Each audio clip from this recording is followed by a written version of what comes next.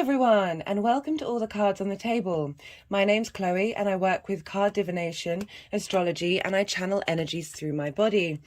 This is part 3 of the All 12 Signs video series of Saturn in Pisces while Jupiter is in Aries. This is from the 7th of March to the 15th of May. This introduction, the main theme will be about how to work with Saturn in Pisces, how to cultivate that energy, and how to, what sort of things might represent all these combinations working together. I really recommend checking out the collective reading on Saturn in Pisces for the year 2023, as well as the introductions to the other 2 parts, because I break down different themes. This is a long transit for us all. It's an important transit. And there's just many ways of integrating and bringing things together. There's a lot of context here. So this video will be for Cancer, Gemini, Taurus and Aries. These are the individual signs. I work with the whole house system, which means for those of you who know your time of birth, the first house, which is called the rising sign, where your ascendant falls, is a whole sign.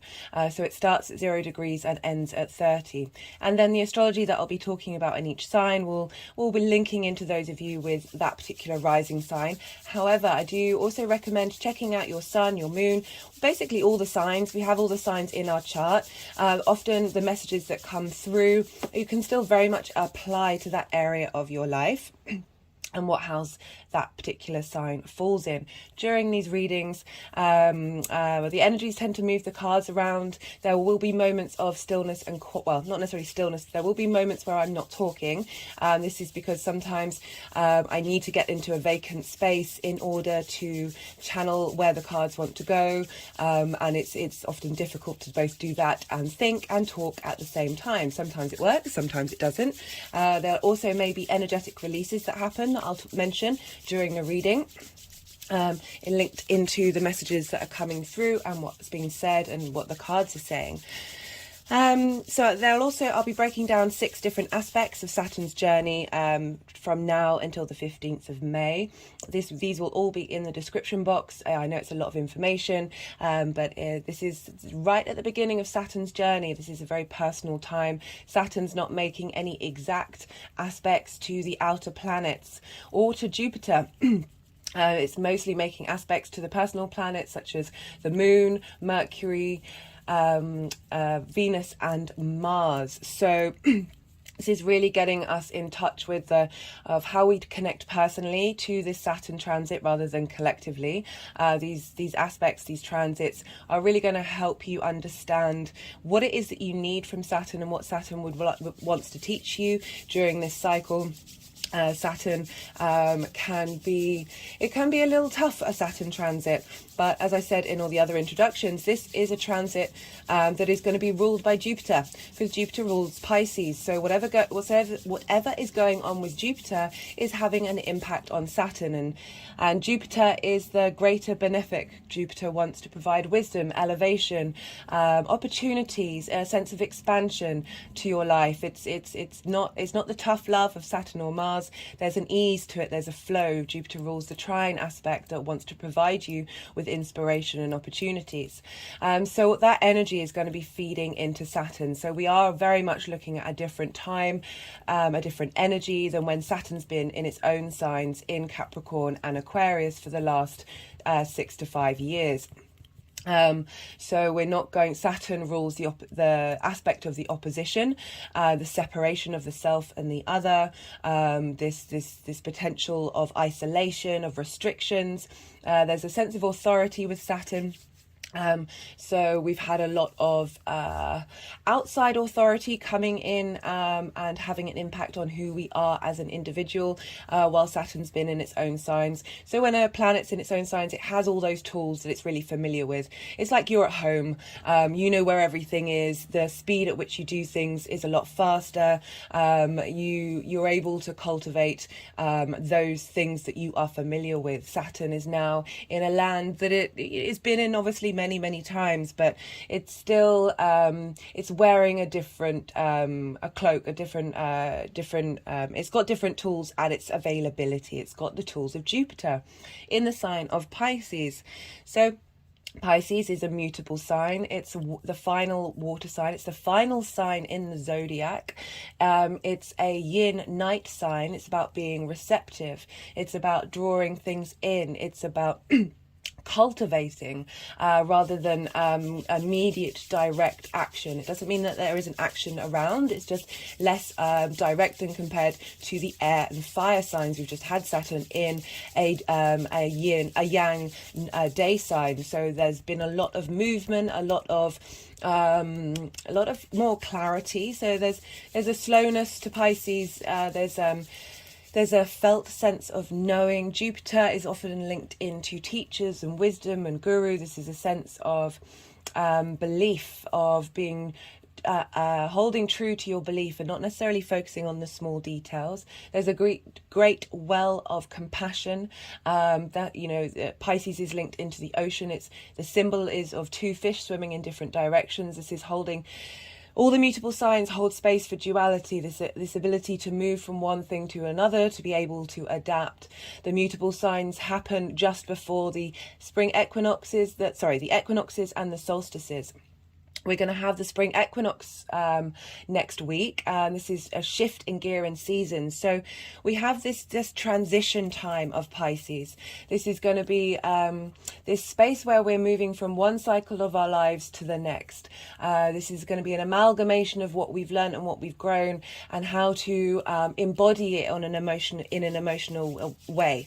This is the collective emotional sphere. Water is linked into our emotions, our intuition. There's a great deal of magic here with Pisces and a great deal of compassion. As I said, mutable signs can hold space for duality.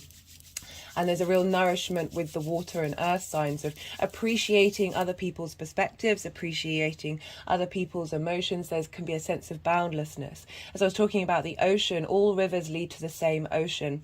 To the seas. So all those different paths that we're all taking all come into one great space.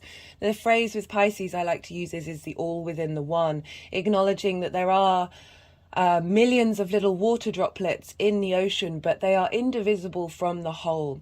We are the universe manifest in individual form. I really recommend, if you don't have time to watch all the introductions, to go watch the introduction for part 1. I break down the dynamic between Jupiter being in Aries, the I am, the individual, the spark of spirit in our space, this very autonomous, independent energy that wants to go out by itself and try things without help, compared to Pisces, this big space of compassion.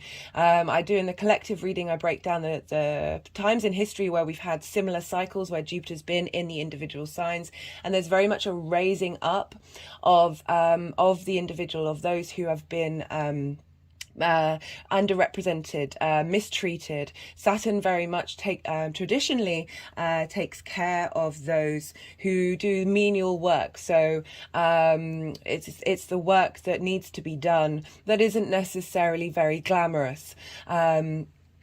So in terms of labourers and janitors, in that sort of sense of, if you think about, there's that tradition of in sort of the Zen tradition of not dismissing anybody, because anybody is a representation of the divine. The guru in the janitor, the wisdom that you can find everywhere, and it's not judging any book by its cover and not having sort of prejudices. I feel like that's really important, and that links into that compassion of really appreciating the individual, because we understand that we are all part of the divine, and we are all the creatures of the universe. We are each other, and we are each other's brothers and sisters.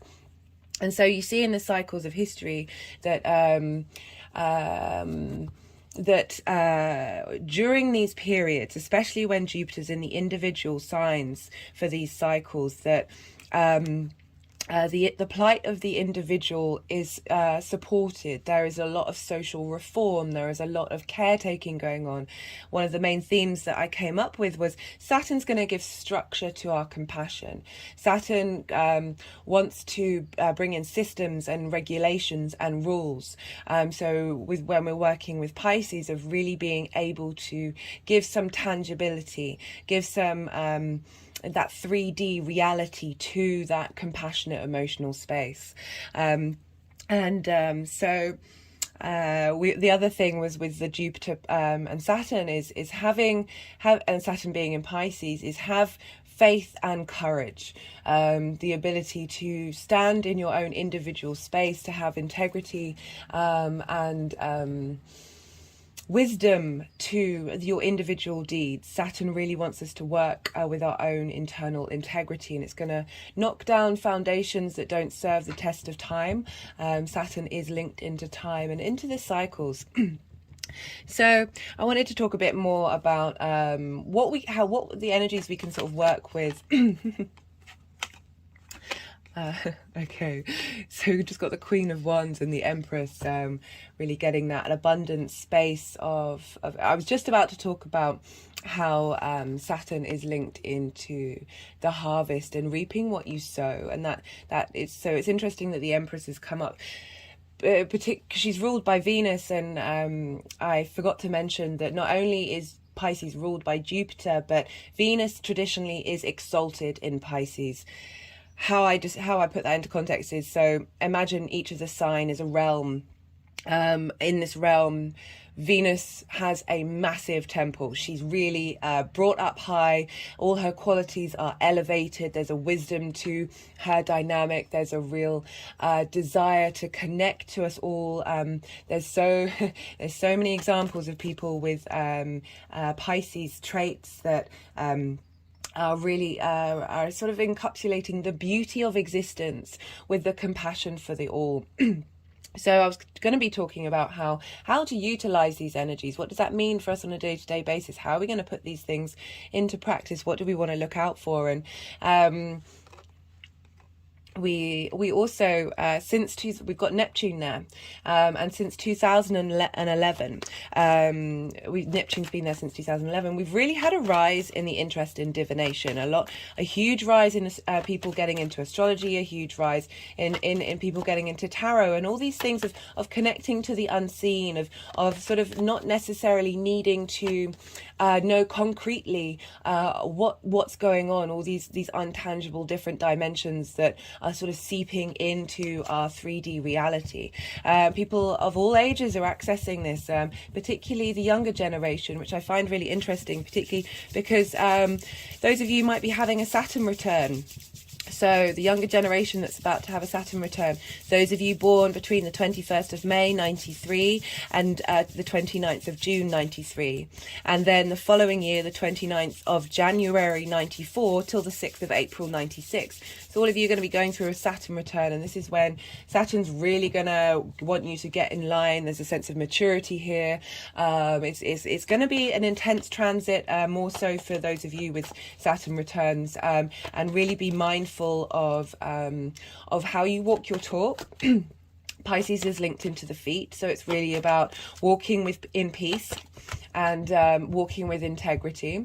So yeah, you guys are really going to be impacted during this time. But as I said in a lot of the introductions, this is going to be governed by Jupiter, and Jupiter really wants to help you out. So it's going to soften the harshness that Saturn can bring in.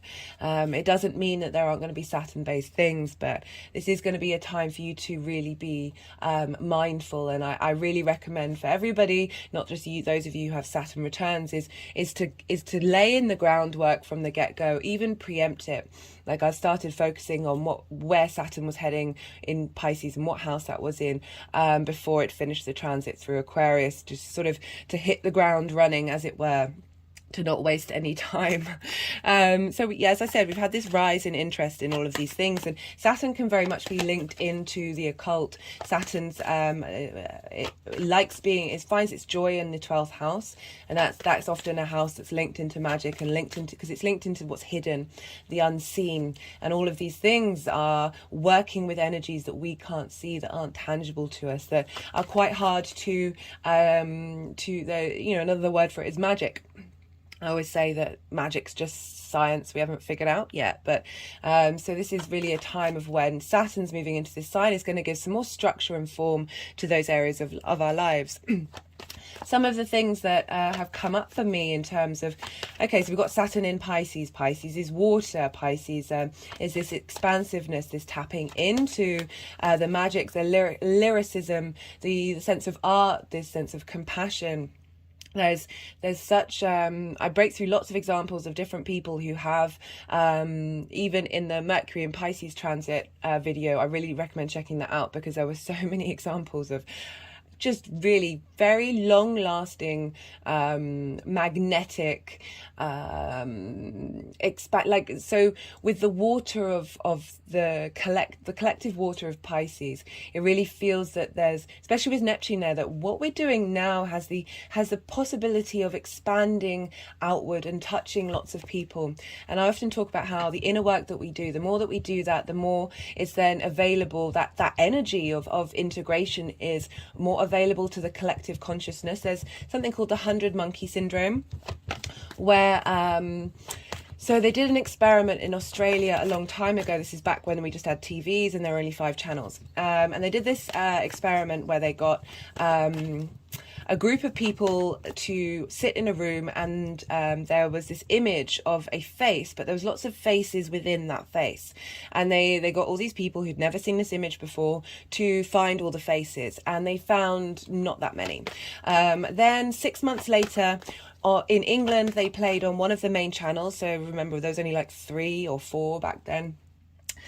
Which means that more people were watching it, so it was more in the collective consciousness. My hand just gone over my heart chakra for some reason. And so they showed on the TV where all the faces were. They then went and did the experiment again in Australia, and pretty much the whole group got most of them. There's lots of other experiments with, observations with birds and with animals. So each species has its own collective energy. It happened when someone ran the 4-minute mile, which no one had ever done knowingly to the collective. That was on TV. Then afterwards, loads more people doing it. We now have people on YouTube doing amazing tricks that have never been done before. And as soon as a collective sees them, and we tap into it and we connect to it on an emotional level, then it becomes more accessible to everybody else. And that's why I always prioritize inner work. I think it's so important. As for those of you who've been watching my channel, you know that's the vibe. The more that we expand our inner world and we try new things, we integrate, we explore, we're more creative, the more that energy ripples out in the world, and the more the universe gives that back to you. Like this, it's truly quite amazing, the universe that we live in, and we are just touching the surface of this ocean. We haven't even delved deep enough into it to really understand all of its complexity. And so so there's why was I talking about that? Oh, the fact that we've got Saturn and Neptune in Pisces, and we've got Jupiter moving through individual signs. So what we're doing on an individual basis, the expansion of wisdom and knowledge and sense of elevation that we're doing to our individual selves, is going to feed into the collective emotional unconscious. It's going to ripple out. These days I use a lot of examples of artists and composers who have strong Pisces elements, but in the modern world we are more connected by the visual screen. We're more connected by movies or TV series, that music still as well, but I really feel that there's more variety with music than there is perhaps with the visual screen, usually because it takes quite a lot of money to make these things. Not saying that music doesn't cost money in a certain way, but certainly not billions of pounds or billions of pounds. That through the visual form is certainly a very easy way to tap into the collective emotional unconscious, and it's a medium of which we can all interact with. That's why I feel like it's quite important to be integral in what you're putting into you visually, and that's not a judgment on anything. That's just really being mindful and thinking about what it is that you personally, as an individual, your preferences, how you want to ingest the cultural experience. The other part of that, the shadow side of that, which is important to talk about when we're dealing with Pisces, is the news. So often do we get actual news in the news anymore. There's a lot of fear bait out there. There's a lot of there's very little positivity put into the news, and that doesn't mean that positive things aren't happening. So we can get quite clouded. Admittedly, there's a lot of bad things happening. The world is ridiculous. Our collective trauma is so loud. It's so very loud right now, but we're doing that in order to purge it, in order to transmute it, not necessarily purge, but transmute it, change that energy, find compassion for it, switch it, understand where it's come from, and then be able to move forward and find that nub of what's in that energy and flip it over in order for us to work in a more compassionate way for not only ourselves as an individual, the people around us, but also as a collective. So things you could do during this time, this collecting to that magic, collecting to that compassion, connecting to water, finding boundaries and structure with Saturn, getting in line with your integrity, getting in line with responsibility. There's also an element of hard work with Saturn, but in this Piscean sign, this Jupiter sign, I feel like it's hard work that we're going to want to do. Like, hard work has negative connotations, but hard work's great. Hard work really is, the satisfaction that you get after doing some work that really has meaning to you is so important. And it's so frustrating that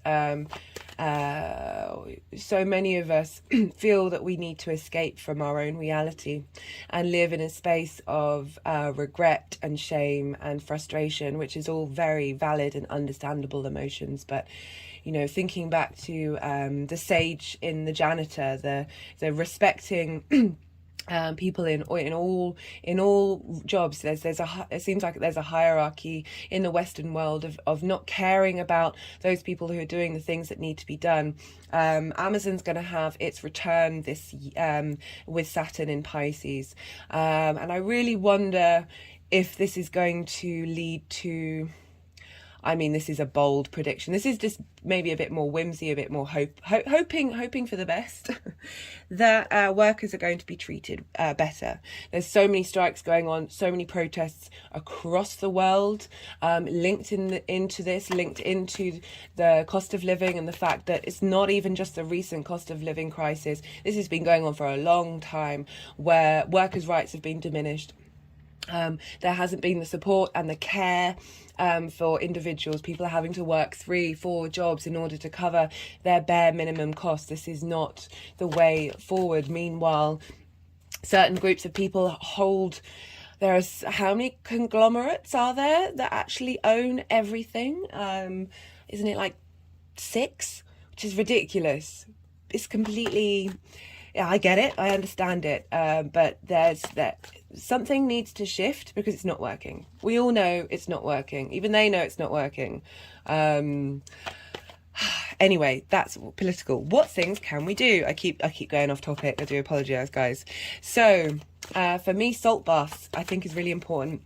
We're bringing in that element of seawater here, that cleansing, that purifying, that stripping back. But it's also, the bath itself. If you're lucky enough to have a bath, I know for many of the places that I've lived, I haven't been able to have a bath. This could also be a shower, something where water is contained. Or at least in a structure, that there is a boundary around where the water is flowing that can still represent the boundary of Saturn around the bath. Maybe have a salt scrub instead of the salt bath, for those of you who only have access to a shower. Or go swim in the ocean if you can, if your ocean is safe to swim in. I would love to live by the sea. People are, I think they're 20% or 30% happier by the sea, because all the negative ions from the sea really help heal us. That we get negative ions from the earth as well. I think I'll talk more about that in the Taurus time, linking into the earth and our senses, because that's a talk for another day. Anyway, so salt baths, taking time to meditate and be still, be silent. Saturn can like isolation, Saturn can like retreating, it's a bit of a recluse. And so by being still, allowing your monkey mind to calm down in the bath, allowing yourself to just see what comes up.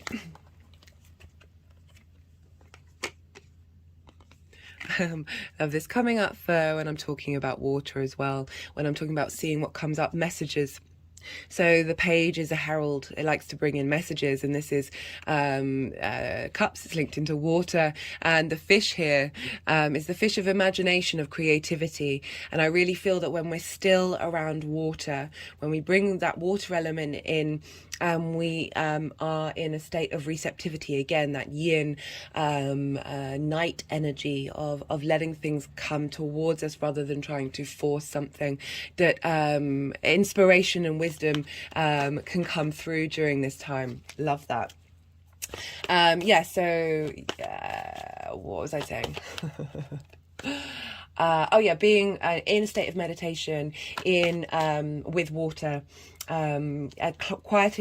quietening the monkey mind, doing some breath work during that time, that can really help still your mind. Also having cold showers. So we've got the Lovers card up and the Strength card. I really feel with that combination that the Strength card is about bringing things into harmony, into balance.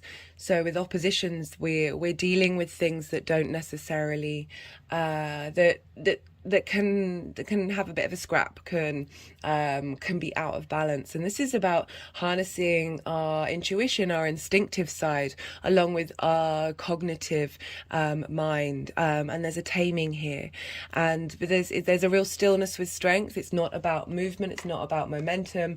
It's really about cultivating the internal dialogue within, and finding a sense of balance and harmony. And as I said, Saturn does rule the opposition. And the more that we do that, the more that we find our own internal strength, our own internal stillness, the more that we're able to make decisions that serve us long term. That the Lovers is the Gemini card. This is also another mutable sign about being able to see different perspectives, have different ideas. They don't always have to match up with each other, and not confining yourself to rigidity of being able to move and change your mind.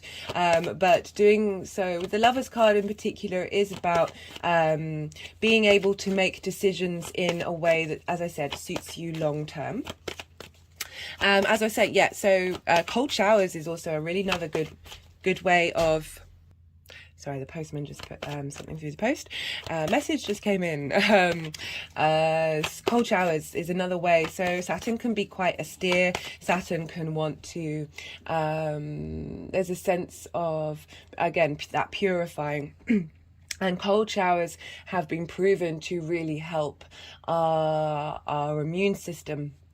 And the more that we work with our physical body, the more we get that imbalance, the more we can release tension and trauma in our bodies that are connected to the emotional collective, because what's going on with us is going on with everybody. We really can get some energetic releases when you have cold showers while doing some deep breathing at the same time. So doing a count of 5 in, 5 out, and trying to start off doing that 5 times and then slowly build. Especially having the cold water on the back of your neck, it really helps regulate the vagus nerve, which is linked into our nervous system. And this can be really a time of melancholy. This can be a time of needing to focus on your mental health. And the more that we have our nervous systems regulated, the more that we're in parasympathetic nervous state. Sometimes I get these around the wrong way. Rather than the fear, the flight, the fight, flight, freeze and fawn state, when we've got cortisol and adrenaline running through us, the more that we're in our parasympathetic, which is rest and digest, of being in that not action based but still based, where you can actually relax. You can be in that receptive state. The more that we are there, and surprisingly enough, having a really intense cold shower helps you get to that space, that I feel that that's helping you long term, that Saturn will really appreciate that use of water.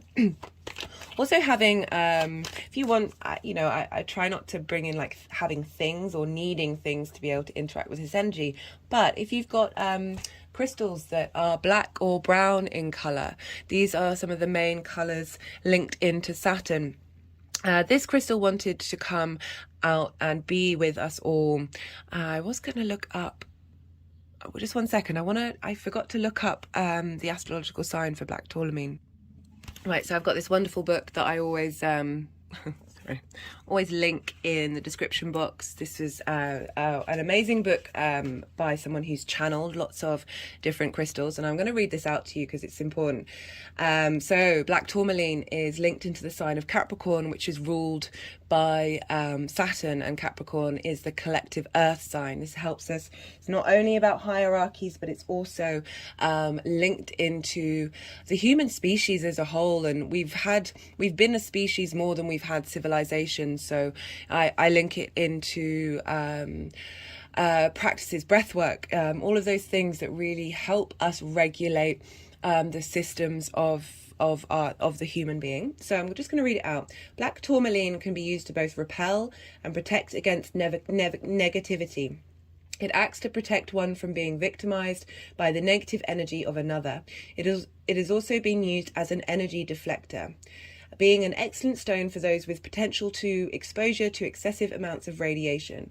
It provides for an increase in one's physical vitality, emotional stability, and intellectual acuity. It can maintain one's spirits even in conditions which appear to emit a message of doom and gloom. Again, as I was talking, this can be a time of questioning your concepts of reality. It's often, when Saturn in Pisces, of moving away from traditional religions or traditional spiritualities. Whatever it is that's been a part of your life, you then start to question it. There's a realism to Saturn that comes into play with all that magic and the potential spirituality of Pisces. And it's a water sign. It can very much have a weight and a heaviness to our collective emotional interactions, and this may cause us to fall into a state of melancholy, a state of depression. This is why I say I really do focus on mental health. But as I said, we've got Jupiter moving through the individual signs. I feel like we're really getting a boost that way, rather than in previous cycles where there has been more melancholy, there has been more frustration and despair, because we had Jupiter moving through the social signs, so it's kind of affecting us on a collective social basis. So this means we're getting less involved in the social environment influence. It's more about you. You're more that individual sense of self isn't as intermingled with the social whole, if that makes sense. But I still feel that this is very much potentially a thing. Certainly for me, during so far with Saturn's transit, there's been more fear than I've had in the past 6 months. It's just kind of been innate and like at the sort of root. I'm going to do a chakra cleanse for Saturn in Pisces at the end of this introduction. There's also been this sort of sense of a shifting of the cycles and of a change and a very groundedness, a sense of internal authority. So there's this mixture between the light and the shadow of Saturn during this time. So these things can definitely come up. So this is asking, having a stone like that. I recommend anyone, if you got the money to get a piece of tourmaline and selenite, I find universally they are very facilitating crystals across the board. It furthers the awakening of altruism and enhances practicality in creativity. So again, that altruism, one of the things I was going to suggest, if you have the time, is donating things that you don't need, clearing your clutter, volunteering, helping others is a great thing to do during this time. I personally don't think altruism exists, as in altruism represents doing something that you get nothing out of. I think that's impossible and nonsense. Personally, doesn't mean you can't do good things, just be real about how it impacts you and how you feel about it.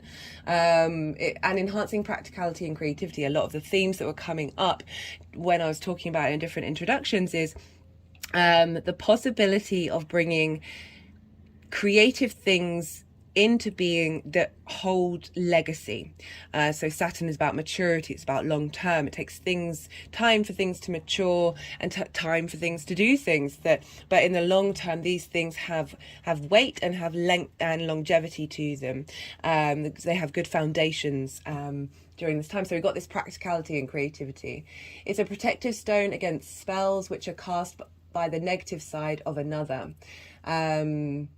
Not only does black tourmaline dispel the spells, but energizes the victim and actually increases well-being. Black tourmaline used with mica returns the spell to the originating source and allows one to view the sender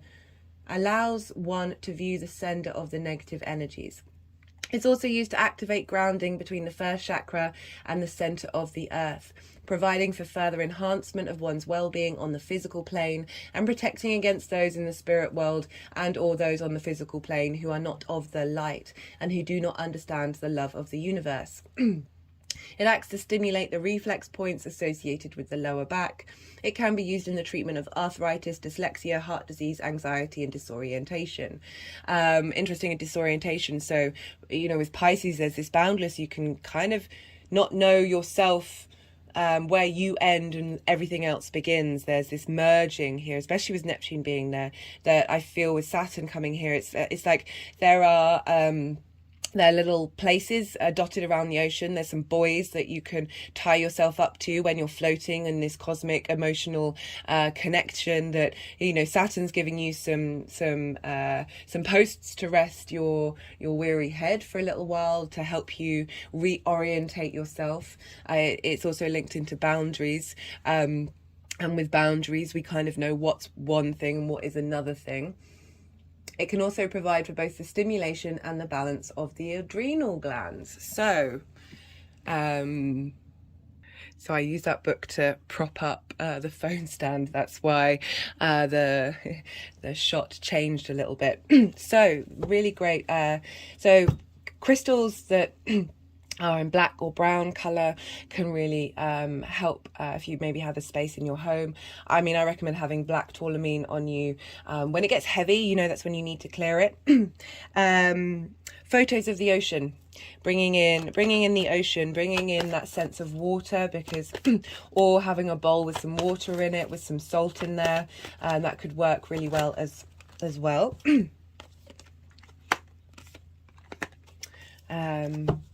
So this is a card that I often link into Saturn, and this is the giving and receiving card. So it's quite funny that that's come up while I'm talking about holding space for Saturn somewhere in your life, in the physical world, of making offerings, or at least giving a space for Saturn to engage with and interact with. Saturn traditionally is linked into the god of agriculture. And funnily enough, I know I'm repeating myself. I said this in one of the previous introductions, that when Saturn ruled, was the ruler, there were no boundaries marking out the land. There were no laws.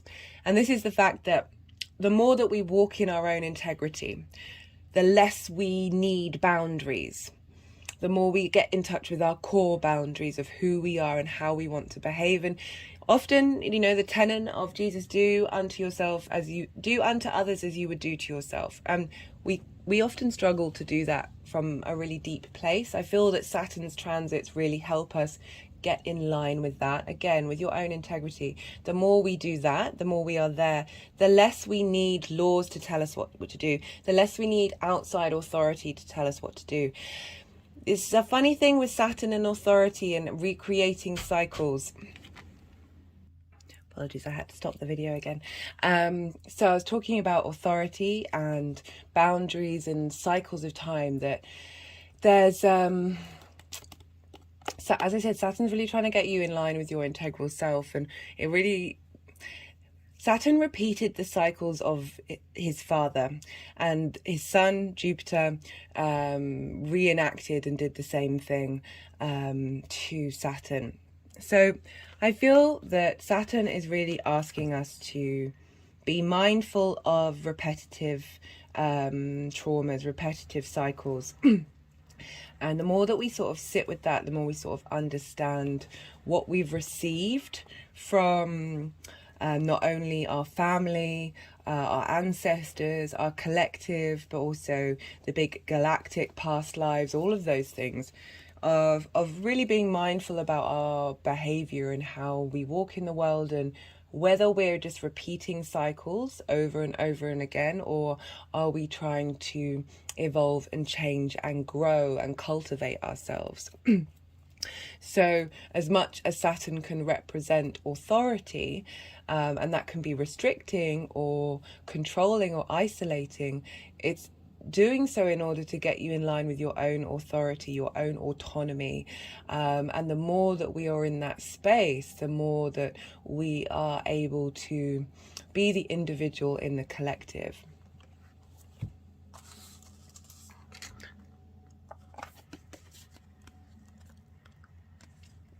So we've got the Wheel of Fortune here, which is saying that the cycle is turning, things are moving. This is a Jupiter card, moving in the right direction.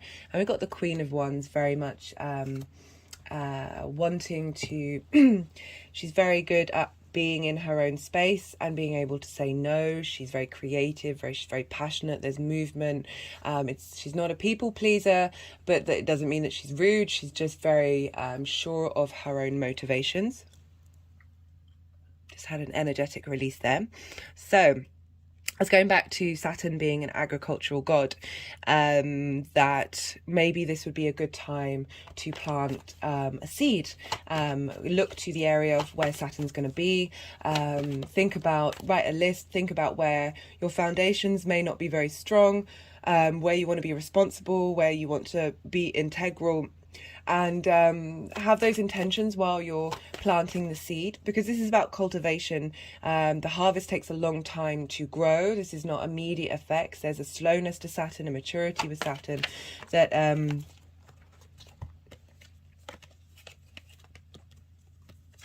got the Ace of Cups come up, this sense of nurturing, of replenishing, of your cup runneth over, of there's a real renewal of emotional ability to nurture not only ourselves, but if you see the ground below is being watered, and watering the plant, so you're bringing in water here.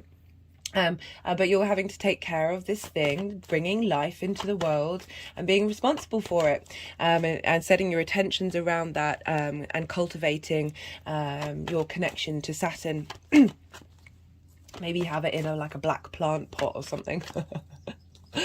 Yeah, as I said, look to where you need to be responsible in that area of your life. And another thing that was coming up for both Saturn and Jupiter, so bringing in Jupiter here, is be true to your word. Both of these energies, they don't break their oaths. They stick to their word. They do what they say they're going to do. And I really feel that, this is good practice anyway.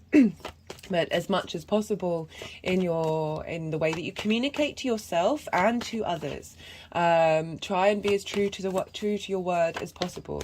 And the more that you do this, the more that the universe sort of reverberates that clarity back.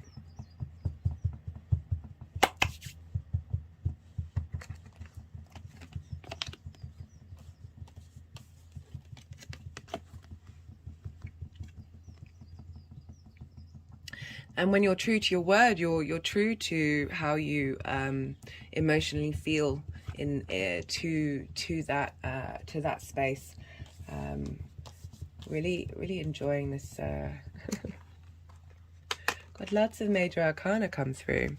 It's a difficult thing to put into practice. There are times when You often feel that the words that you want to say you can't say, but it's not asking to put you in difficult positions, but there is that real sense of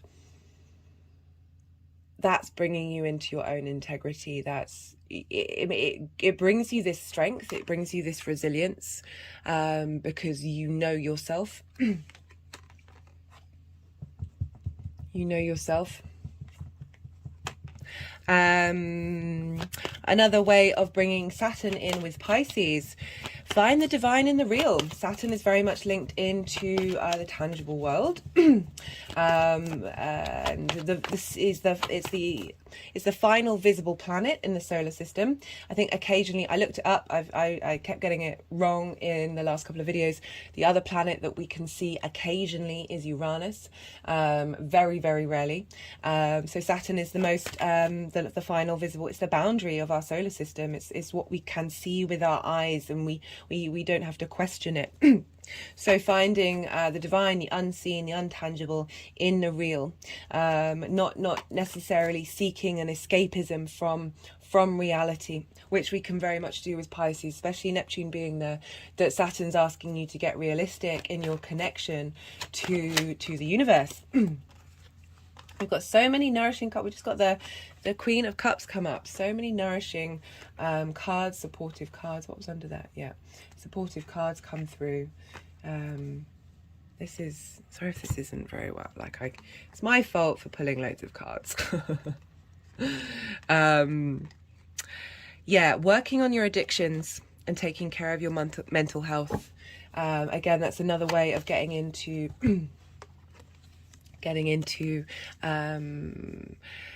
being responsible to yourself, being the adult to yourself, taking care, nurturing yourself, holding space for your emotional needs.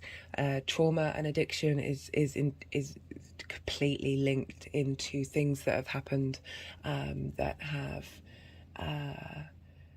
corrupted our innocence in so many ways, and it's all relative to the individual.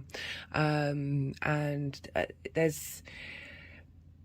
Saturn's coming along and is giving us the strength to be able to help tackle those things.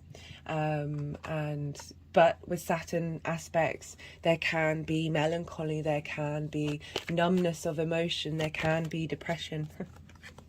The Saturn card, this is a lot of major arcana.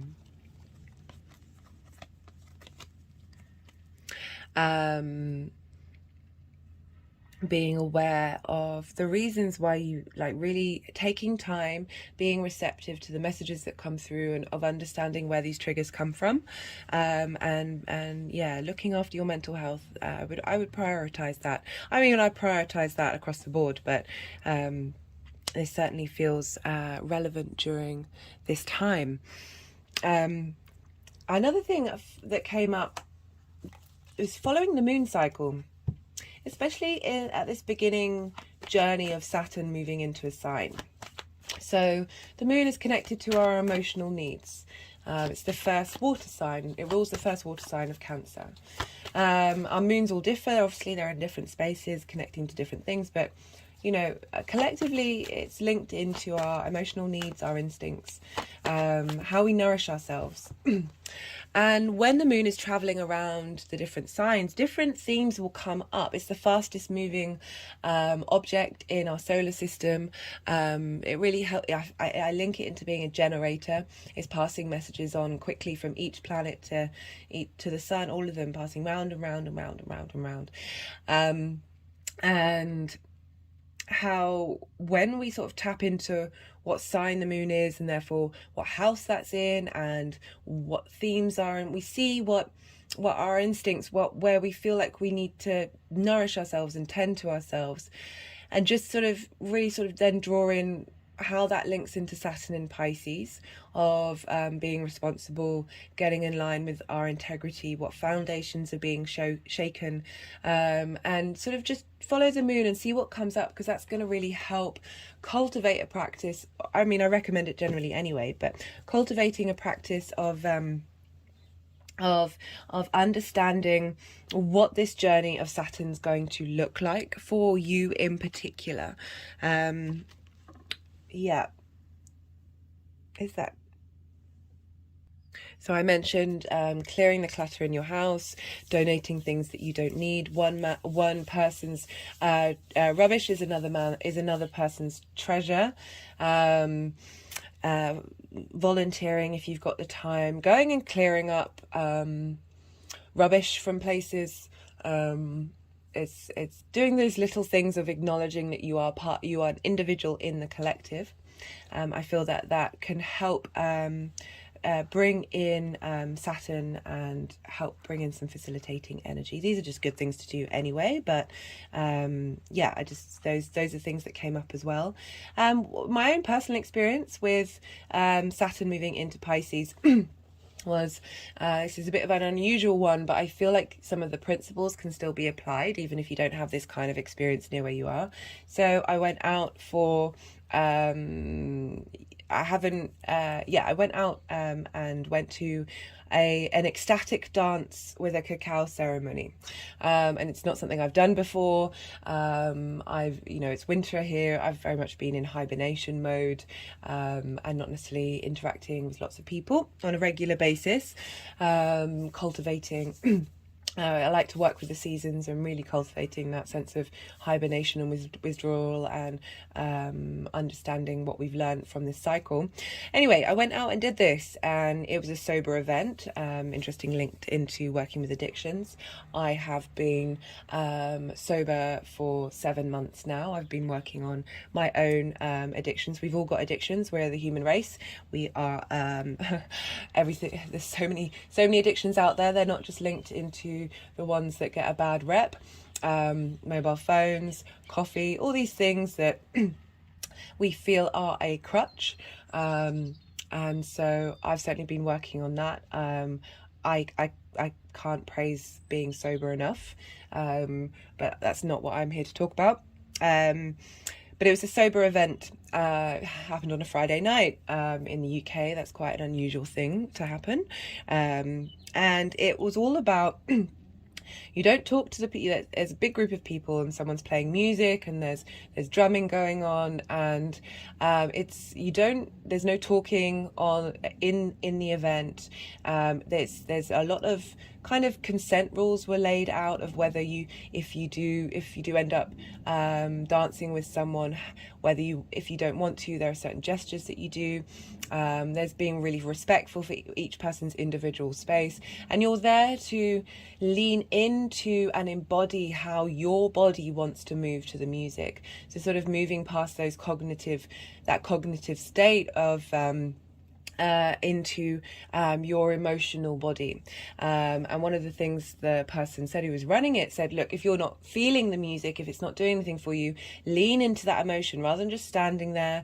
Just lean into that emotion and see what your body will do in response to you surrendering and connecting and being, and not taking action yourself, letting your body do the movement, being in receipt of and receiving the information that your body wants to release and transform. There's a real sense of surrender there. What I found is really interesting is we were all connecting with one another. There was this sense of being in a collective, but very much the individual there. And there was this movement, this ebb and this flow that was going on, linked into the waves of the ocean, and as I said, emotionally connecting to that music and but there being a structure, that sense of there were rules, there was boundaries set that were very clear to everyone, that then meant, there wasn't loads, but then it then meant that you were able to sort of let go of worry, let go of your mind, your cognitive thinking. You could just lose yourself in whatever it is that your body wanted to do. You were surrendering to your emotions, and I just thought that was a really beautiful way of bringing in the strange, the unusual, this collective movement with those boundaries, with both Saturn, the individual of Aries and Jupiter, and this Piscean, this Neptunian boundlessness, feeling that you're all one and still the individual, like everything all at once. And even if you don't have an event like that, there's still something you could kind of try and embody and do with friends, or even just by yourself, and imagine that you are connected to everybody. So of letting go of taking action in your body and really softening the whole of your body, going into that receptive state and seeing what your body will do and how it will move. It was a really, I felt I completely cleared and nourished at the end of it. I felt very vital and very alive, but also very grounded in my body. It was truly quite a beautiful experience that I wasn't expecting it. I really wasn't expecting it. So that's just a personal example of how I've integrated with Saturn in Pisces. Okay, so how many major arcana? 1, 2, 3, 4, 5. 5 major arcana came through. That's really quite something. We've got so that's interesting. We've got the Queen of Wands and the Queen of Cups. So even though Aries is a day yang energy, I'm in that impact of Jupiter in that sign is funneling into Saturn in Pisces, which is a yin, feminine night sign. We're transmuting that action based into the receptivity. I really like that combination of having the two queens there. We've got a lot of water coming through and a lot of support. There's a stillness here of wanting to bring because we're dealing with fire and water so much, and I talk about that in the other introductions, that bringing an emotional connection to our passions, bringing passion and motivation to how we deal with our emotional responses.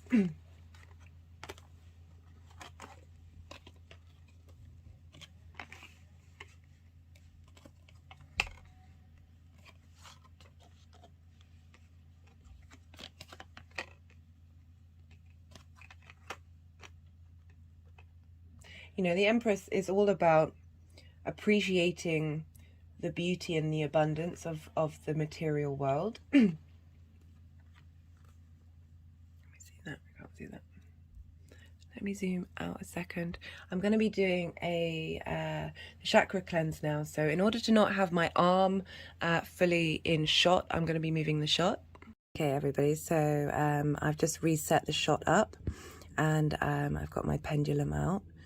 Just interesting to see what it wants to do right now. Anyway, so I'm going to be doing a chakra clearing and linked into what limitations and boundaries and unstable foundations we may have. So I'd like to cleanse the root chakra for us all collectively, please.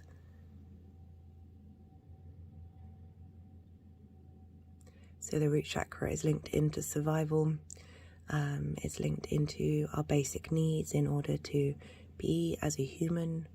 It's our roots, it's our foundations, it's our connection to the earth. It's a very primal part of who we are, but we need a strong root chakra in order to feed, to let the flow of energy come through all the way up through our other chakras.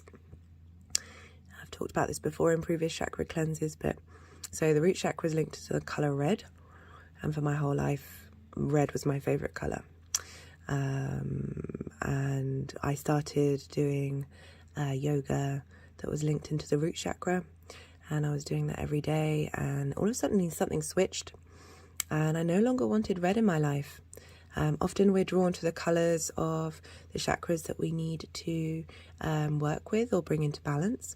Sometimes it's just, we want to bring in that particular energy at that time. You'll have a feel of it depending on your own personal experience. But the root, prioritizing doing work on the root chakra first is important, as I said, because it starts the flow of the movement upwards, of the Kundalini moving up there. And so often the trauma that we faced in our early childhood, or ancestral trauma, family trauma, all those things, they can be held firmly in the root chakra.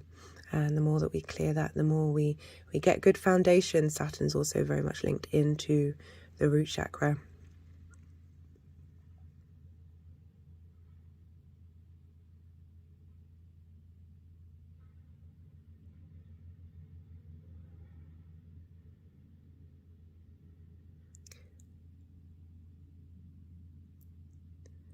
Just checking to see if it's finished doing, because there's still a bit of movement there of clearing the root chakra.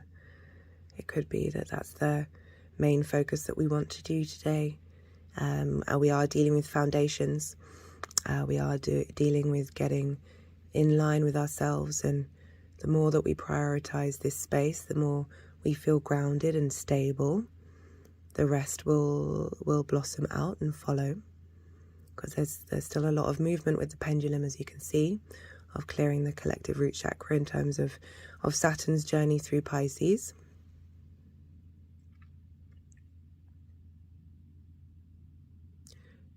You may want to bring in the color red if you are having a space linked into Saturn in your home, of acknowledging that part of your life, your roots, the cycles of time. The history of our species, and how it's very rare of us to be out of survival mode, and how that can it isn't going to solve things long term, and we are living in structures that are keeping us in that space. Yeah, there's a lot going on here.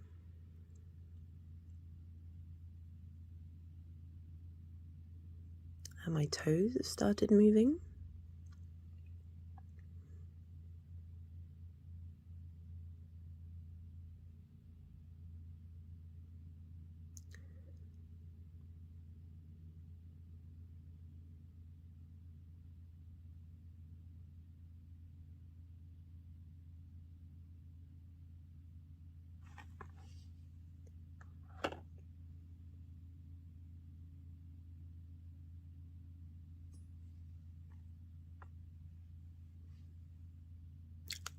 Had an energetic release.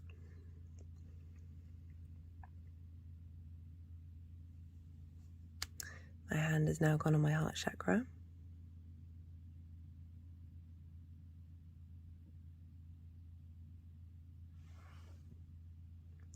It's now gone on the root chakra, but in my practice there's points on the front of the body and the back of the body. They've gone to the back, and I often link that into ancestors, past lives.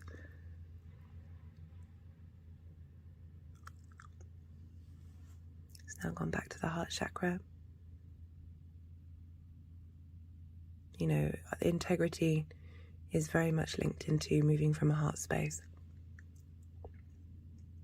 Just had clearings, energetic release linked into that.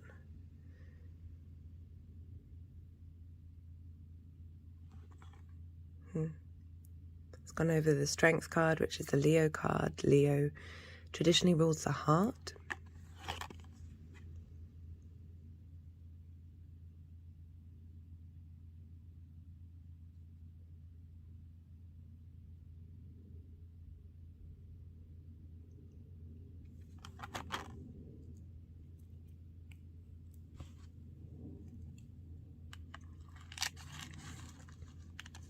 Gone over the infinity symbol on the Strength card.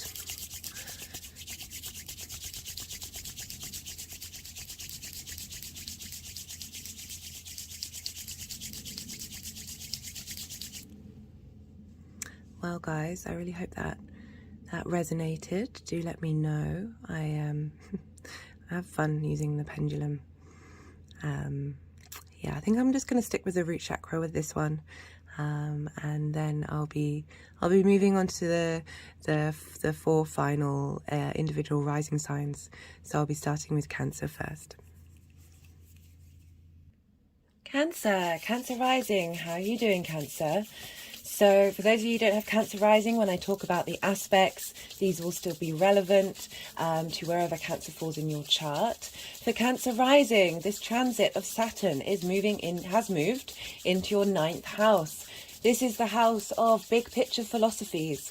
This is how you map yourself out in the world, in the universe. This can be your morals, your philosophies, how you connect to God, how you connect to the universe. This house is all about perspective. This is also linked into mastery of something. So of getting to a point in learning it, whatever it may be, to the point of mastery, so you're then able to share your perspective. It's also about living somewhere for a longish period of time that is in an environment that is unfamiliar to you, and again, that's where we learn different perspectives. This is all about the big picture. This is all about learning and wisdom and understanding. And as I said, mapping yourself out in the world and the universe. This is traditionally called the House of the Gods. This is a trine to your Cancer energy, so it's fellow water sign. When we have two signs in the same element, they can share resources. They're kind of on the same team.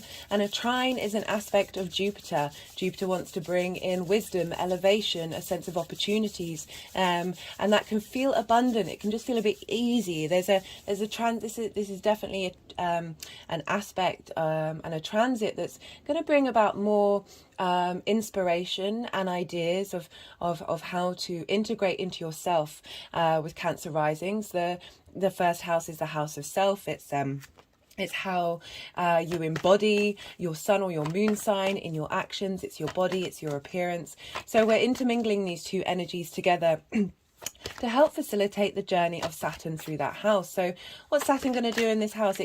Saturn can be about authority. It's about you finding authority in the way that you look at the world. It can really help you get you to walk your talk. Really be able to integrate the ideas that you have about the world in who you are and how you embody it, because of that trine to Cancer. Also with the sun and the moon, it's going to be a very personal transit. We also, Saturn likes to break the foundations that aren't going to serve you long term. So perhaps some concepts that you've had about who you are and what the universe is may change during this time. It may feel a bit unsteady and a little bit destabilizing.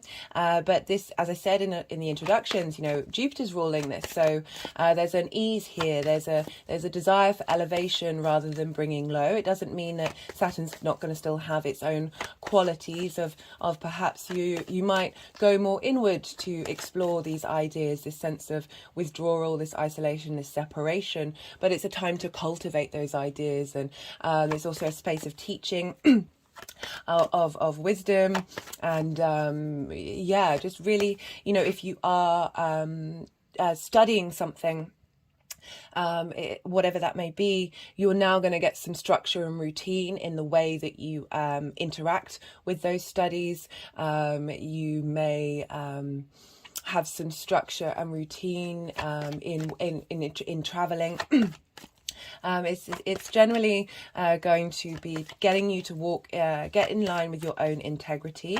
There may be a feeling of needing to do more work in that area of your life, but hard work isn't necessarily a bad thing. You're going to want to commit to these ideals and how you embody them and how you move forward, because this if you've got anything in Scorpio. So this is trining Scorpio, your creation energy.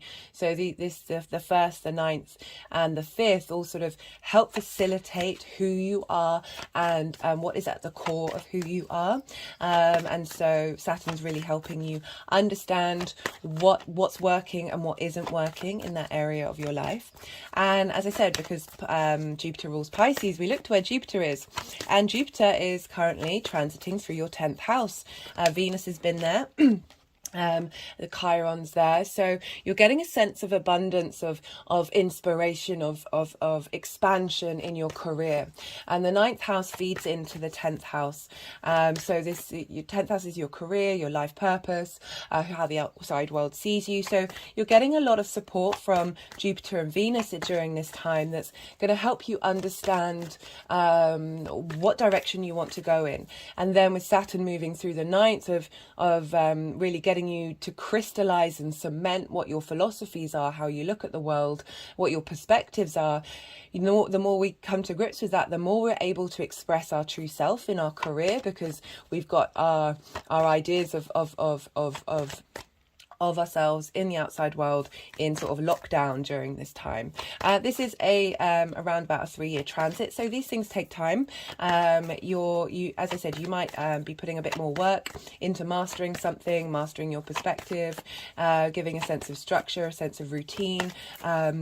I feel this is really beneficial for everybody wherever they have their Pisces energy, of just feeling a little more secure and a little more afloat rather than lost in the ocean. And so we've got that moving through your 10th house. You may have had more opportunities in your career world, and Jupiter is helping level up that Aries energy, helping us getting more embodied with who we truly are and how we express that. This is squaring Cancer, Jupiter and Aries. So Aries and Cancer square one another. And a square is an aspect of Mars. This is bringing about potential... There might have been some fiery moments. There's the aspect of conflict and drama, and with that Mars element. But I find whatever's being blown up during this time, it gets diffused quite quickly, and it's sometimes those things where we kind of avoid conflict based on our own trauma responses, and we feel that conflict will lead to abandonment or separation or something ending. But I'm really feeling, because of these two benefics, that whatever's blowing up is actually sort of giving you more stability. The more that you're able to then be in those spaces that might be quite uncomfortable, giving you that stability in who you are and how you actually want to be. But also a square aspect is very much linked into friction, into movement. I talk about how we need the square. Oh no, that's far too many. We need the square in order to bring things about into the 3D world. So this is a great time for manifesting, for getting things in motion, in movement, in that area of your life. And because what happens to the ruler happens to the signs that it rules. And so we're dealing with Saturn here. Who does Saturn rule? Saturn rules Capricorn and Aquarius. So for you Cancer risings, you have Capricorn opposite Cancer. So we have that opposition of self and other. Oppositions can lead to imbalance, where you're focusing more on one and seesawing from one to the other, and feeling very topsy-turvy. With an opposition, it's all about trying to find cooperation and communication where you meet in the middle without denying yourself and over prioritizing others, or over prioritizing yourself and denying others. So you have this in your 7th house, and the reason why we link into these, so themes may come up in those areas of your life that are linked into your bigger perspectives, helping you integrate your bigger perspectives in those areas of your life. It just adds on other lenses of how this energy can possibly manifest for you over the next 3 years. So you have Capricorn in your 7th house of intimate relationships. This is business, friendship, and romantic. It's those relationships that are really important for you, and they can be clients, and that they take your time, and you're happy to share more intimate parts of who you are. And we also have Aquarius, and Aquarius is in your 8th house. So this is in conjunct Cancer. In conjunct, I use the description of hopping on one leg, patting your head, and moving your hand around in a circle on your belly. You're doing very different things all at the same time, and that can feel confusing, it can feel disorientating, it can feel awkward. In conjuncts can be awkward, but there's respect there. It's like if you if you see somebody doing something that you don't think is in your wheelhouse, you really admire the capacity for that person to do it. But we have all the signs in our chart. I'm very much a fan of integrating even those things that feel difficult. So you have you've had Saturn move through Aquarius. This is the 8th house of shared resources. This can be time, money, things, however that manifests. It's shared resources of the 7th house, and with the outside world it can be linked into mortgages, contracts, loan agreements. It's also linked into inheritance. That can be 3D inheritance, cosmic inheritance. I also link the 7th house into our relationship. Well, if you have a relationship with the universe, God, however you want to say it, that one-to-one. And so you've had Saturn moving through Aquarius of your 8th house, bringing about restrictions and a coolness. You know, Aquarius is cool. It's an air sign. There's stoicness. There's a stubbornness to fixed energy. So it may have felt very restricting, very cool, very withdrawn during this time. And now there's a sigh of relief for everybody. It's not denying that Saturn can still be Saturn in Pisces, but there's a shift of energy. We've moved from a day yang sign, which is Aquarius, of taking action, of things very much happening, momentum moving, that may have felt or a sense of authority clamping down on you, or you may have been struggling to find your authority in how you want to share your resources. And Saturn moving through that sign has helped you establish what it is that you really care about, how you want to prioritize what you give and what you take, rather than that seesaw element. So now Saturn's moved into Pisces, that you're sort of what those ideas of that give and that take, which is fundamental to one of, you know, the key tenets of this universe, of that it's the night and the day, it's that reciprocal. I don't think I can say that word. I think you get what I'm saying. That now you're sort of embodying what you've learned in an emotional way, an emotional connection, and you're adapting what you've learned to your philosophies and to your perspectives. And Saturn's really helping you get a sense of authority in that area of your life. It can be very creative. As I said in a lot of the introductions, I do recommend you check those out. I go into things in way more detail, which, you know, this is a long transit, so there's a lot to take in. But I feel like if we get the information early on, we're really able to then work with those energies in a way that's sort of flipping up the vibration of these energies. There's many vibrational levels to all of these things, and we can acknowledge all of them, but sort of kind of work out, well, what's going to suit me? How is this going to help my particular individual experience?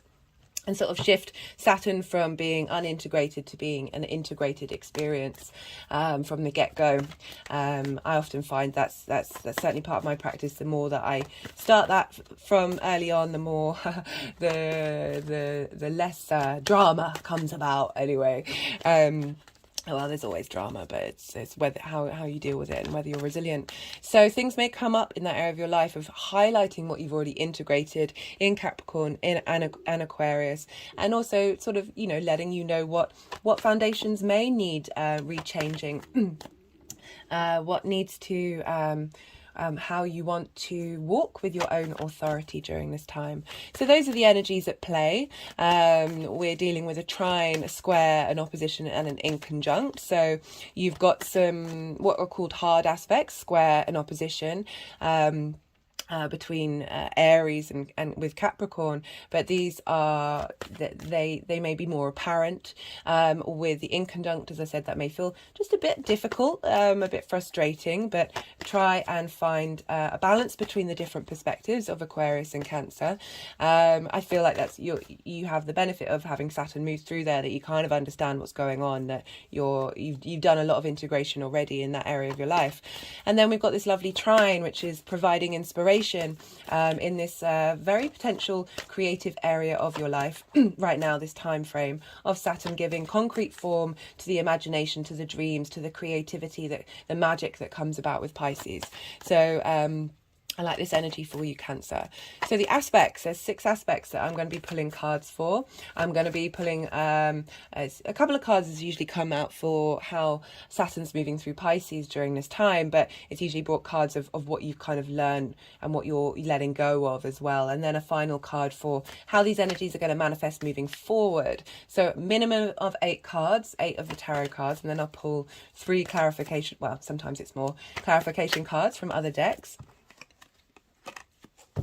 Right, so the 17th of March, I'm going to run through the aspects, we'll get the cards out, and then I will re-go over the aspects because there's a lot, and I know with sort of repetition you can contemplate more when you've heard something already before, because then you're able to sort of think about what that might mean for you. So the 17th of March, we have Venus has now moved into Taurus. This is in your 11th house of hopes and dreams, groups and alliances. She's moved into a sign that she rules. She's happy here. She likes being here. She's now moving into the pleasures and comforts that are the tangible things of Taurus. And she's sextiling Saturn in Pisces, in your 9th house. So these are communicating with each other with the aspect of Venus. This is wanting to bring about beauty, harmony, creativity, connection, appreciation. So if it's linked into your hopes and dreams, she's sort of helping you let that transfer of energy between your big picture perspectives, or the things that you're working on, the things that you're trying to master, linking in them into your hopes and your dreams, and basically communicating to Saturn what it is that you desire, what it is, how you want your hopes and dreams to look like, and how you want them to form. It could also mean because this is dealing with friendship groups and alliances, like the kind of vibrational level of people that you connect with and want to draw into, that there might be people, you know, Venus can also represent people, someone come into your life who's just bringing that element of Venus to help you be able to perhaps see your hopes and dreams in a different light, making your groups and alliances more creative, more fun, more inspirational. That is going to feed into Saturn's early degrees of getting you in touch with what your true perspectives are, and how you want to master your existence in this lifetime. At the same time, the moon is in Aquarius, a Saturn sign in your 8th house of shared resources, squaring Venus. As I said, squares could be conflict, can be drama. We've got the moon here, our emotional needs, in shared resources, but this is the first cycle of the moon being in Aquarius without Saturn. So this is going to feel very different, very fresh. I'm looking forward to that transit myself as someone who has a moon in Aquarius. I'm really curious to see what comes up of. This is like the moon is now going, okay, what have we integrated? And now how do we feel now that we don't have that heaviness of Saturn in that sign? There's going to be more lightness in Aquarius now. And I feel like with those groups and those hopes and alliances of knowing how you want to give and take, what it is that you really want, and that's then funneling into Saturn in Pisces. At the same time, we have the Sun Cazimiing Mercury. This means that they are exactly conjunct. A Cazimi is when a planet or the moon will receive divine illumination, divine inspiration from the Sun. This is the center of our solar system. We are light bodies. We grow with light. It is our divine connection to the universe, to the source of the beginning of the universe, and the universe is before that and the universe is after. It's very potent, direct, illuminating information, but this is happening in Pisces. So this is a time of receptivity, of seeing what comes about in unique and magical, wonderful ways. Mercury may take a couple of days to integrate before sharing this information with you, but it may come up at the same time. And so again, this is, you're getting a boost from the Sun and Mercury right at the beginning of when Saturn's in that transit of going, this is what you want to focus on. This is some support. This is some help to help give Saturn some more information of really where you're headed and what you want to do. At the same time, the Sun and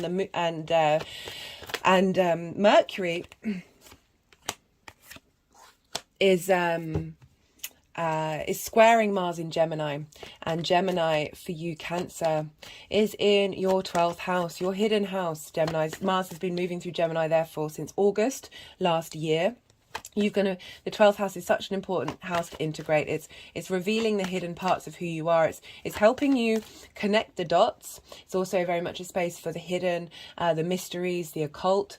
And so Mars moving through there for such a long time is really getting you to question and understand the information that you've processed that may have formed the hidden parts of who you are, and how you want to then move forward, what it is that you want to defend, what it is that you want to transmute and release and let go of, and how you are then motivated to move in the world. So this is squaring that Sun and Mercury in Pisces. So the Sun and Mercury is really helping give also information to Mars to help bring into action this divine illumination that you're getting in your big picture philosophies.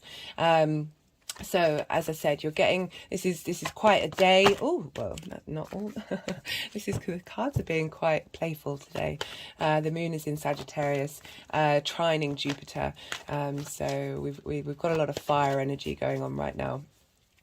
Right, so the next, I'm not going to be pulling cards for what I'm about to talk about. I'm going to do that in a separate video, because this, from the 20th to the 22nd, we've got the spring equinox and the new moon in Aries. This will be in its own video that I'll be pulling cards for, so do go check that out. But the point is, this is a big turning of the tide. The sun will now have moved into Aries, the sign of its exaltation.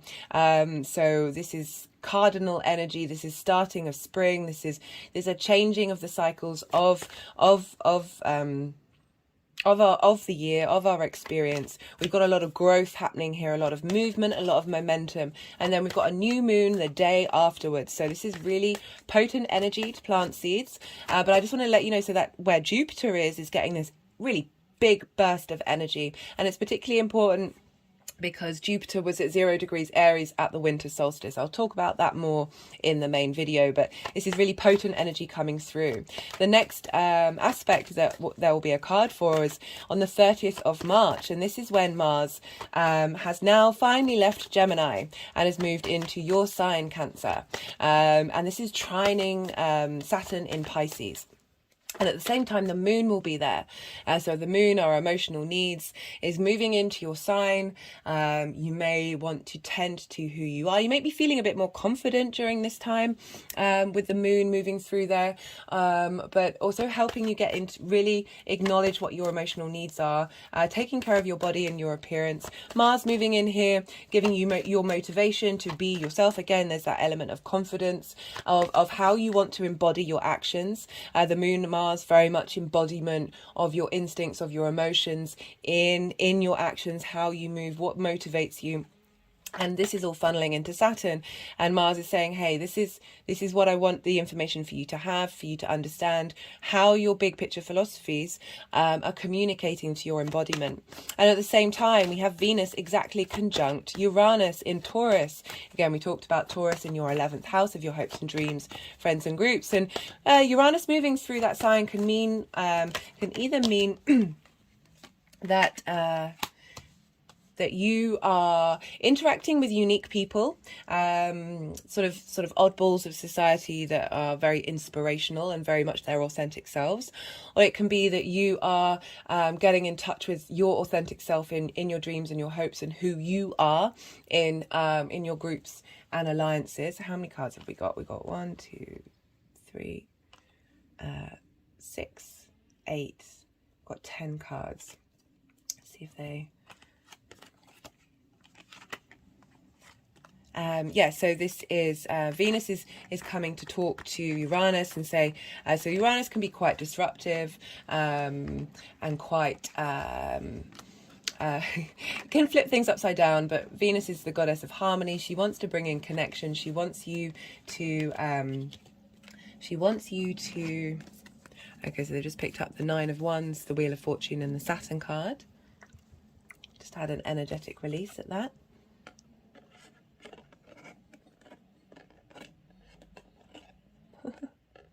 Is it going to stay up? I mean, I love these cards, but they are highly impractical. Where was I was talking about, yeah, so Venus is going to bring some harmony into these unique perspectives that's going on. We've also had eclipses there, so there's big change been going on in your 11th and your 5th house of creativity. Scorpio's been moving through there, so you're clearing out, you're refining your creation energy, your creation process. So this is all going on at the same time, and that Venus Uranus energy is sextiling, not by degree but by sign, to Saturn in Pisces.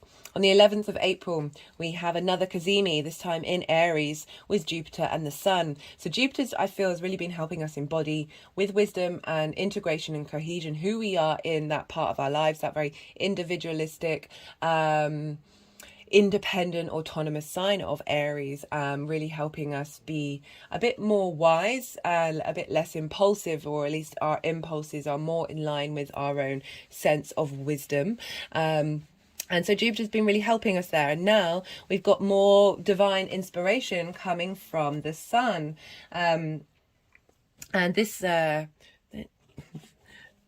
this means, sorry, I just wanted the deck in a weird place. I'm like, that's not helpful to me because my hand's in the way. Jupiter is now getting some even stronger information come through from the Sun. And it's great because it's happening on the 11th of April and Jupiter doesn't move for a month and 4 days. So you've got a lot of time to integrate the wisdom that's coming through from Jupiter to I just hope you can see those there, to from the Sun to Jupiter. You've got a lot of time to integrate that into your 10th house of career, and whatever's happening to Jupiter is happening to Saturn. So all that inspiration, all that illumination of where you want to head in your life purpose is going to feed into how you look at the world, how you look at yourself, and your mastery of something and your cultivation of something. On the 14th of April, Venus has now moved into Gemini. She's helping clear up the mess that Mars may have left behind.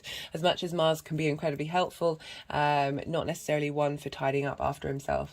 And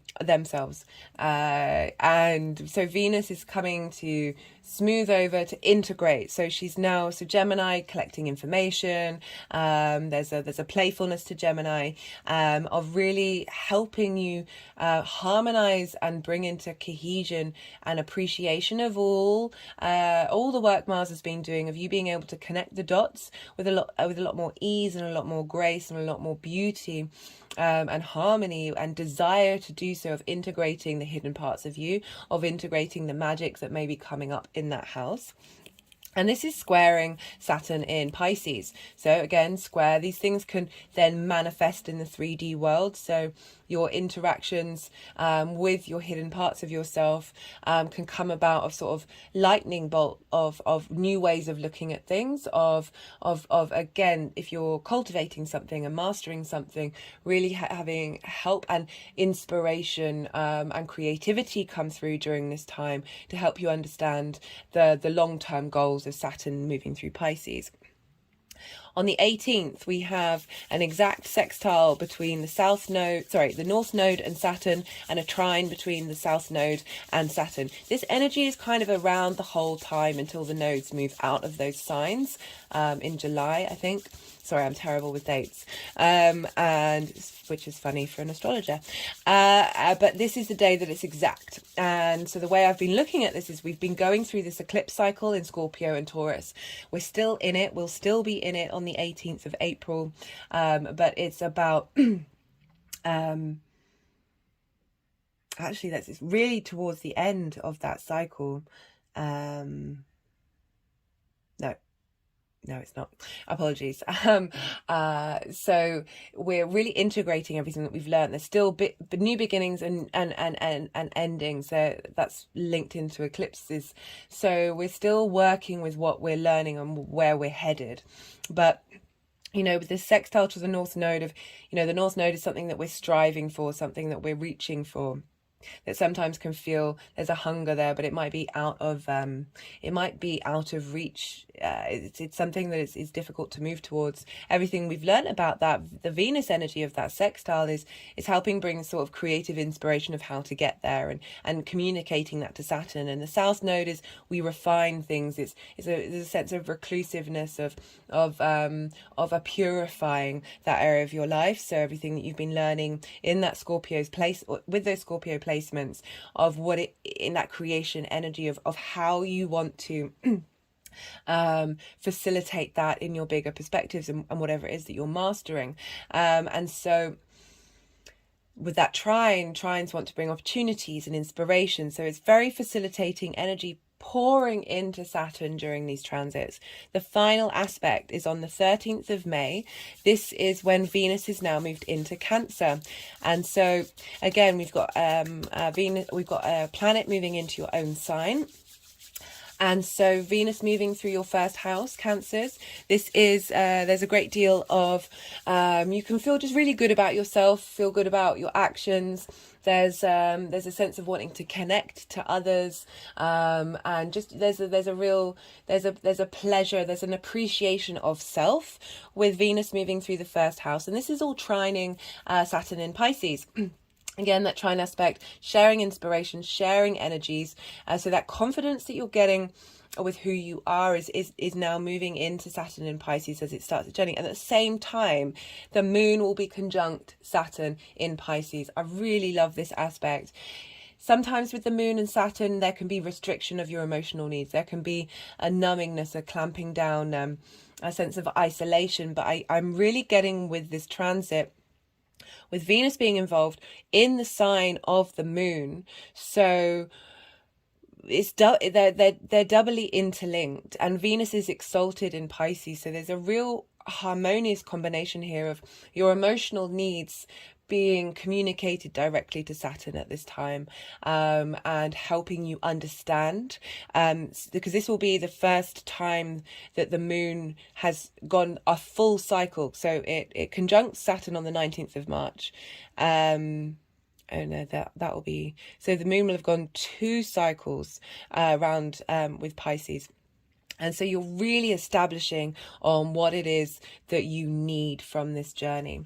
So that's all the aspects. I'm now going to see where these cards want to go. So we'll need 6 cards minimum for the aspects. And 2 cards minimum for the beginning and the end.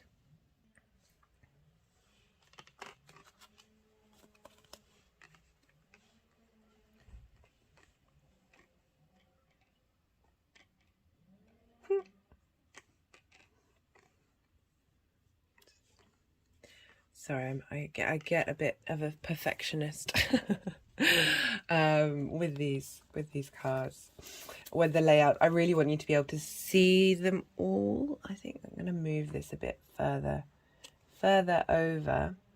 It's my fault for picking so many aspects, but I was just like, I want all of them in there. I just want for you to be able to, let's push it along a little further. Bear with me. It's quite hard to see the viewing from the grip of the. So we've got for the energies that sort of what you've been clearing, and Saturn moving through Pisces for you. I love this combination. So we've got the 5 of Cups. This is about grief. This is a feeling of lack, of focusing on what you don't have.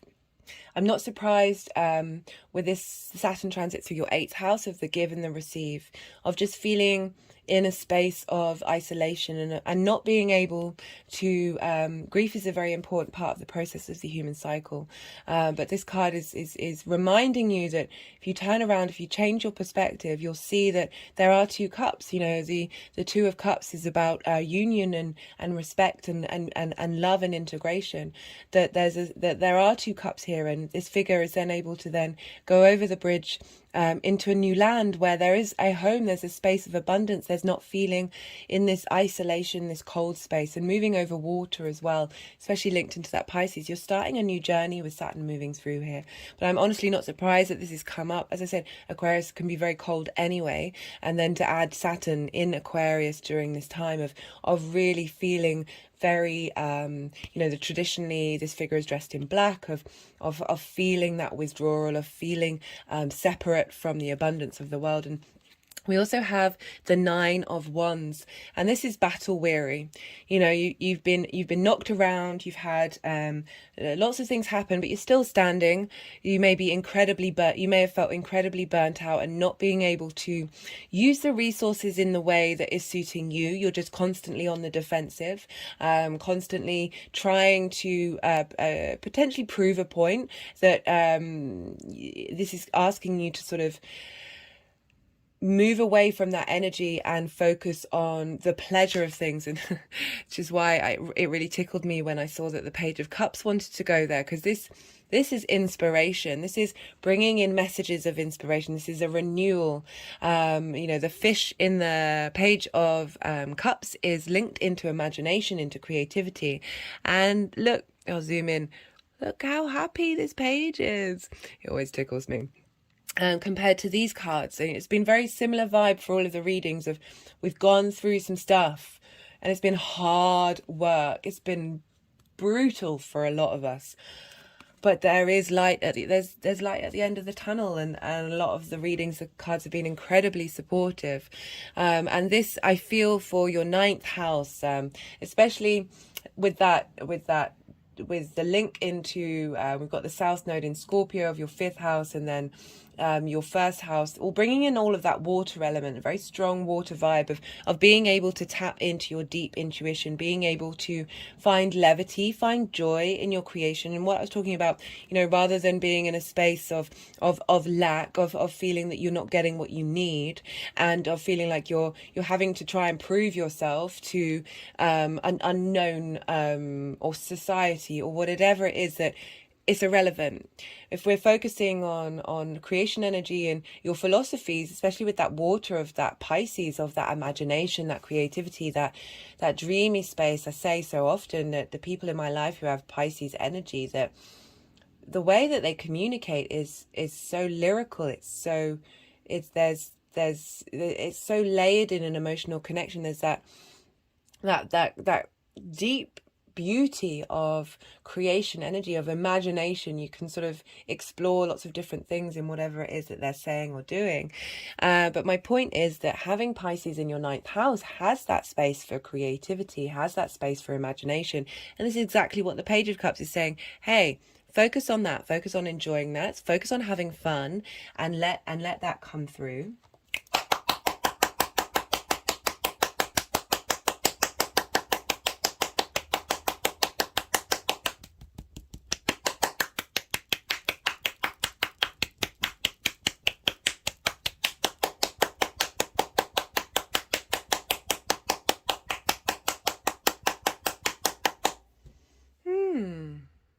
Right, so I'm going to see if they're going to want to move the cards around again to work out, because sometimes they do that after each little moment of the reading.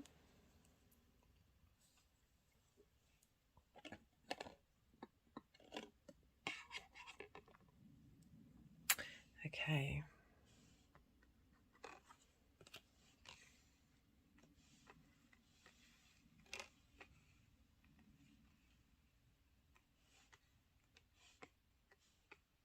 Do bear with me, Cancer.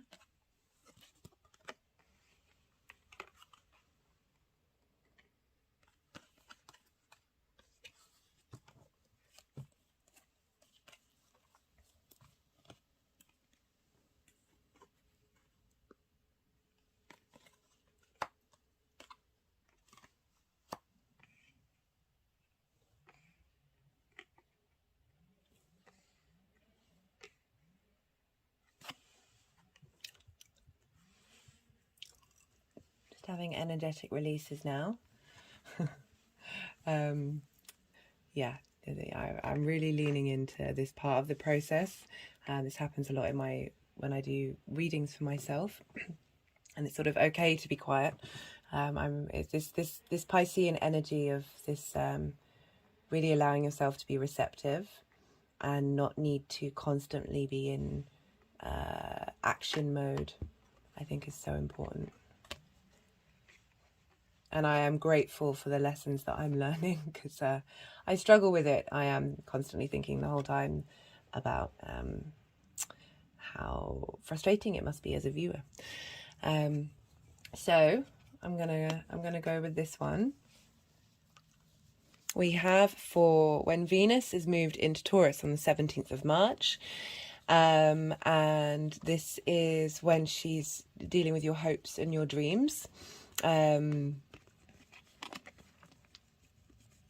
Interesting that they've turned that in reverse when I said hopes and dreams. This is also when the sun is Cazimiing Mercury. Just had an energetic release there. So we've got the Two of Pentacles, and that's all about, you know, juggling two different things. There's ships on a rocky ocean in the background. There's a sense of movement. There's a sense of you're having to keep these two things balanced. And oh, there's a lovely little shell. I hadn't noticed that before. I wonder if my camera will pick that up. A lovely shell there, linking into Venus. And I'm just going to wait, because I'm getting the feeling that it wants to be in reverse.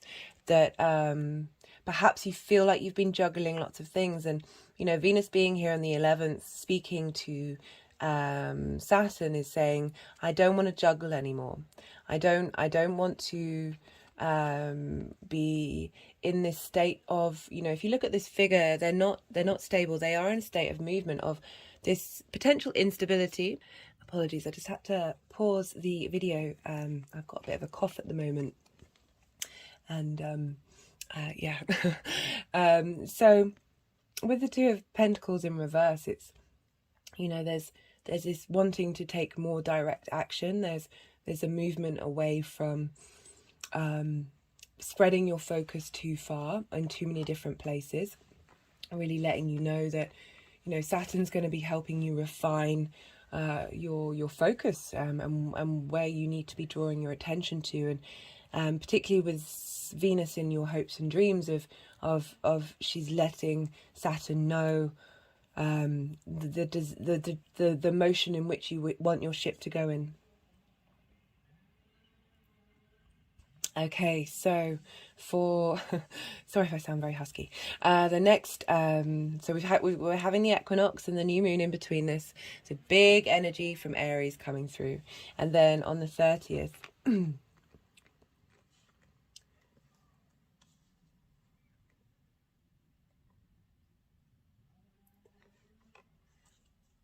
On the 30th of March, we've got Mars. Mars moving into Cancer, you know, your Cancer energy, or your first house for Cancer rising, with the moon. And the star card, so I like this in terms of, because it's the Aquarius card of what you've been going through with Saturn moving through Aquarius. Now this is, and it's linked into deep healing. It's linked into, you see, she's unclothed. This is about her being truly her authentic self. Getting rid of the masks, and in order to feel comfortable doing that, we go on a deep emotional healing journey. This is about hopes, this is about dreams, this is about the future. And having, after such a long transit with, you know, Mars in Gemini, now moving into your first, of really helping you with the moon, really helping you embody where you want to go and what you're doing, and helping heal whatever may have been left over from the lessons that you've learnt during Saturn moving through Aquarius, and how you give and take. Like the 8th house, it's difficult for the 8th and the 1st to communicate with one another, because you know, sometimes the way that we give and receive is out of balance with what we truly need. And the star card is really highlighting that there's going to be energy there for you to really get in alignment with the purity of who you are. I love that. Particularly with the moon being in there for you, Cancer, with at the same time of really helping you embody your emotional needs and how you nourish yourself. So the next aspect that we have is on the 11th of April, and this is when Jupiter is Cazimiing the Sun.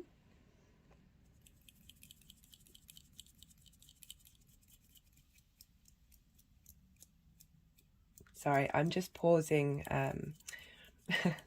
because they sometimes, I've said it before, they tend to move them around. But they've been very consistent with you, Cancer, actually. With a lot of the other readings, they're moving them all over the place. They're then putting them back in the same place, moving them again, moving them each time I've done an aspect.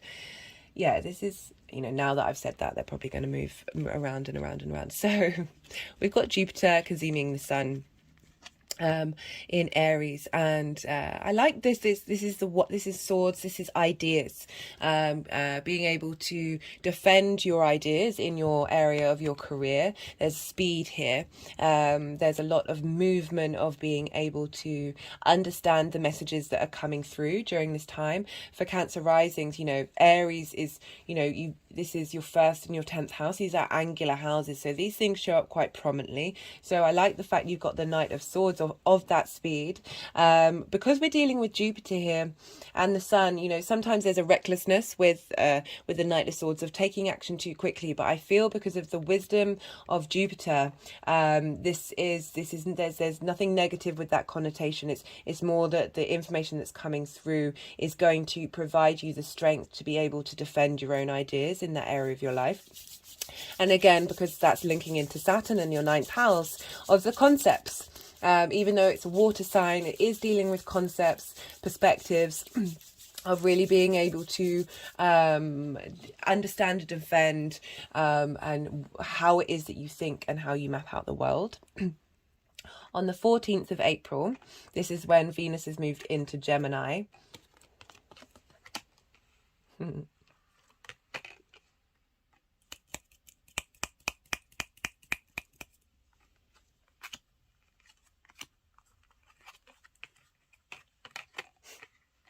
That's so funny. I said, you know, as soon as I say that, they're going to start doing what they do. Just received some energy from that.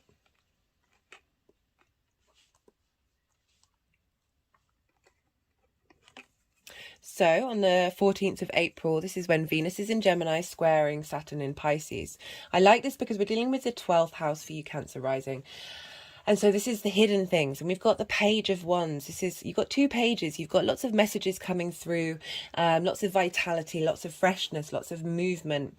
And so with the Page of Wands, this is your passions. And even though we're dealing with Gemini here, it doesn't matter. It's about having done the integration. Now, Venus is helping tidy up and smooth over what you've been learning with Mars retrograde, and Mars being in there since August. That now she's able to bring some cohesion, connect things, give a sense of appreciation. That means that messages are going to come through, new inspirations, with that integration of the 12th house, new inspirations and motivations are going to come through, and be communicated to Saturn in Pisces.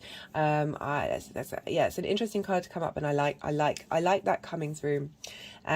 So for the 18th.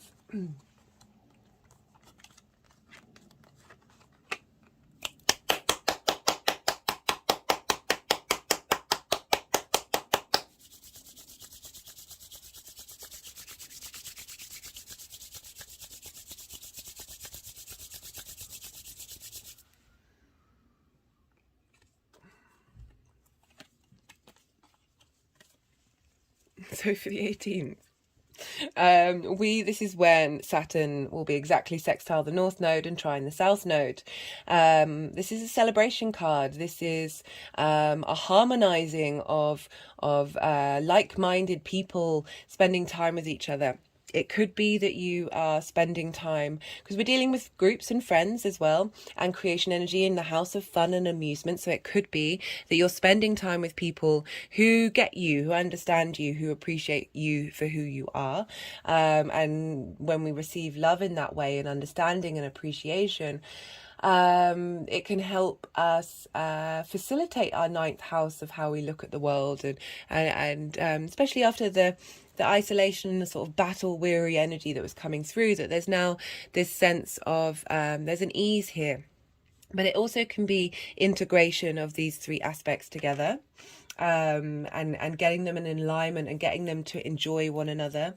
And there's a sense of merriment and harmony, and there's there's a real pleasure coming through with the lessons that you've been learning with this nodal shift and this nodal axis that we've had in Taurus and Scorpio. So the final aspect is the 13th of May. So my hands are they've been moving up from my heart chakra, and they're now around. So I've got some fingers on one side of the throat and the thumb on the other, and they're just sort of making this strange movement. They've not done this before, around the throat chakra, now back to the heart, now around the solar plexus.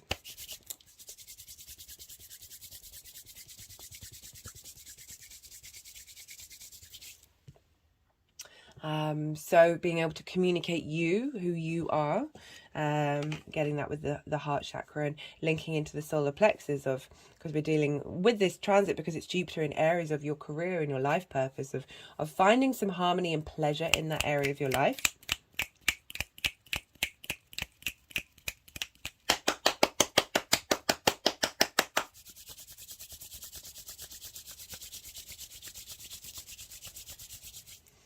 Right, 13th of May.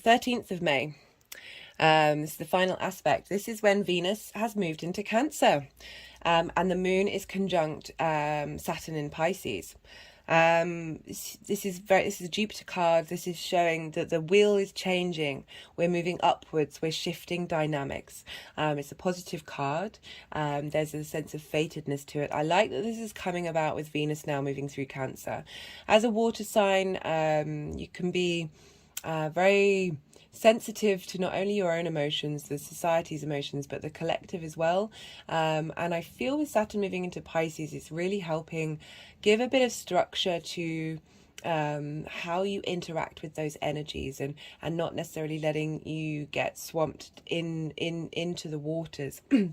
There's more stability here, and this is showing that there's some positive movement with Venus in your first house of how you see yourself, how you embody your creativity.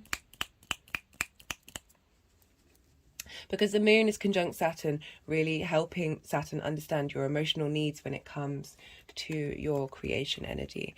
For how the energies are moving forward, I link this card into Saturn, more Saturn in Capricorn, but it's generally just a Saturn energy of putting in the hard work. And when you've done the hard work, it's about working with the harvest, working with the cycle, working with other people. It doesn't have to be, it can be working with the different facets of yourself, bringing different areas of your life together. But that sense of knowing something takes time and appreciation and cultivation. But at the end of it, when the harvest comes in, you really get to celebrate. You get to kick loose and really enjoy the satisfaction of the hard work that you've been doing. It's a great card to come for these energies moving forward. It's also linked into with this because it's the one, so your passions. So we've got this mixture of we've mostly got water and fire. There's just a little bit of swords, air and earth, but it's mostly water and fire, which is being quite we're dealing with Aries and Pisces at the moment, of really being able to use your emotional creativity, your emotional response mechanisms in a way that cultivates your passions for the long term. Because remember, we're dealing with legacy here, so that's very much a thing with Saturn, that trying to facilitate you in the long term. And this doesn't mean that the work is then over, because you're then going on another cycle, but having fun in doing it, having fun really having fun with the hard work, with where you're headed and where you're going, and really switching that energy up of taking pleasure for the thing itself.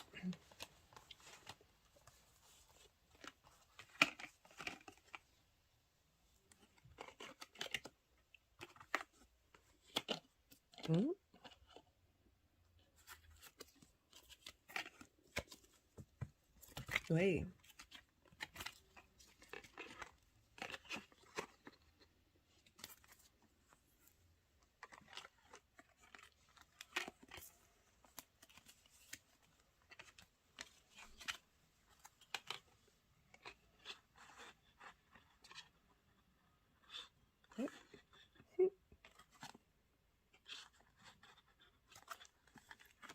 Okay, so in order that they've gone in now, we've got so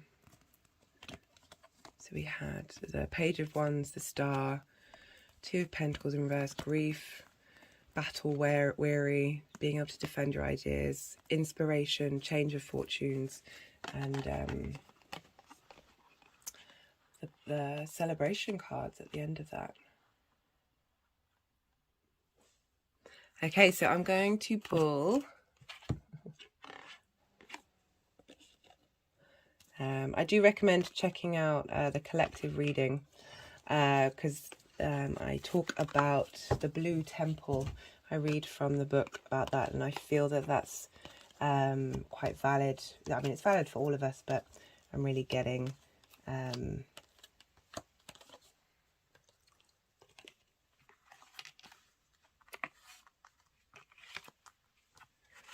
there. after you know, that'll teach me to say, oh, they're being really normal with you, Cancer. No.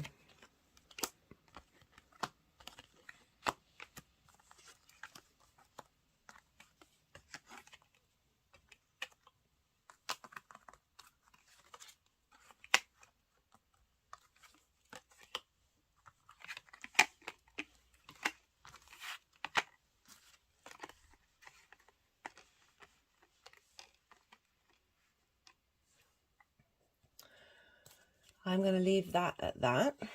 Oh, they're really quite insistent. I hope you can see what's going on and have an idea of, I mean, it's clear to me what they're doing. Just highlighting the transition that I've been talking about. So sometimes I can override the energies and be like, no, this is what I want to do, but they're being they're doing what they're doing, and they don't care. They don't care.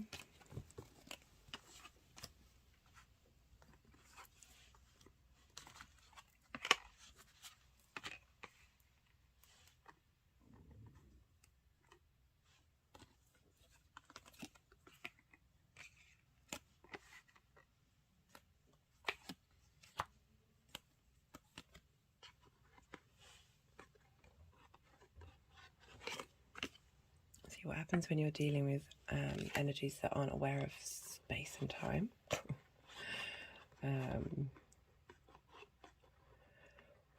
Testing your patience. Okay, right, I am definitely leaving that now. I think you get the idea. I think the message is pretty clear. Yeah, love it. I'm going to pull a card from the numerology deck for you to see if there's any other messages that want to come through or some clarification. Nope.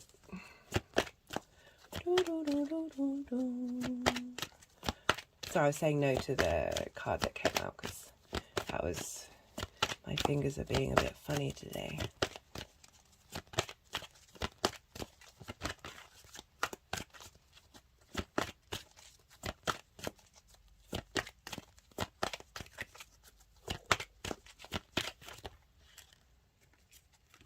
That's 3 cards. The leadership card. Interesting. Yeah, I've really, with that Aries, with all that stuff going through Aries, and you know, leadership is another way of saying having your own authority in that area of your life with Saturn. So that combination of justice, decisions, evidence, thinking, verdicts, things coming back into balance. You know, those cards at the beginning seemed very much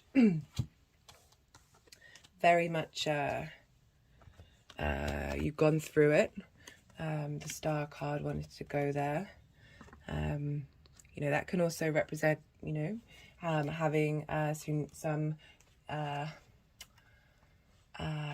what's the word? No. I'm trying to think of another word of being well known rather than saying famous, because it doesn't necessarily mean that you're famous. It's just being recognized for your skills and your talents. Just because it's gone with the leadership card, that's a possibility for some of you. So I'm now pulling a card. So that was from the First Light Tarot. All the decks are in the description box. So now I'm pulling a card from the Oracle of the Rising Sun. There may be more than one that wants to come through.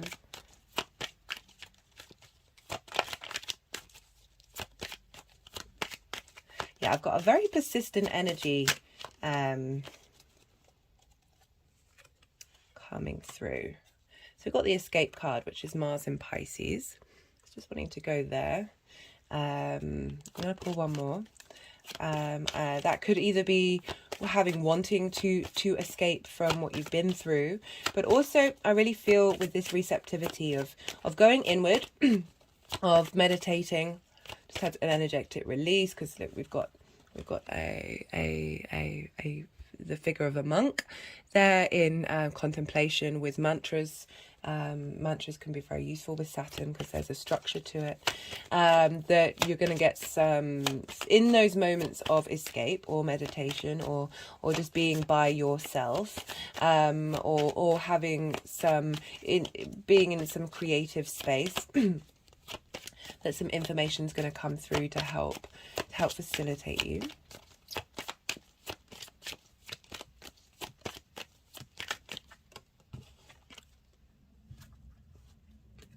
We've got the publicity card, Jupiter in Leo. Interesting.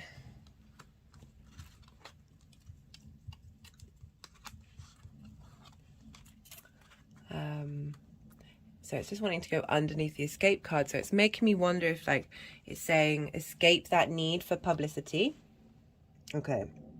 So that was kind of the message that I was getting at the beginning of really focusing on the energy and the vitality and the enjoyment of doing that, whatever it is that you're doing, enjoying it for you rather than seeking out that star element or that publicity, and just truly cultivate your own self. Like Saturn really doesn't care about those things. It cares about how you are able to be resilient and strong moving forward in order to do the work that you need to do. And yeah, I'm going to leave it at that, Cancer. Let me know if that resonates. That was an interesting reading. I'd be curious to see if you received any downloads from watching where those cards went. Yeah, that'd be really, thank you for spending time with this reading. And if it resonated, do hit the like button. If you're new to the channel, if you've not subscribed, I put content out regularly, linked into the transits and the new and the full moon. So please do hit the subscribe button if you want to see more of the content. Anyway, Cancer, be well until we meet again. Sorry, Cancer. So they just, I know I just paused it, but so they just wanted to just stack these cards, and I thought I'd show it to you, because they did the Justice card, the Leadership card, the Publicity card, and the Star card. So with that, I feel that if you cultivate what I just talked about, if this is something that is part of your journey and where you're headed, that with that sort of not striving for it, not seeking for it, that if that is something that you are drawn to in this life path, that there is the capacity there for for being recognized for your own value.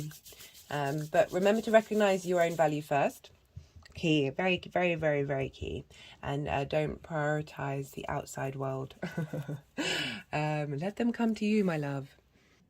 Gemini rising. How are you doing, Gemini? For those of you who don't have Gemini rising, when I talk about the aspects, this will still apply, the kind of energy that's how that's communicating. It will just be in different areas of your chart. For Gemini rising, Saturn has moved into your 10th house. This is your life purpose. This is your career, how the big outside world sees you. This is happening on an angular house. So Gemini, you're a fellow mutable sign to Pisces. So we're dealing with your first, and this is squaring your Gemini energy, which is an aspect of Mars. It's can bring drama and conflict and frustration, but also friction. It's bringing things into manifestation. Saturn moving through the 10th, responsibility in your career. This can lead to promotions. This can also, well, it can also lead to your work situation changing, maybe losing a sense of authority because it's not in line with your personal integrity. This is about also standing up for what you want in your career, having a sense of authority in the direction that you want to be heading. Yeah, this is, as I said, this can help you have your own authority in this area of your life. So a very powerful transit happening for you, Gemini risings. Because of the angular houses that are at play. But, you know, this is a mutable sign. This is about adaptation. This is about change. This is being receptive. And yeah, this is really, this is a poignant time in your life.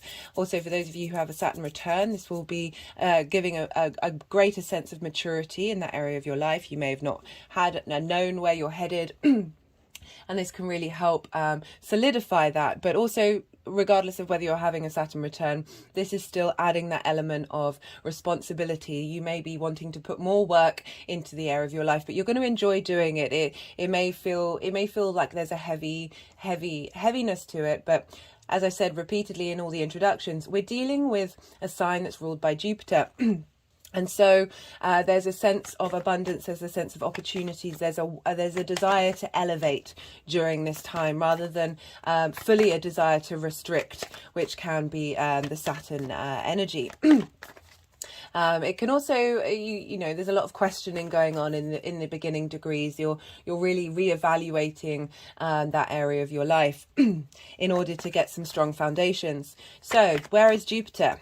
Jupiter for you is in your 11th house. It's been transiting there for a while now, and we'll be moving out on the 15th of May. So we've still got a couple of months of bringing in that Jupiterian energy. The 11th house for Gemini risings. This is your hopes and dreams. This is your groups, your alliances, the kind of people that you communicate with, that you want to draw in on a vibrational level. You can be having Aries here can make you incredibly independent in the groups and alliances that you're in. And Jupiter and Venus have been transiting through there. They're helping level up. Oh. No, they're not. They're being funny with that card. Let's see if it comes out again. So Venus and Jupiter, the two benefics, have been moving through that house, helping you get in line with more wisdom and understanding and creativity and harmony with what your hopes and dreams are. Helping you, again, embody who you are in your groups and your alliances and being really comfortable with that. It may be because this is dealing with outside people in this house, that the Jupiterian energy, you might meet a guru who helps you understand where your life path is going. You might have been in receipt of some wisdom from an outside source. It also can, with those two, you can feel very generous in your friends groups, very wanting to connect with lots of people and do lots of things. So we all of this energy is funneling into your 10th house, in particular linking into your hopes and dreams. Like Jupiter's helping you reassess what it is that's important to you, and how and when we get in touch with our true hopes and dreams, we're able to then funnel that into the 10th house and give support to Saturn, who's really making sure your foundations are strong and based on your own integrity and sense of responsibility. So Because what happens to the ruler of signs happens to the signs. So Saturn's transit through Pisces is going to have an effect on Capricorn and Aquarius. This is going to add other layers and lenses through which this energy is going to play. You've already done some integration there with Saturn moving through those signs in the recent past, that the lessons that you've learned are going to be facilitating and helping support Saturn's journey through the 10th house. Just had my head just went back just then. It was a mixture of energy coming in and going out at the same time. So Capricorn for you is in your 8th house. I meant to say, sorry, apologies, let's go back a little bit. So we've got that square energy with Pisces, and we've got with Aries, it's a sextile, and a sextile is an aspect of Venus of wanting to bring in harmony and connection and creativity and desire and beauty to your 1st house, or your Gemini energy of your sense of self, how you embody your actions in the outside world, your body and your appearance. So this energy is also funneling into your 1st house and helping you get a bit more confident and creative with who you are and what you're doing. So Capricorn, 8th house, this is in conjunct your Gemini energy. In conjunct, the way I describe it is hopping on one leg, patting your head and moving your hand around in a circle on your belly all at the same time. This is difficult. This can be unsettling. This takes practice, and sometimes it's a real struggle to do because you're doing lots of different things at once. There's lots of different perspectives. Gemini and Capricorn, they don't traditionally have anything in common. Gemini is an air sign, a yang day sign. It's also an air sign. It's a mutable sign. So very changeable, very adaptable. And Capricorn, that's cardinal energy, likes to instigate, likes to be in charge. And it's dealing, it's an earth sign, it's a yin night sign, so more receptive. So this is your shared resources. This is how you interact with the outside world. This can be linked into mortgages, contracts, loans, as well as inheritance on a 3D level and a cosmic level. So things may come up in that area of your life. Capricorn, sextiles, Pisces. So this is trying to integrate your give and take of the 8th house of how you share resources, time, money, things, whatever that may be, and getting that into harmony and connection and creativity with your 10th house of career. We also look to Aquarius, and that is your 9th house. You've just had Saturn leave there. That's your big picture philosophies, how you map out the world, the society, the universe, and your place in it. It's linked into philosophy, perspectives, can be moral philosophy, your connection with religion, your connection with the universe, connection with God, all of these things, these sort of big ideas of how you move about in the world. It's also linked into mastery of something. So that can be higher education, that can be anything that you are finessing a skill or a topic or whatever it is that you're cultivating in order to gain a bigger, broader perspective and share that with others. It's also linked into teaching, the 9th house. It's also linked into foreign travel, and this is more in the sense of going somewhere and staying somewhere for a period of time that helps get you a new perspective, because it's not as familiar as where you grew up. So again, this house is very much about perspective, so things may come up in that area of your life that is helping facilitate that 10th house energy for you in Pisces. So that's the sort of general energy that's going on in the world for you, Gemini, for this transit. So I'm going to talk about six transits that are happening between the 7th of March and the 15th of May that are impacting how Saturn's going to sort of move forward. We're dealing with personal planets, so it's really connecting you with your personal desires, motivations and needs, and how you communicate during this time to help give it to the seeds that are growing with Saturn at the beginning degrees. So on the 17th of March, Venus will have moved into Taurus. And so Taurus for you, Gemini, this is Gemini rising. This is in your 12th house. This is your hidden house. This is sometimes parts of you that are very intimate to you, that you can't necessarily integrate, or there are things of your personality that you don't see that are hidden. It's also the place of the occult, the mysteries, the magic, and And if you can see that, very interesting energy cut. This has come through my hand here.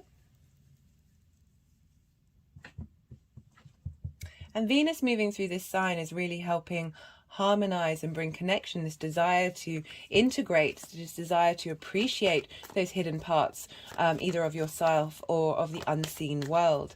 And at the same time, the moon will be in Aquarius. This is the first time the moon has moved through Aquarius without Saturn being there. This is going to be very interesting to see how our emotional needs, our instinctive reactions are going to respond moving through that 9th house, squaring Venus. So your higher perspectives, your emotional needs, and linked into them, you really would have refined that area of your life with Saturn moving through there. And it's going to help with Venus, with that square of that integration of your emotional needs with your desires, with your pleasures. And at the same time, we've got the Sun conjunct Mercury. This is called a Cazimi. And this is when we receive divine illumination, divine inspiration from the center of the universe, our connection to the rest of the universe, that divine light that comes through. We are light bodies. It's very vital energy being funneled into Mercury in the sign of Pisces. So these messages could come through that unusual or not necessarily clear, but certainly creative and imaginative and linked into your dreams. There's also a space of compassion here and of understanding yourself and where you want to be headed. You may get downloads on the day, or it may take a couple of days for Mercury to integrate this information and for it to become a bit more clear. We're dealing with Pisces here. It's a receptive sign. It's really asking you to be still and open to what comes towards you rather than taking direct action. At the same time, the Sun and Mercury will be squaring Mars in Gemini, in your Gemini energy for Gemini rising. This is your first house. Mars has been there for a long time. Mars will be shortly coming out of shadow. So we will have really been integrating all of that we've been learning about ourselves and how we're motivated. It may have felt that you've been doing lots and lots of things and not really finding direction. But this journey is really helping you work out how you collect information and how it is it motivates you to take action. And so this is squaring the energy of what's going on in Pisces. So helping bring the messages that are coming from Mercury and the Sun into your embodied sense of your actions and how you move through the world. So the next thing I'm going to talk about, I'm not pulling a card for in this video. I'm going to be doing a main video because this is about the spring equinox from the 20th to the 22nd of March. This is the spring equinox when the Sun moves into Aries, hitting that 0 degree cardinal point. Very powerful. We had Jupiter there at 0 degrees during the winter solstice. So there's everything that you may have been, I'll talk more about it in the main video, but the things that you planted over the winter solstice, now is when things are coming into action. We also have a new moon in Aries the day afterwards. So all this Aries energy is being funneled and pumped into Jupiter at this time. And therefore it's then moving into your 10th house of your career where Saturn is. So again, this is linked into your hopes and your dreams, your groups and your alliances. So just this big wave of energy, of instigating, of getting up and doing, and having some motivation to do so and wanting to do things by yourself and feeling very grounded in that. On the 30th of March, Mars will have finally left Gemini and has moved into Cancer.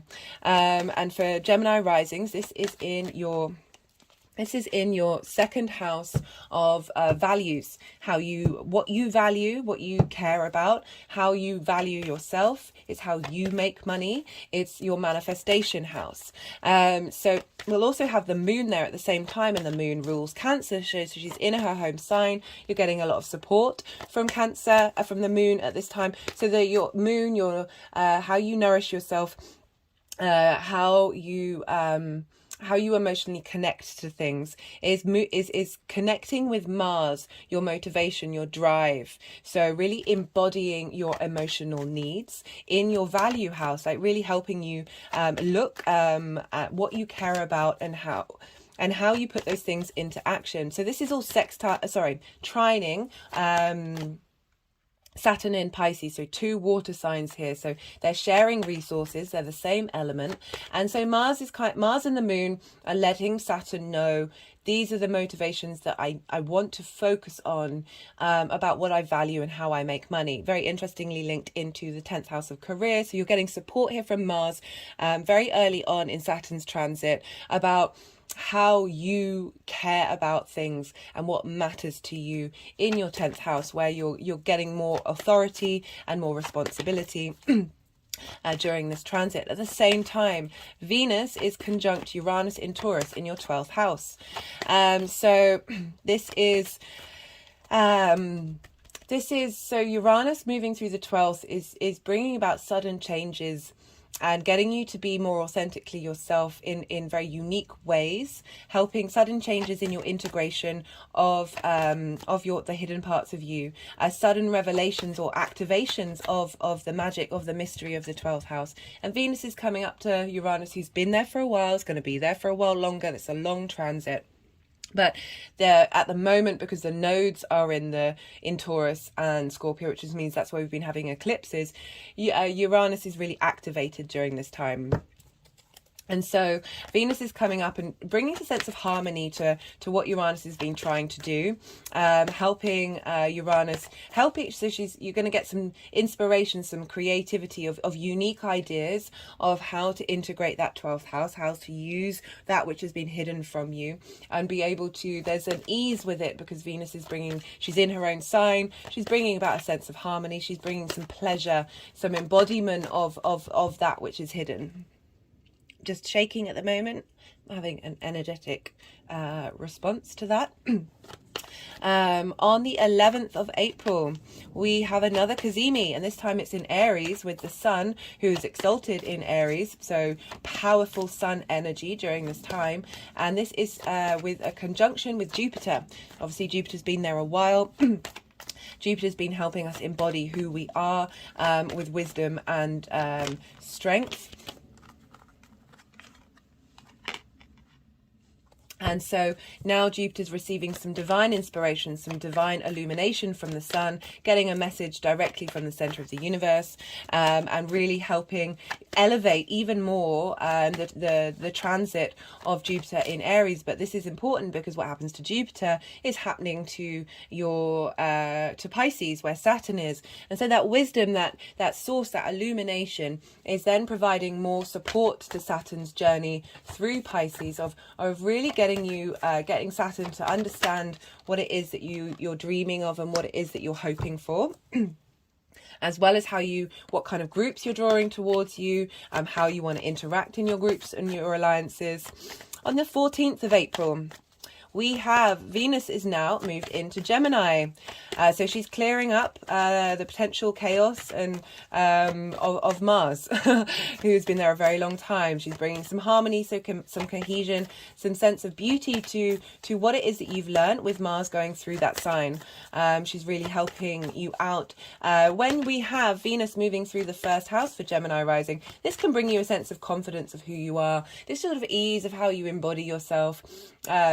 You sort of take more pleasure in what you look like. You want to take care of yourself a bit more, maybe a new beauty regime or something like that. But on an individual level of really helping you find desire and motivation to embody this sense of flow. But there's this I'm really enjoying that, and it's squaring your 10th house, so it's squaring that Pisces energy and squaring Saturn. So and a square is an aspect of Mars, it's bringing things into fruition, so it's really helping Saturn understand how you embody yourself in your work.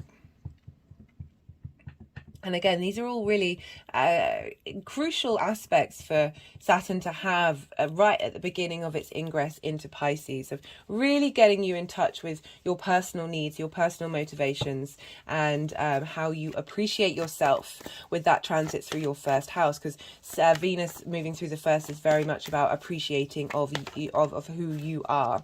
And especially with Saturn squaring your energy in Gemini, it can feel difficult. There's a sense of, there can be frustration, there can be drama, there can feel that sort of that tightness, that sense of two energies butting heads with each other, but it's really about trying to get them to work together. And with Venus entering there quite quickly, she's helping bring harmony to that potential frustration and drama.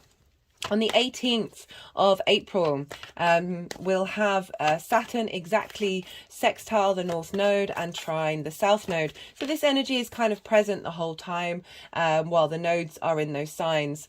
But this is when it's really exact and really potent.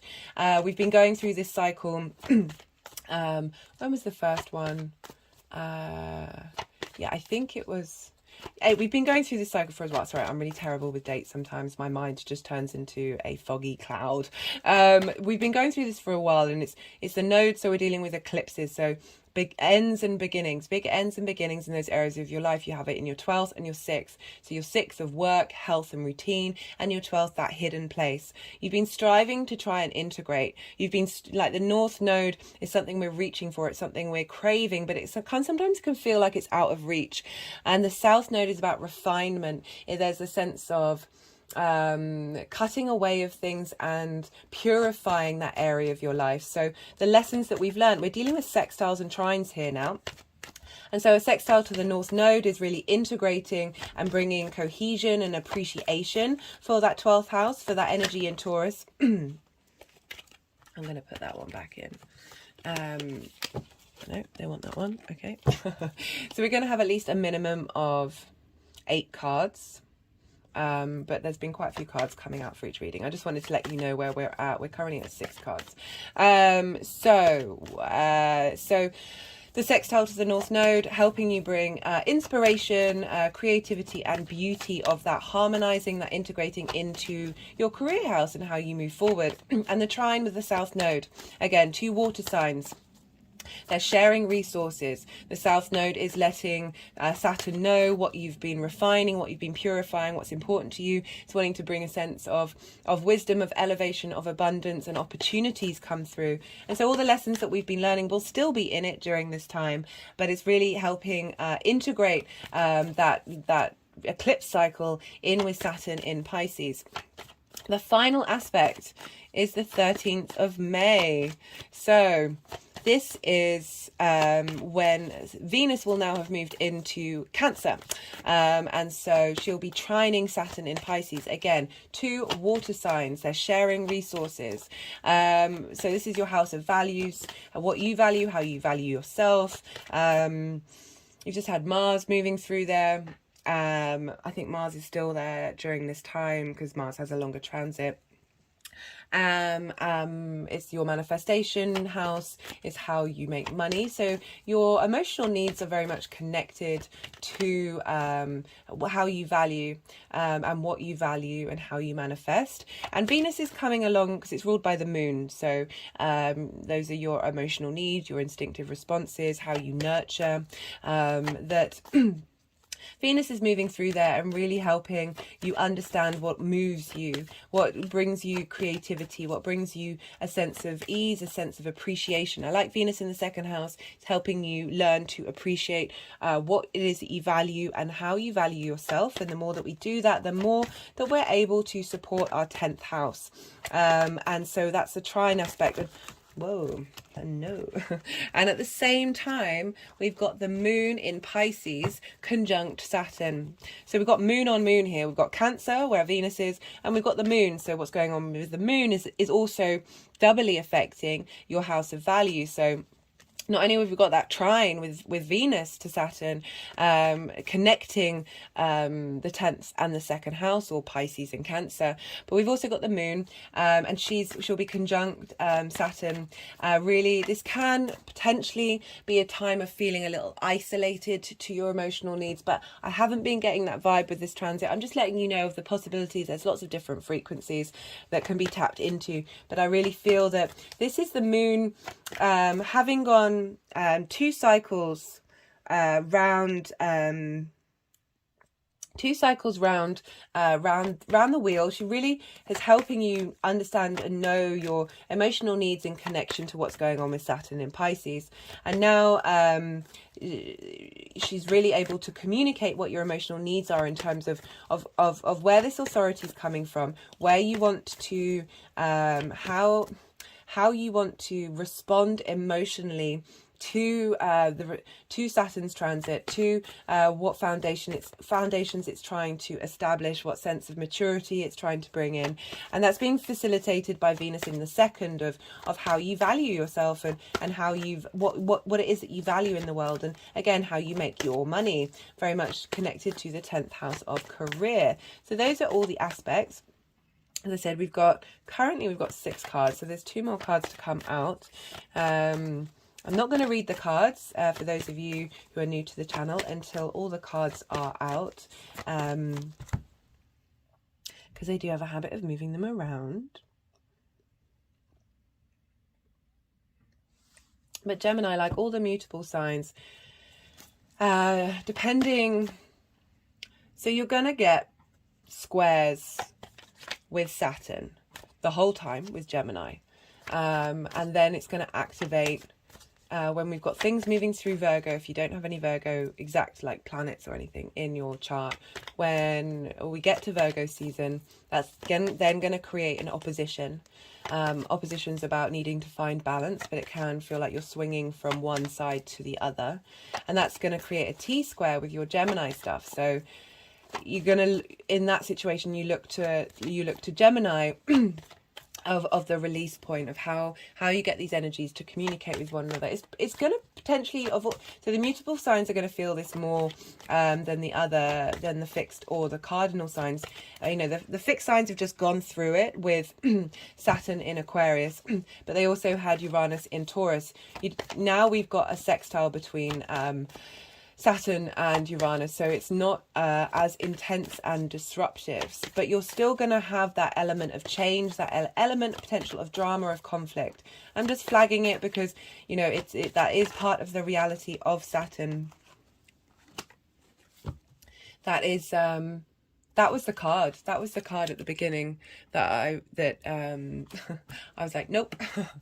Let's see if it comes out again, and it has. So we're now at 7.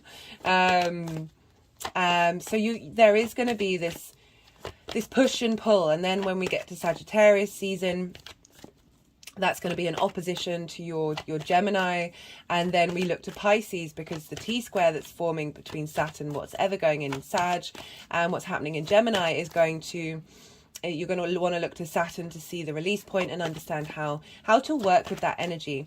I personally have a lot of squares and oppositions in my chart, and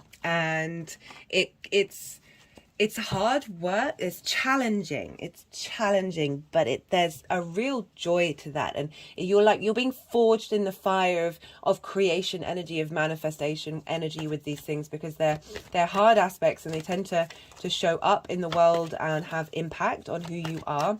Particularly with Gemini risings, you'll be dealing throughout this time on and off with your 1st, 4th, 7th and 10th. There's going to be weights there. We're also going to have a Mercury retrograde in Virgo, so you're going to have more stuff going on there for a longer period of time. But I'm not saying this to scare you. I'm just saying there is the ability to be aware of what may come up, and the more aware we are, the more we can go, oh, this is what's happening. Sometimes we can get quite grabbed by the energy, and when we realize that's what it is, and that it's not a permanent thing. I mean, you got mutable energy. You have the appreciation of moving from one thing to another and being able to do lots of different things. But sometimes we can get a bit stuck in the moment, thinking that this is it forever. It's not. Things change. So how many? That's 1, 4, 5, 6, 7, 8. That's 9 cards.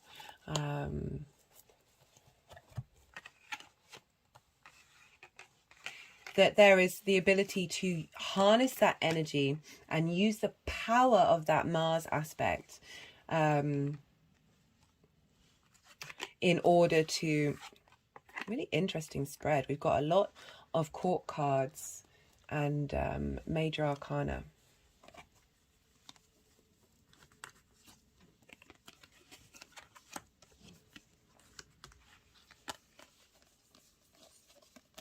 that you're really able to forge something out of what's going on during this time.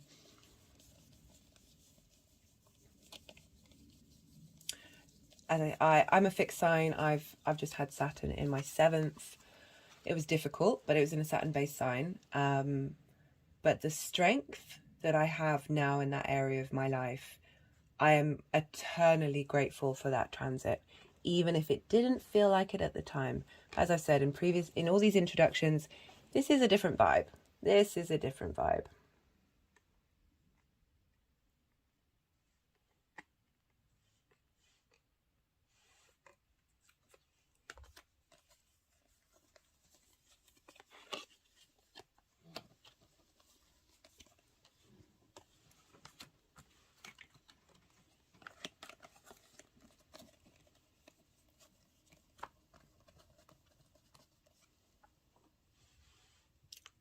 Just had an energetic release then.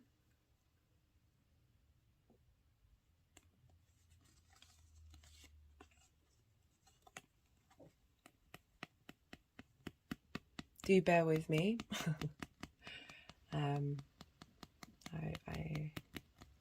The energies are certainly,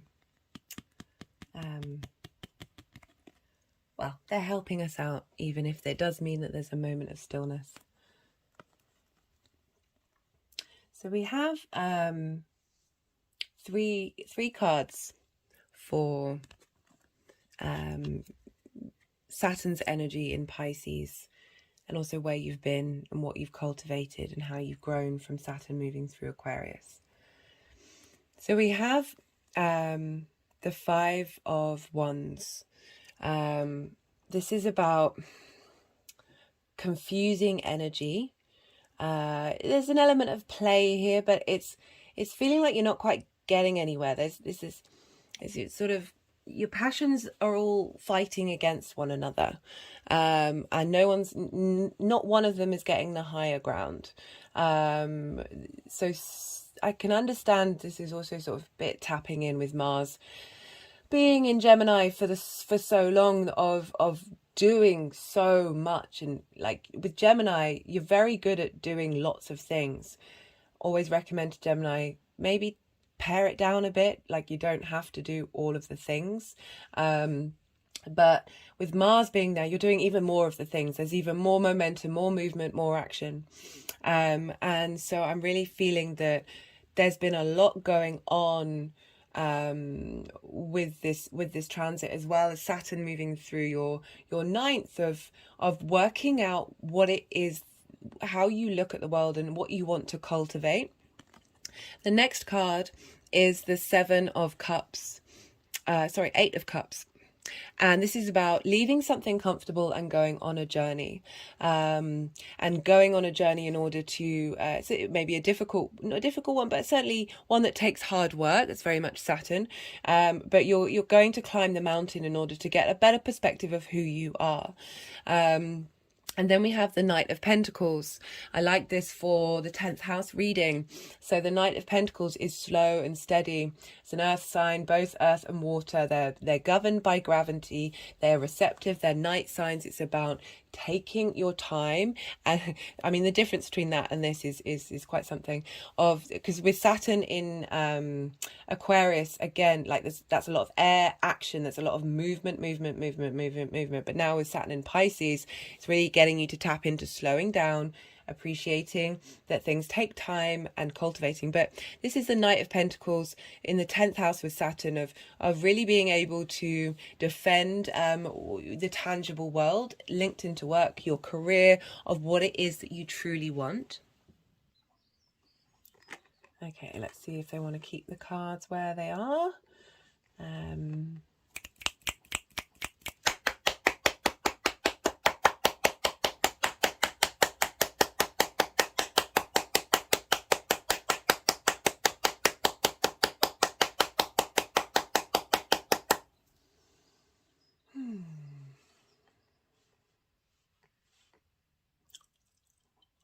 Just received some energy then.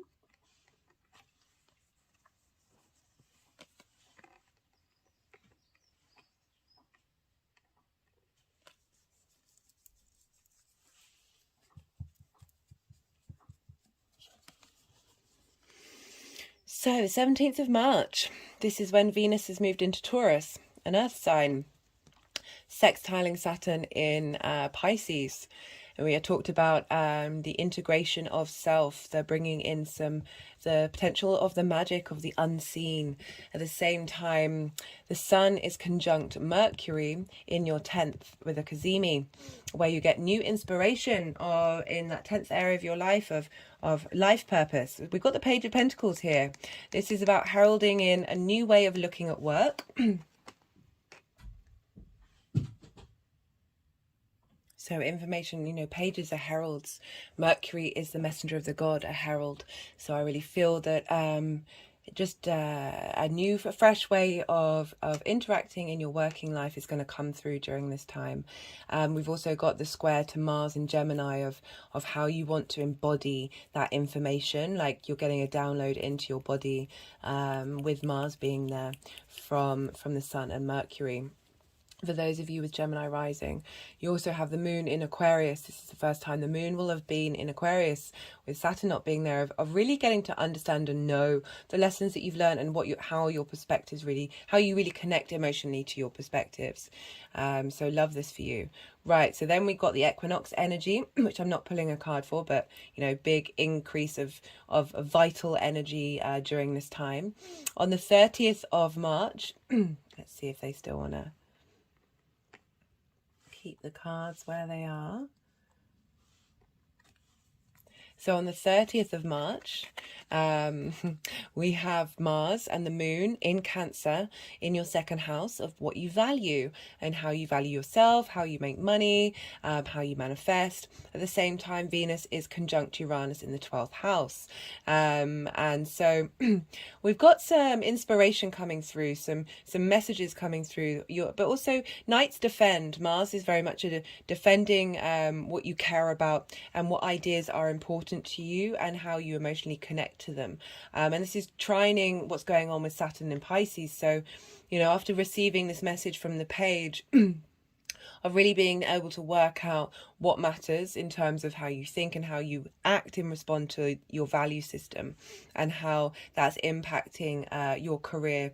There's a sense of there can be this Knight of Swords can be a bit hasty. Gemini can sort of rush into things a bit too fast, but I do feel with this trine energy to Saturn, that Saturn's giving you a sense of authority in this space of your life. So when it's interacting with Mars in a trine, it's tempering Mars's heat. It's tempering and Mars heats Saturn up, so they balance each other out. And I feel that this is not, fools aren't rushing in this situation. It's very much, and it's also a trine, so it's providing elevation and inspiration rather than direct action during this time. On the 11th of April,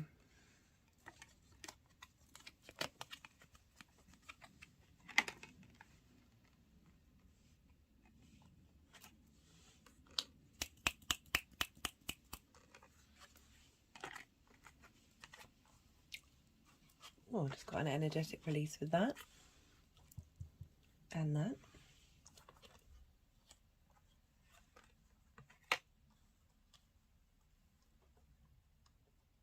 Might move this over a bit. So 1, 2. 1, 2. Sorry, I'm terrible at counting. Are we missing a card for you, Gemini?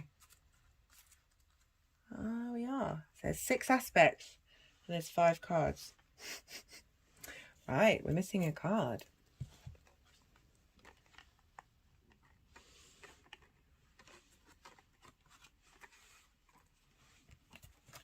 Let's pull another card. Sorry, Gemini.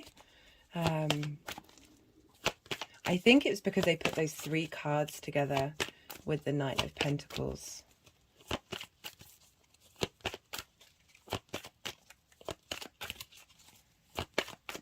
Let's see what wants to come through. Yeah, sorry. So yeah, dealing with that mutable squares. So a lot of movement, a lot of going with the flow, a lot of being comfortable with change.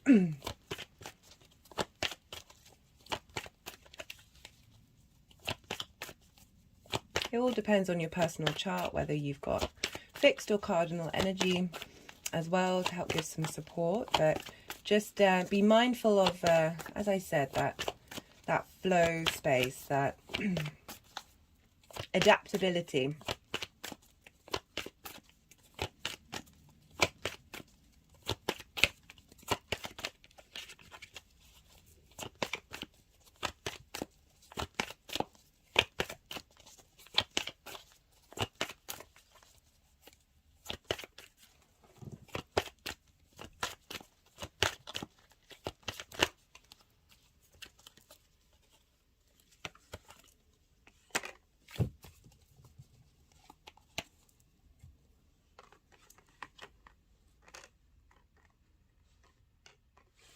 Okay.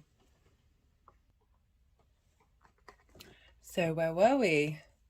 The 11th of April, Jupiter conjunct the Sun. Let's see if this is the card that they want to use.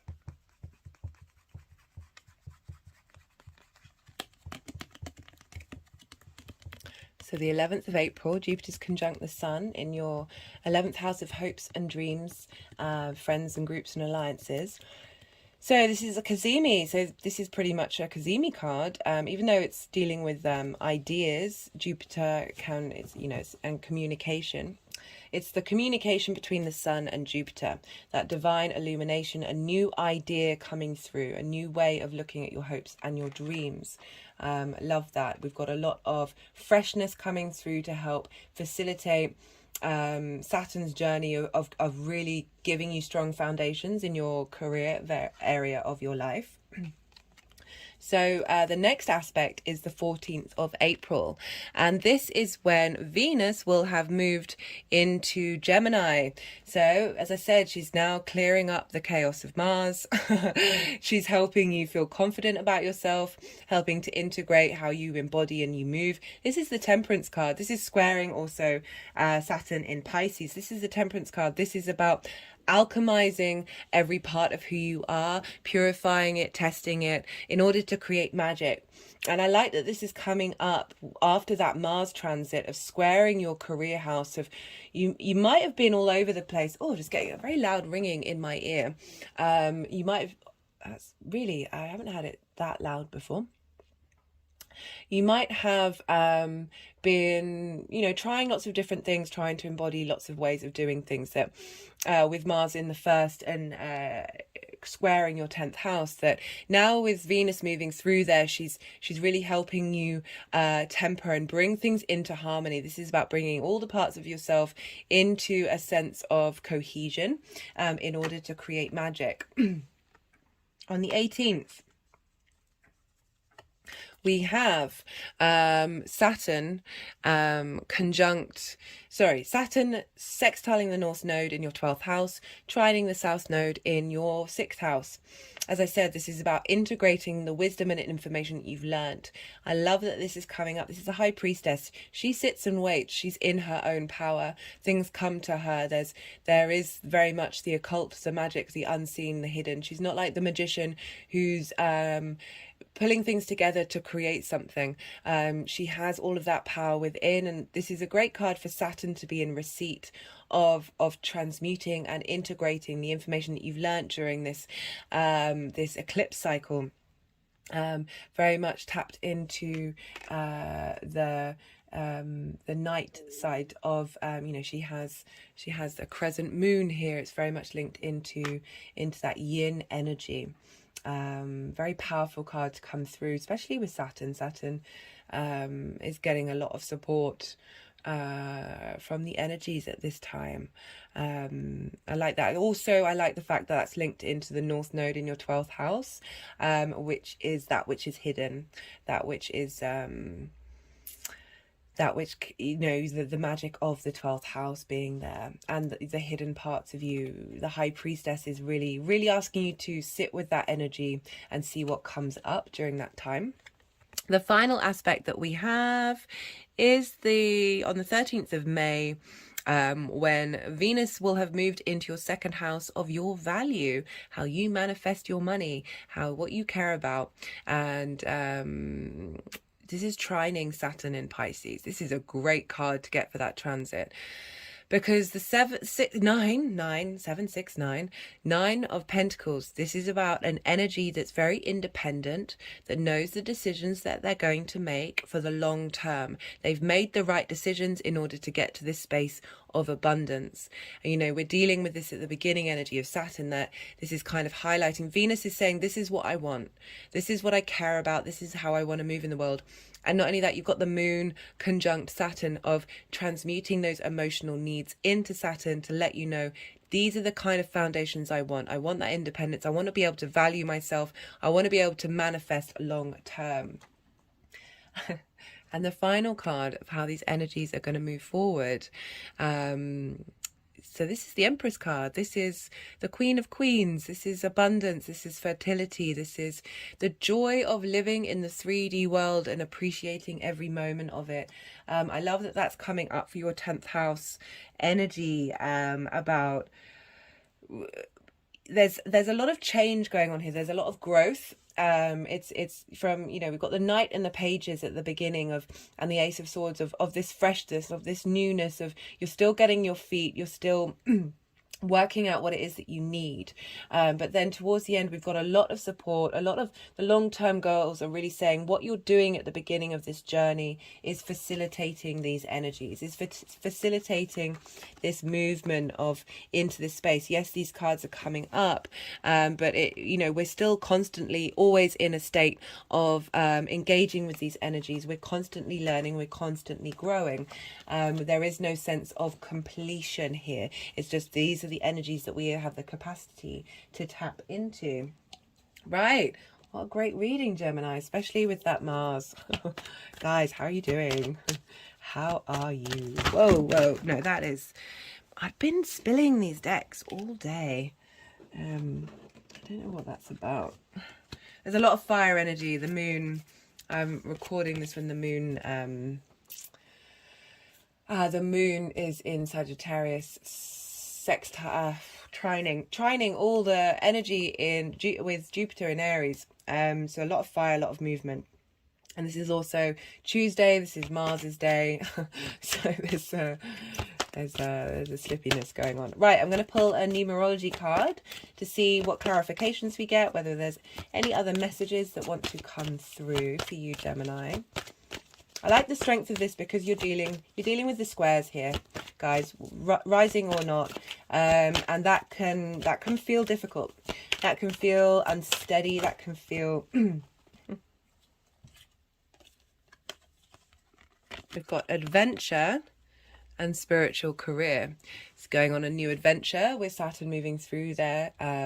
Life is an adventure, and spiritual career. I like that that's coming through. I'm not surprised with Pisces in the 10th, of being able to tap into, it doesn't have to be a spiritual career of say whatever comes to mind. It's bringing your spiritual nature into your career, bringing meaning and value and long-term legacy in that area of your life. Did that flip? No. I love that. And it does really feel that way, that you are going on an adventure. You've got a lot of fresh energy coming through, a lot of, whether that's you're in a job that you already love, it's a leveling up, a new fresh way of looking at it, discovering new things. We've got the Gemini card. Lovers, union, matters of the heart, choices, physical love. I am not reading that for you. It could be physical love for yourself. The more you come to understand the different parts of who you are, the more you tap into how you embody things, the better you're able to make decisions and choices.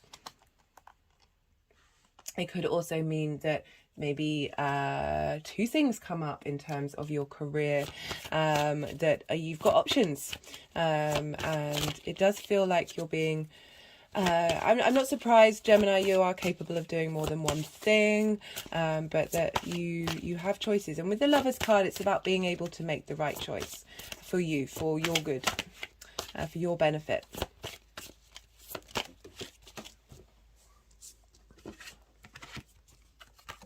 Got the Strategy card. You know, you've got a lot of knights here of being in a space of being able to strategize what you're doing, and again being able to make the right choices. So we're going to pull some cards from the Oracle of the Rising Sun, see what comes up. And the Knight of Pentacles is slow and steady, and we've got Fortune. We've got the Sun in Leo.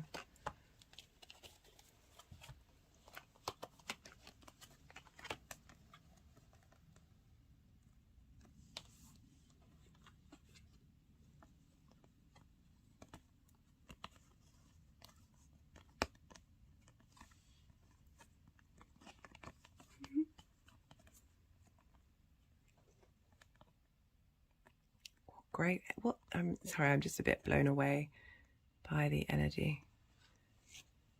Whoa. You know, very, very strong, powerful yin energy, receptive energy. But that is, it's not that you don't do anything. It's a cultivation. It's a nourishment of what you draw in before taking action. Love this for you, Gemini. Okay, I'm going to leave it at that. This is it's quite a powerful reading. I'm not surprised with that mutable energy going on. Be well until we meet again, Gemini. Taurus rising. How are you doing, Taurus? So when I talk about aspects, for those of you who don't have Taurus rising, the energies that I'm talking about will still apply. It'll just be in different areas of your life. But for Taurus rising, you have this transit of Saturn in your 11th house of hopes and dreams, groups and alliances. It's big friendship groups, the kind of people you want to draw in, who you want to connect with. And this energy of Saturn moving in here, that's really helping. You know, we've had Neptune moving through there since 2011, and you may have had sort of big fantasies and ideas, but not necessarily being able to bring them into concrete reality. There's lots of cultivation, lots of magic, lots of the ability to also share your hopes and dreams with your groups and your community, share who you are with that transit. With Saturn moving in here, it's giving more structure, it's giving more solidity. It will be breaking down the hopes and dreams that aren't working for you, breaking down the groups and alliances that you may be in that won't serve you long term, that may feel uncomfortable. But as I said in all these introductions, I feel that what Saturn's doing, it's going to be so much easier than what we're dealing with what we've dealt with over the last 5-6 years of Saturn being in its own sign. But there is a chance of things being shaken up, but it's for the good of the long term. And so it's gonna help establish and give a sense of authority in those groups. Perhaps if you are in a lot of groups and alliances, you're going to take a lot of responsibility on. Saturn likes to organize and bring structure and form during this time, but also might help you be more organized and structured with your hopes and dreams, and as I said, help bring them into manifestation. This Pisces energy sextiles you, Taurus, rising or not. But if a Taurus risings, it's sextiling your first house. This is your house. This is how you embody your sun or your moon in your actions. It's your body, your appearance, how others see you. It's very much your house. So you've got this sextile energy. This is supportive energy. This is an aspect of Venus, Taurus. One of your main rulers is Venus. So this is a familiar energy of this desire to connect, to create beauty, to to appreciate what you appreciate. Venus is very much about appreciation, but with this connection, with this sextile to the 11th, there's this sense of bringing about that spark, that creation, that sense of beauty, that harmonizing, that appreciation, that connecting with other people, and connecting to your own hopes and dreams. With you, Taurus, sun, moon, or rising, that's still a big impact on your life, that you're being facilitated here with Saturn's transit. And for Taurus, I should imagine, as all the other fixed signs, but particularly you, Taurus, you've had Uranus moving through your sign for quite some time now, and Saturn has been squaring that since March 2020. Squares are great. Squares are also difficult. As I often talk about my own chart, because I have a lot of squares and oppositions. There's magic to that, but it's also, that's a lot. That's a lot. And you would have had Saturn in your 10th house of your career, really shaking that area of your life up, giving you more responsibility, helping you get in line with what it is that you truly want to do, the ideas you want to put out for the collective long term, which is great. But I should imagine, with Uranus going through your first of, or your sun or your moon, like changes happening. This will ebb and flow depending on what perfection year you're in or other things that are going on with you. But to have that in your first house, that's bringing a new. Uranus wants you to be your authentic self. He wants you to be the weirdo that you are and not care about what anybody else thinks, and wants you to be able to embody that uniqueness of that, your individual self, but doesn't tend to care about the consequences of its actions. It helps release tension, and there may be things in your body and your appearance that you haven't been focusing on that sort of shakes things up and helps you be able to navigate and move through that. But now we've got support from Saturn. They won't be exactly sextiling for a while, for probably another year and a half, I think. But you've got by sign sextile. So sextiles, there's a soft energy to that, so it's going to be a very subtle energy during this time, but I should imagine it is also a welcome relief after Saturn being in your 10th house. So we're going to look to where Jupiter is, because Jupiter traditionally rules Pisces. Jupiter and Venus and Chiron and Vesta and Juno have all been transiting through your 12th house. Your 12th house is your hidden house. This is a place of solitude. This is a place of contemplation of the parts of yourself that may be hidden. This is the house of mysteries. It can also be very much linked into magic, into the occult, that which cannot be seen. It's a transition phase between night and day. And that's where all the magic happens, at dusk and dawn. And this is dawn, so this is the bringing the illumination of the light when planets rise. So even though it's the 12th house, the ending of the cycle, I love that paradox. That actually the way the planets move through the chart is, it's through in the day, is in reverse to how the planets move through the chart long term. It's just, I love it.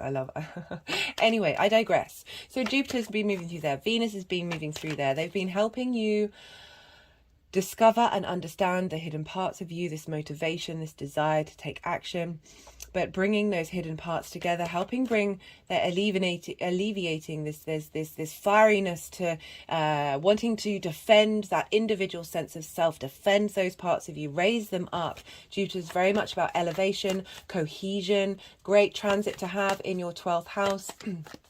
Really helping integrate those hidden parts of who you are. There's maybe a part of you that's very intimate to you that you don't necessarily share with other people, maybe parts of you that you are completely blind to, but these transits are facilitating you in order to help, along with Uranus in the first, of really getting you in touch with who you are. And this is all funneling into your 11th house of your hopes and your dreams and your groups and your alliances, so getting you to really get in line with what it is that you really care about, the goals that you want to do, where you want to head, what really matters to you. Great transit. So because what happens to the ruler happens to the signs that it rules. So Saturn rules Capricorn and Aquarius.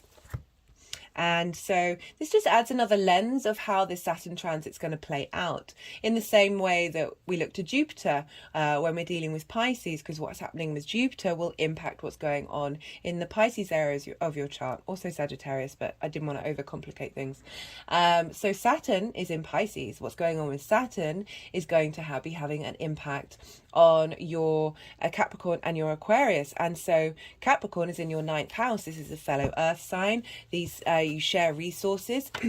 This is your higher philosophies. This is how you map out your society, your world, the universe, and your place in it. It's a place of perspectives. This can be mastery of something. This can be traveling somewhere that is unusual for you and immersing yourself in that area, in that land, in that culture, in order to broaden your perspectives. It's very much about learning and teaching. And enjoying the joy of that itself. And yeah, I love the grand earth, or the grand trine between the 1st, the 5th, and the 9th. I mean, I love all of them. They're all my favorites. But this is, the more we come to understand our higher perspectives, and you've had Saturn move through there before March 2020, of really reevaluating your structures, your long-term legacy. Capricorn is the 3rd and final earth sign. It's all about really getting in touch with the material world, and that's the cycles of time. That's what I link in breath work, regulating the nervous system, getting in touch with your body for the long-term practices that we as a species have had in order to facilitate that. It's also about, as I said, legacy, building things that are going to last a long time, and caring about tradition as well. But it doesn't just have to be linked into hierarchies. It can be a various number of things of being able to hold on to the past and incorporate it into the future. And then we've got Aquarius, which is your 10th house of your career, your life purpose, how the big outside world sees you. You've just had Saturn move through there. You're integrating that journey. These cards aren't wanting to come out at all. They're being funny with you, Taurus. And so you just had Saturn moving through there. You've integrated whatever lessons you've needed to learn. Your foundation should be stronger in your career. You've had more responsibility in that area of your life, and now you're able to dream a bit more. Now with that establishment of that area of your life, you are able to dream bigger and hope differently and extend your goals and the kind of communities you want to reach. I love that. So things are going to come up and facilitate Saturn's journey, and Saturn's journey through Pisces is going to facilitate those 2 houses, and it's a lovely, lovely feedback loop you've got going on. So, right, that's the kind of energy floating around for you, Taurus, during this time. We've got 6 aspects that I want to talk about. So we're going to be pulling 6 individual cards for the aspects. We're going to be pulling at least one, well, there's been more than one cards for some of the readings. We're going to be pulling at least one card for the energy of Saturn in Pisces. It's so far there's been a few cards for that one, because it's sort of highlighting what you've learned, what you've moved through with Saturn in Aquarius moving forward. And then a final card for how these energies, they're not one.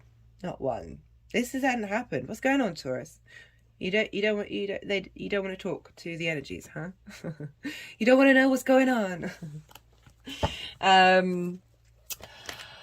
Final energy of how this is going to manifest moving forward. This is for the transit between the 7th of March and the 15th of May, while Jupiter is still, that definitely was going to flip. While Jupiter was going to move through the sign of Aries. I'll be doing different videos when they move into your own sign, Taurus. That's going to be exciting. Jupiter's going to be there for at least a year, I think. I'm really sorry, I'm terrible with dates. They just sort of drop out of my head. There's a lot of fog, in my mind. I love it though. You can't be good at everything. Or nothing, indeed. Everything all at once. what am I talking? I'm being ridiculous. It's an interesting, there's a trickster energy. Oh, it's probably because you've got Uranus in your sign. Oh God, I love Uranus. He completely shook up my whole life. Yeah, broke everything down. Completely, yeah, new landscape, very much. The chain breaker, the path clearer is how I talk to Uranus. I would love to hear your stories of what that's like to have Uranus move through your first house. Yeah, it would be be interesting to hear. So I was rabbiting on talking about the aspects. So 17th of March, the first aspect I want to talk about. This Venus will have moved into Taurus, into your sign.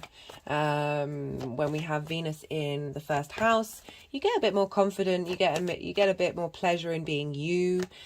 You maybe sort of change up your routine of how you look like, or just spend a little more care in your appearance and take care of your body. And there's just an ease in how you embody your sun or your moon sign during this time. And she's in her own sign, so she's really happy there. She's easing some of the pain. I don't want to say pain.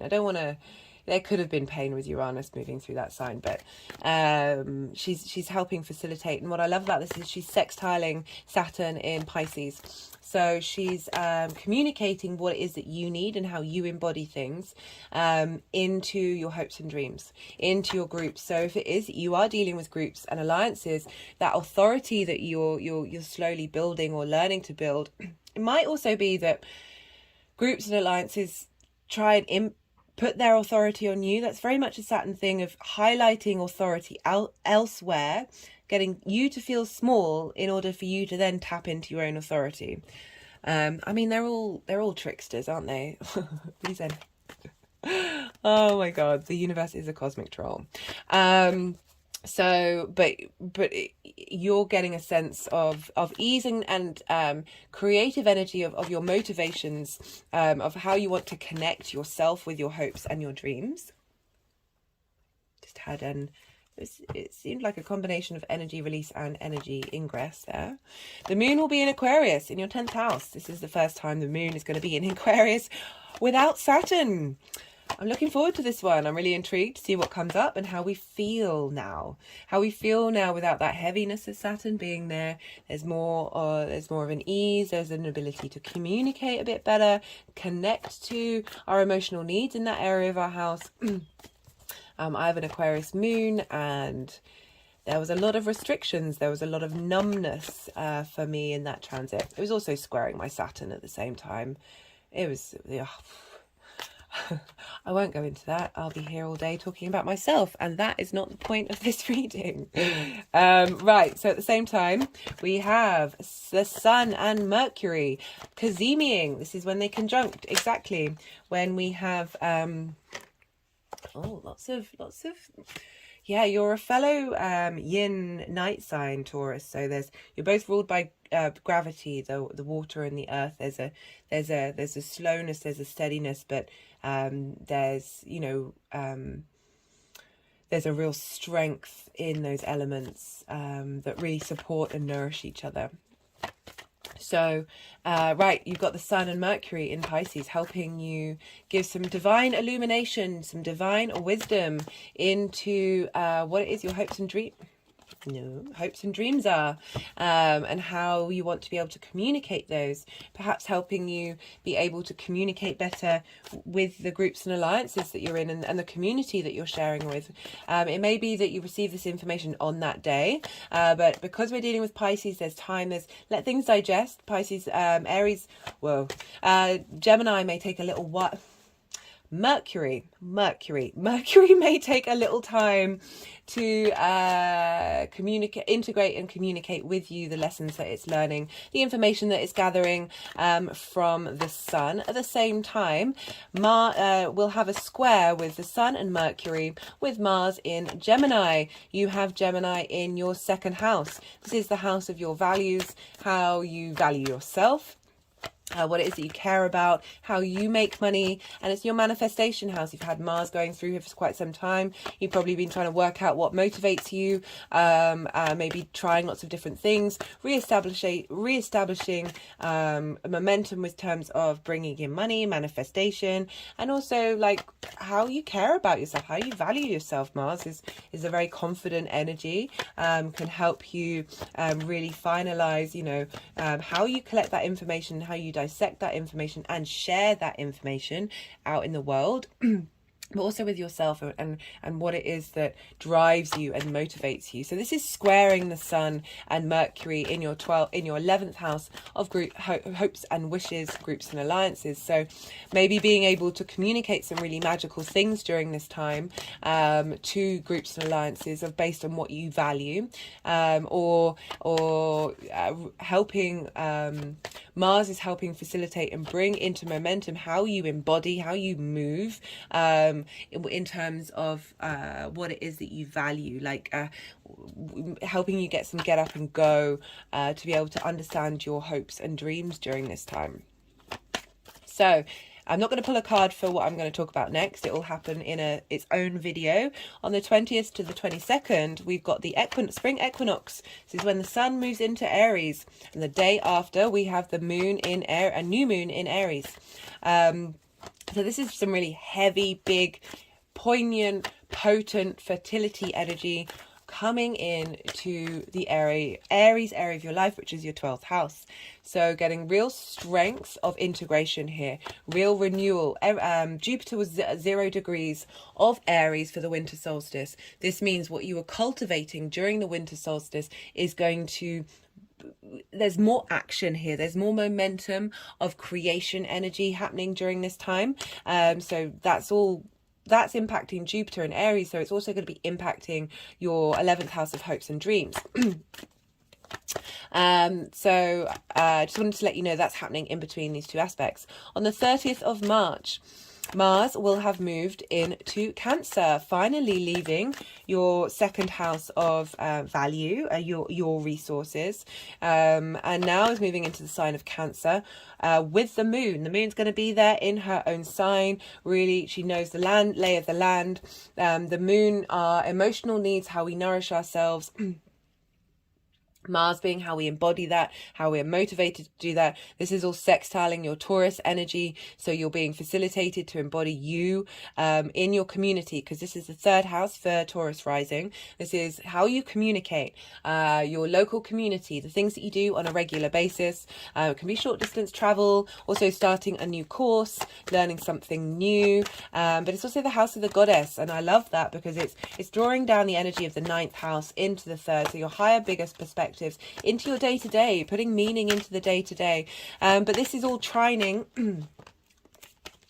This is all trining your Pisces energy and your hopes and your dreams, and helping you embody your emotional needs in the way that you communicate. Again, the way that you communicate your dreams are on a very personal level, or how you communicate in the groups, how you share information, and how you connect in a nourishing way in those actions that you take. At the same time, Venus will be conjunct Uranus in Taurus. That one wanted to come out. Yeah. I'm not going to read the cards until they're all out, because they move them around, for those of you who are new to my channel. Right, Venus will be conjunct Uranus. I would be really curious to hear what happens during this time for you, Taurus. This is so Uranus can be disruptive. Uranus is very much the maverick, the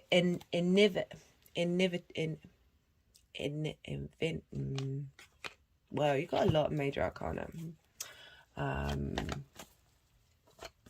I've noticed that, I think, with the individual signs, because Jupiter's going to be moving through these individual signs during this cycle, so there's big change. Regardless, right, what was I talking about? Venus, Uranus, the maverick, the chain breaker, the breaker of the clearer of paths, the inventor, but more what's that word? Where you are innovative. Is it innovative? That doesn't sound right. But just the ability to think differently, the ability to go against the grain, go against the crowd. Venus is coming along and going, hey, I appreciate all that you're doing here. I appreciate you, Venus, very much about appreciation. But I want to bring a bit more harmony. I want to bring a bit more beauty, a bit more grace into this energy. I want this to be able to be integrated, to be creative, to bring that sense of connection to that Taurian energy for Taurus rising, that first house, who you are, how you embody these things, all these interesting ideas coming through. Venus is going to help you connect to them and be able to embody them.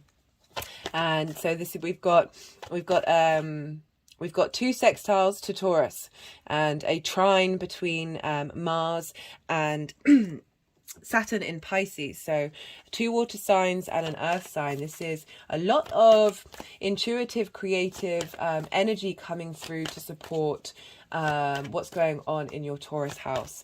Replenish the earth, and the earth give water structure. Love this energy coming through. Right, so the 11th of April, we've got another Cazimi. This time it's in Aries. I'm not doing all those cards. How many have we got? 1, 2, 3, 4, 7. So what was it? A minimum of 8. But I should imagine there'll be some more. So the 11th of April, Cazimi in Aries with Jupiter and the Sun.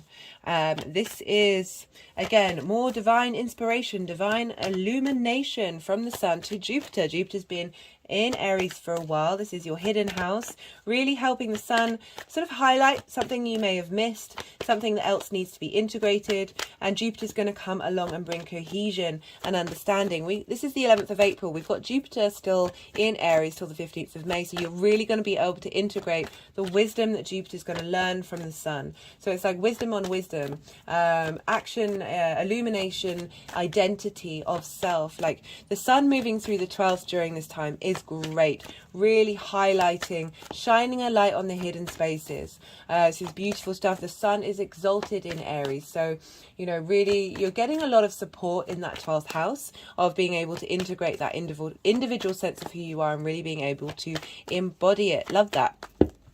So on the 14th of April, we have Venus has now moved into Gemini, and she will be squaring. Sorry, you know, even though I just counted, I have to count again. But they're still shuffling, so we'll see what else comes out. Yeah, Venus will have moved into Gemini. She is now entering the space where Mars has been potentially bulldozing since April, so August last year. And so Venus is coming along to beautify this area, to bring creativity, to bring passion, and it's more desire, more appreciation, more bringing things together, bringing in things, connecting, bringing in a sense of harmony and diplomacy after the potential conflict that was coming about with Mars, or the friction. And she's sort of sorting everything out. She's helping you embody and connect to the lessons that you've learned with Mars moving through Gemini, of your value system, and what it is that you care about, how it is that you make money. I'm just seeing if they want any more cards. Yeah, but this energy in Gemini, she's squaring your hopes and your dreams. This is the sort of the first proper square that we've got with Saturn.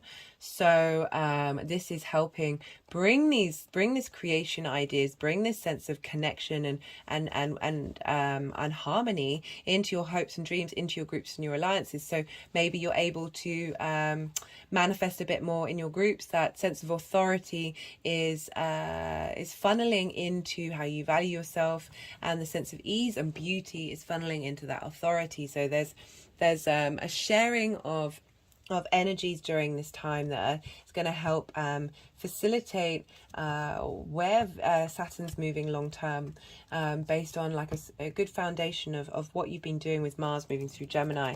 On the 18th, we have, so this energy is kind of around until the nodes leave Taurus and Scorpio.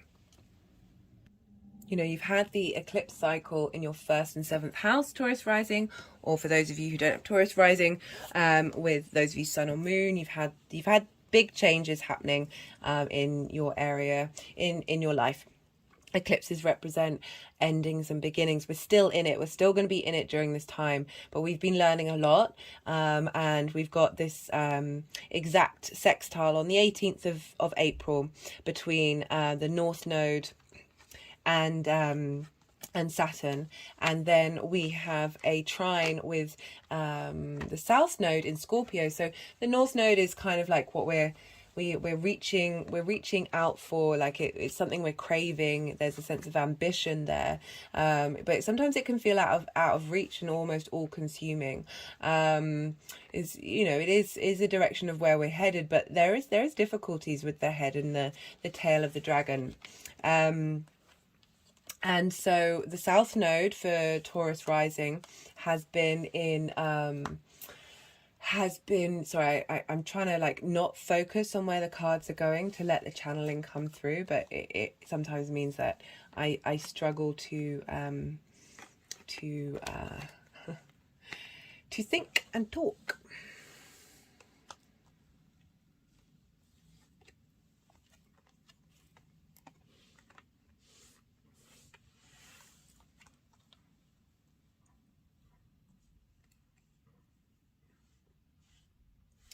One, two, three, four, 5 major arcana, Taurus. Whoa. And 2 queens. 2 queens. Where was I? The nodes. Right. So we've been going through a lot. We've been learning a lot. The South Node can be a distillation, a purification of that area of your life. Sometimes you go a bit more reclusive. You're learning to understand what it is that you need to keep with you in your being, or what it is that you need to transmute and change and use elsewhere. So this for Taurus rising is in your 7th house of your relationship. So you've, like all the fixed signs, you've had it going on. It's been intense. And this on the 18th of April, I really like this because it's a sextile to the North Node. That's about wanting to integrate and integrate and connect, bring about a sense of desire, a pleasure, an appreciation of what you've learned with that North Node into Saturn. And the trine with the South Node, they're sharing energies, they're sharing resources, they're what you've been distilling and purifying in your one-to-one relationships is going to be communicated with Saturn. And there's a sense with the trine of opportunities, of elevation, of wisdom. There's a generosity there of all this information funneling into Saturn right at the beginning of its journey, in order for it to be like, right, okay, this is what's being cultivated, this is what needs to be established and move forward. On the 13th of May, the final aspect, Venus will move into Cancer. This is trining Saturn in Pluto. Sorry, Saturn in Pisces. It begins with a P. I tend to mix things up. And at the same time, the moon is conjunct Saturn in Pisces. I love this because we've got moon on moon action here. We've got Venus in Cancer and we've got the moon. So whatever's going on with the moon is affecting Venus in Cancer, is affecting that house, and the moon is conjunct Saturn. So this is a time of, and this is all sextiling your Taurian energy. So again, more harmony, more support. There's a lot of inspiration around at this time rather than action. It's a cultivation period. And so with Venus being in Cancer, helping you be able to bring harmony in how you communicate, this sense of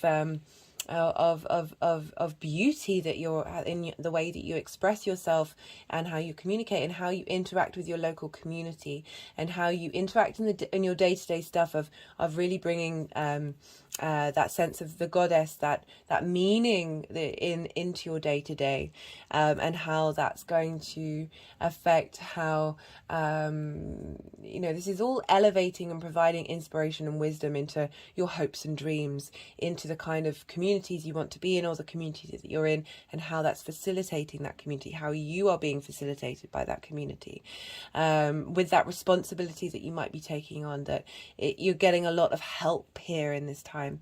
And the moon conjunct Saturn is like, and this is the second time she will have been around the cycle, so it's not the first time she's gone round the zodiac to meet Saturn. She's done that already. She's kind of got the lay of the land. Now she's gone round again, so she's very aware of what your emotional needs are in terms of that 11th house. And with Saturn, she's being able to communicate that. With a Saturn moon aspect, it can be difficult. It can feel like your emotional needs are restricted.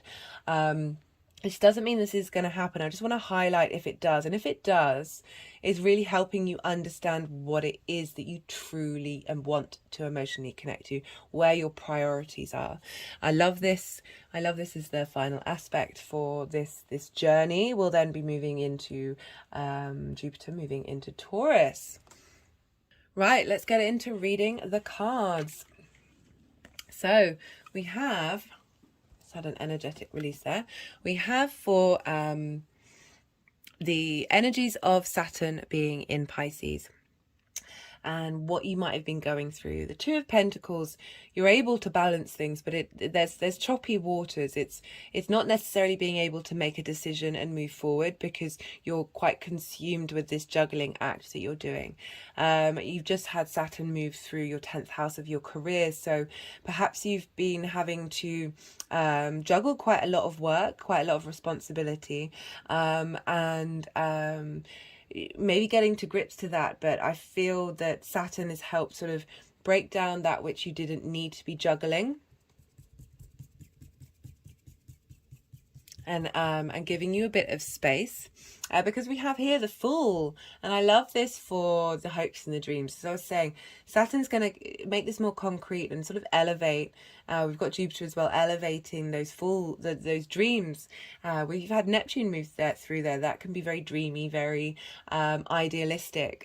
We've very much got the Fool energy here, but the Fool is moving, is starting a new journey. There's a sense of a movement, of change, but being able to walk through the world, especially that fixed energy with all those squares and oppositions. As I said, difficult, but also wonderful. And I feel like what you've learned from this, you're able to now look at the world, look at your hopes and your dreams in a fresh new perspective.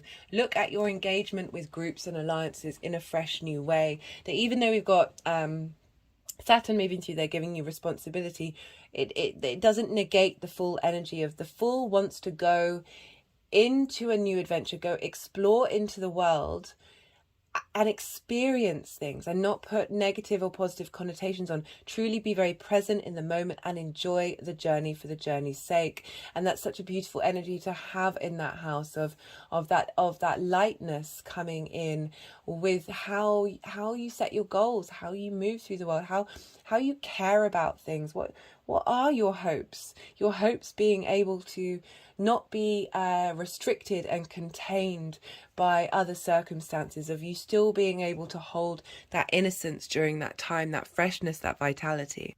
So let's see if they still want these cards to be in the same space before I read them. It always tickles me when they do this.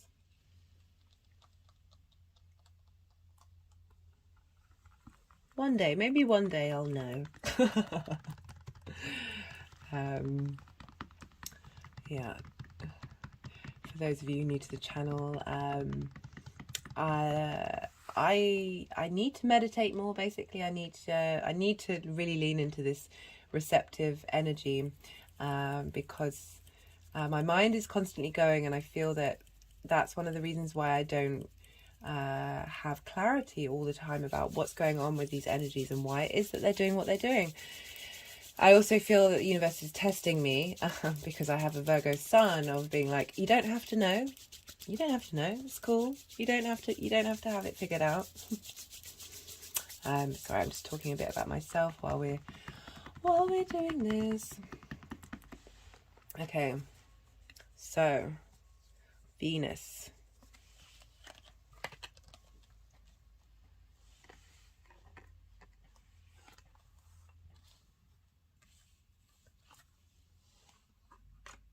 Hope you can see what they're doing.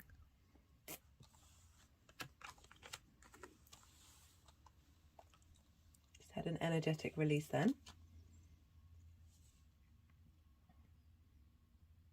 Very lovely, powerful cards.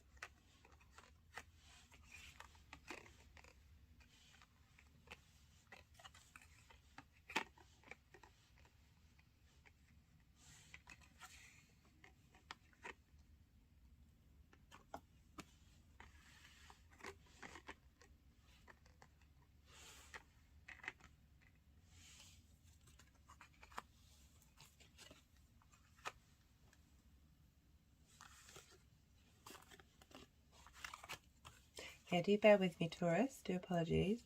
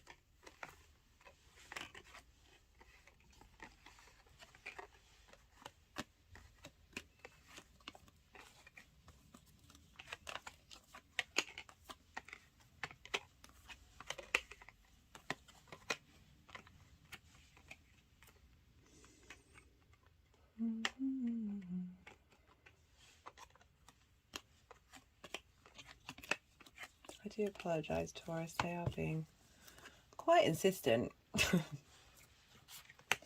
It's not as if we've all got things to do. We're all busy people, guys. I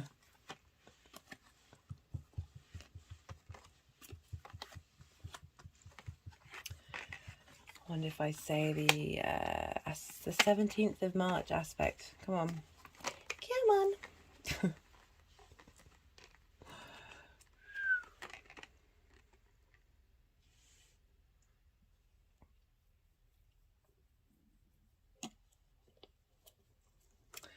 Okay, I'm going to go. I'm going to start going. Otherwise, we might be here all week.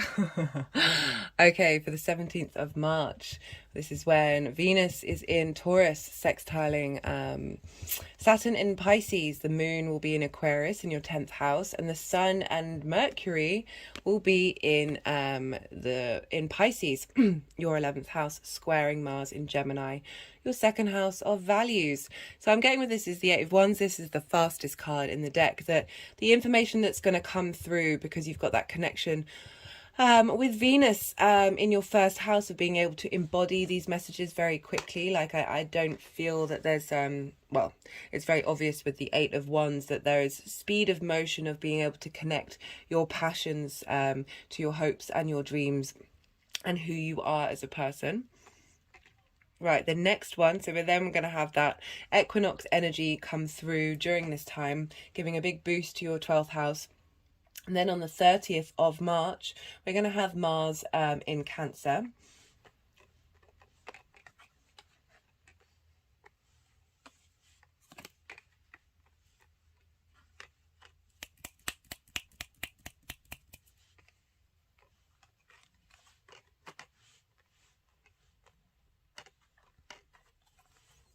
we're going to have Mars in Cancer with the Moon trining. Apologies, I had to pause. I've got a bit of a cough at the moment. Trining Saturn in Pisces. This is the Page of Pentacles. This is being able to communicate a fresh lease of life in terms of the way that you look at work. Maybe a new job opportunity may come in your local community. But I really do feel that this is revital. You know, you've got a Page and the Fool. You've got a lot of youthful energy coming in about how you're looking at that. Despite the heaviness of Saturn, you've got a lot of energy. Also, the Eight of Wands. You've got a lot of energy here to be able to cultivate this area of your life. So this is also when Venus is conjunct Neptune and Uranus in your Taurus energy. So being able to integrate quickly new ideas, new ways of thinking, of being, of embodiment. On the 11th of April,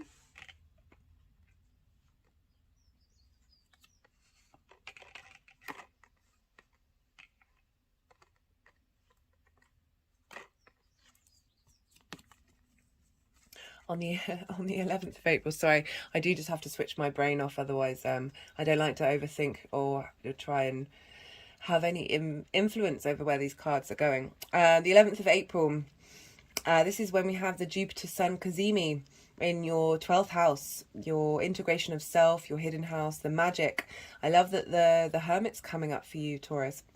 This is about wisdom, going inward, really studying and understanding yourself, your sense of self. It has the Star card in the Lantern. It's about illuminating things in the darkness. The Hermit's also the wild man in the woods, understanding omens and messages coming through, which is quite funny with the Sun.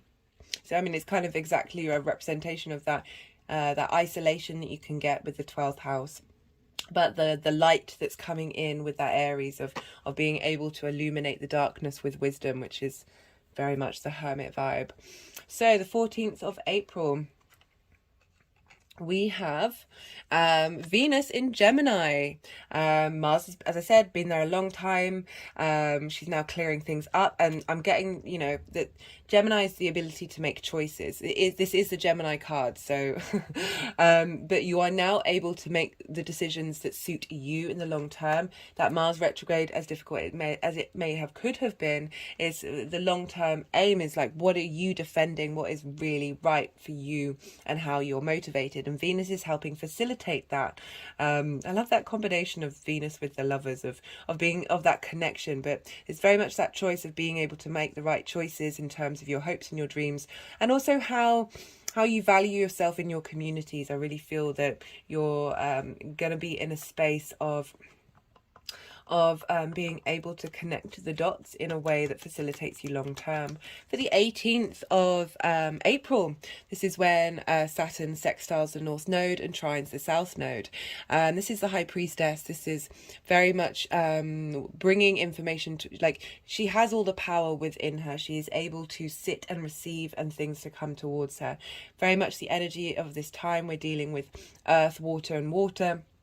Very yin energy, night energy, and really asking you to just sit during this time of being receptive and let things integrate and grow, and really being able to tap into your intuition and discover maybe hidden things that you didn't realize that you have learnt during this process.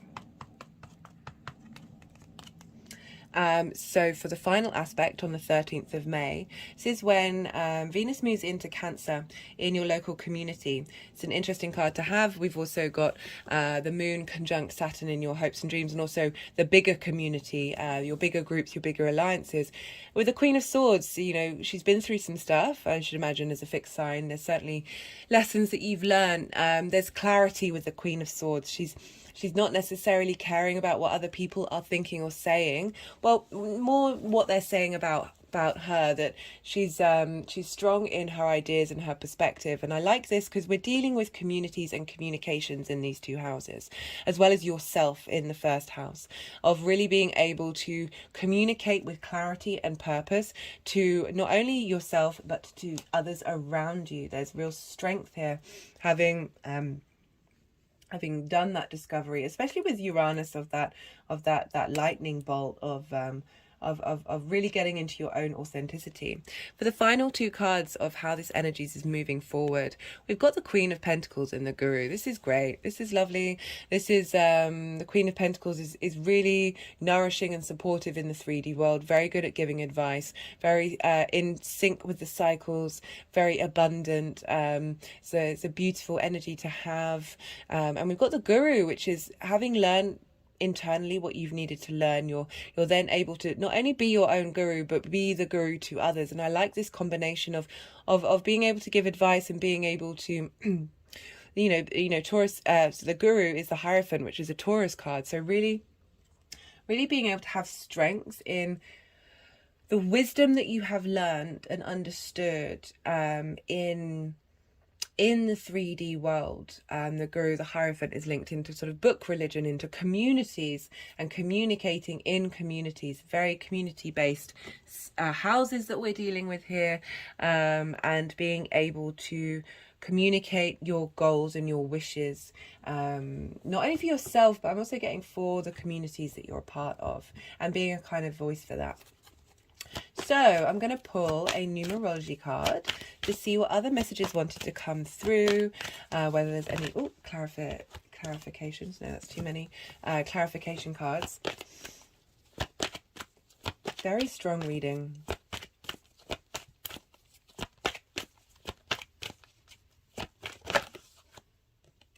We've got environment. You know, as I said, we're dealing with communities. Community sign, sorry, house. I'm now 4 hours in, guys. I try and not let my energy flag. I don't want to do anyone a disservice, but do bear with me if my words are getting tangled. So we're dealing with the 11th house of your groups, of communities, you know, your environment, cultivating your own environment, your own sense of self in your environment, and how that looks like for you. Let's see what else wants to come through. Whoa.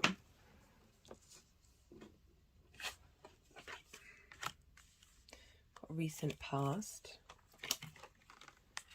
with the Two of Pentacles. I mean, that's already something that we know, guys. We didn't and the future card.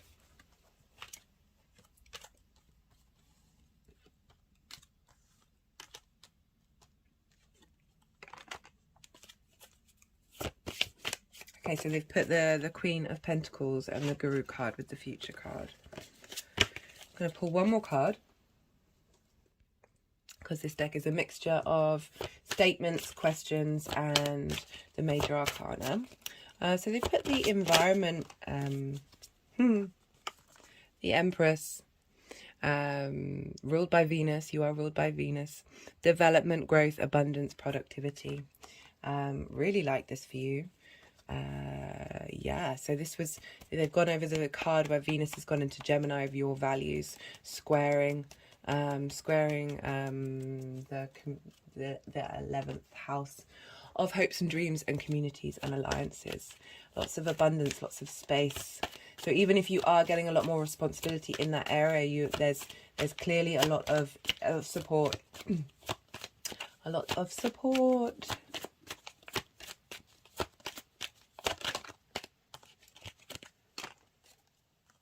Got resistance, Gemini in Taurus. Interesting.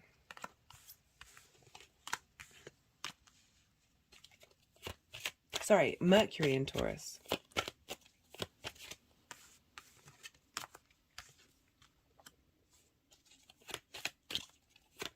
So they've put it with, oh, you can't see, can you? They've put it with the Two of Pentacles in your recent past.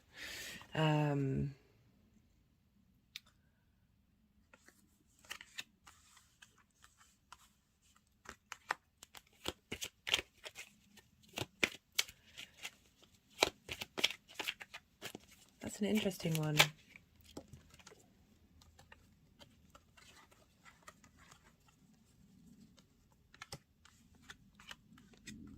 Got resistance and bluff. Jupiter in Gemini.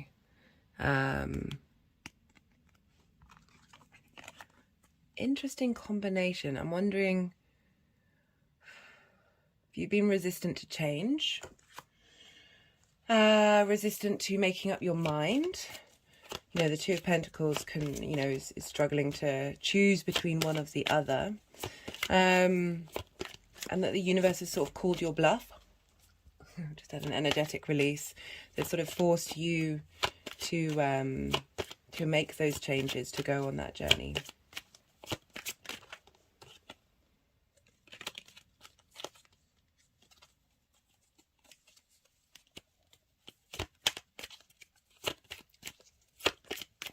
I'd be really interested to hear from you, Taurus, to see if that resonates, because that could just be a specific thing for somebody, where those particular words are really going to resonate. Let's get one more that isn't linked into the recent past. Where we're headed, what we're doing.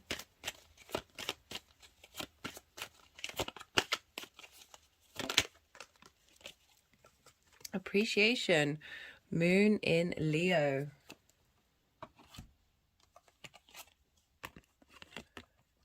Feels like you're going to be appreciated for your wisdom and advice. Love that. Love that for you, Taurus. Really beautiful energy coming through. Love that. Okay, right, we're going to leave it there, Taurus. Be well until we meet again. Aries rising. How are you doing, Aries? For those of you who don't have Aries rising, when I talk about aspects and therefore the sort of energies that are communicating at this time, that will still apply, just in different areas of your chart. But for Aries rising, you're having Saturn transiting through the 12th house. Saturn has its joy in the 12th, so Saturn really likes being there. It's a great it's a transit that is supported by some traditional practices in Hellenistic astrology. So Aries, you have so the 12th house. The 12th house is the hidden house. It's the house of mysteries. This can be a house of isolation.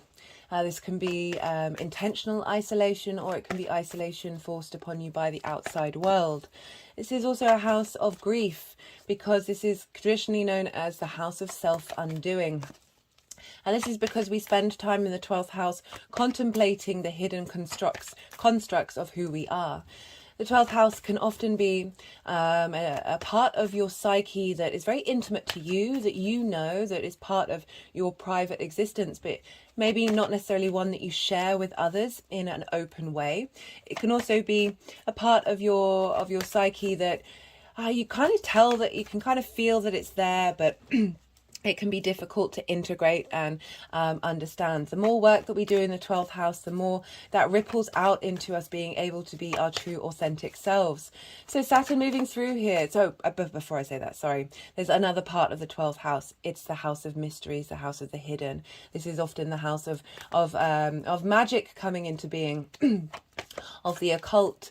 As I said, that which cannot be seen, magic is just science we haven't figured out yet. So Saturn moving through here and enjoying all of those things, enjoying that seclusion, that sense of separation from the world. But I find with people who have Jupiter ruled 12th houses, this can mean that they're a bit more adventurous and expansive and wanting to be out in the world. But yeah, a bit more with Sagittarius, but there's a sense of generosity here in that house. So it's not as brutal as it could have been if you've got a Saturn ruled sign moving through here. So in the terms of that isolation, it might mean that you're connecting with others while contemplating about things about yourself. It's helping bring structure, helping you bring a sense of authority to understanding those hidden parts or the magic of the universe. It's you know, the more we integrate the 12th house, the more we understand the hidden parts of who we are, the more we can have our own internal authority. We've got this very powerful combination of what's going on with Aries and Pisces at this time. I feel like it's a really poignant part of our evolution cycle for the collective, and you're engaging with it in a very personal way, Aries.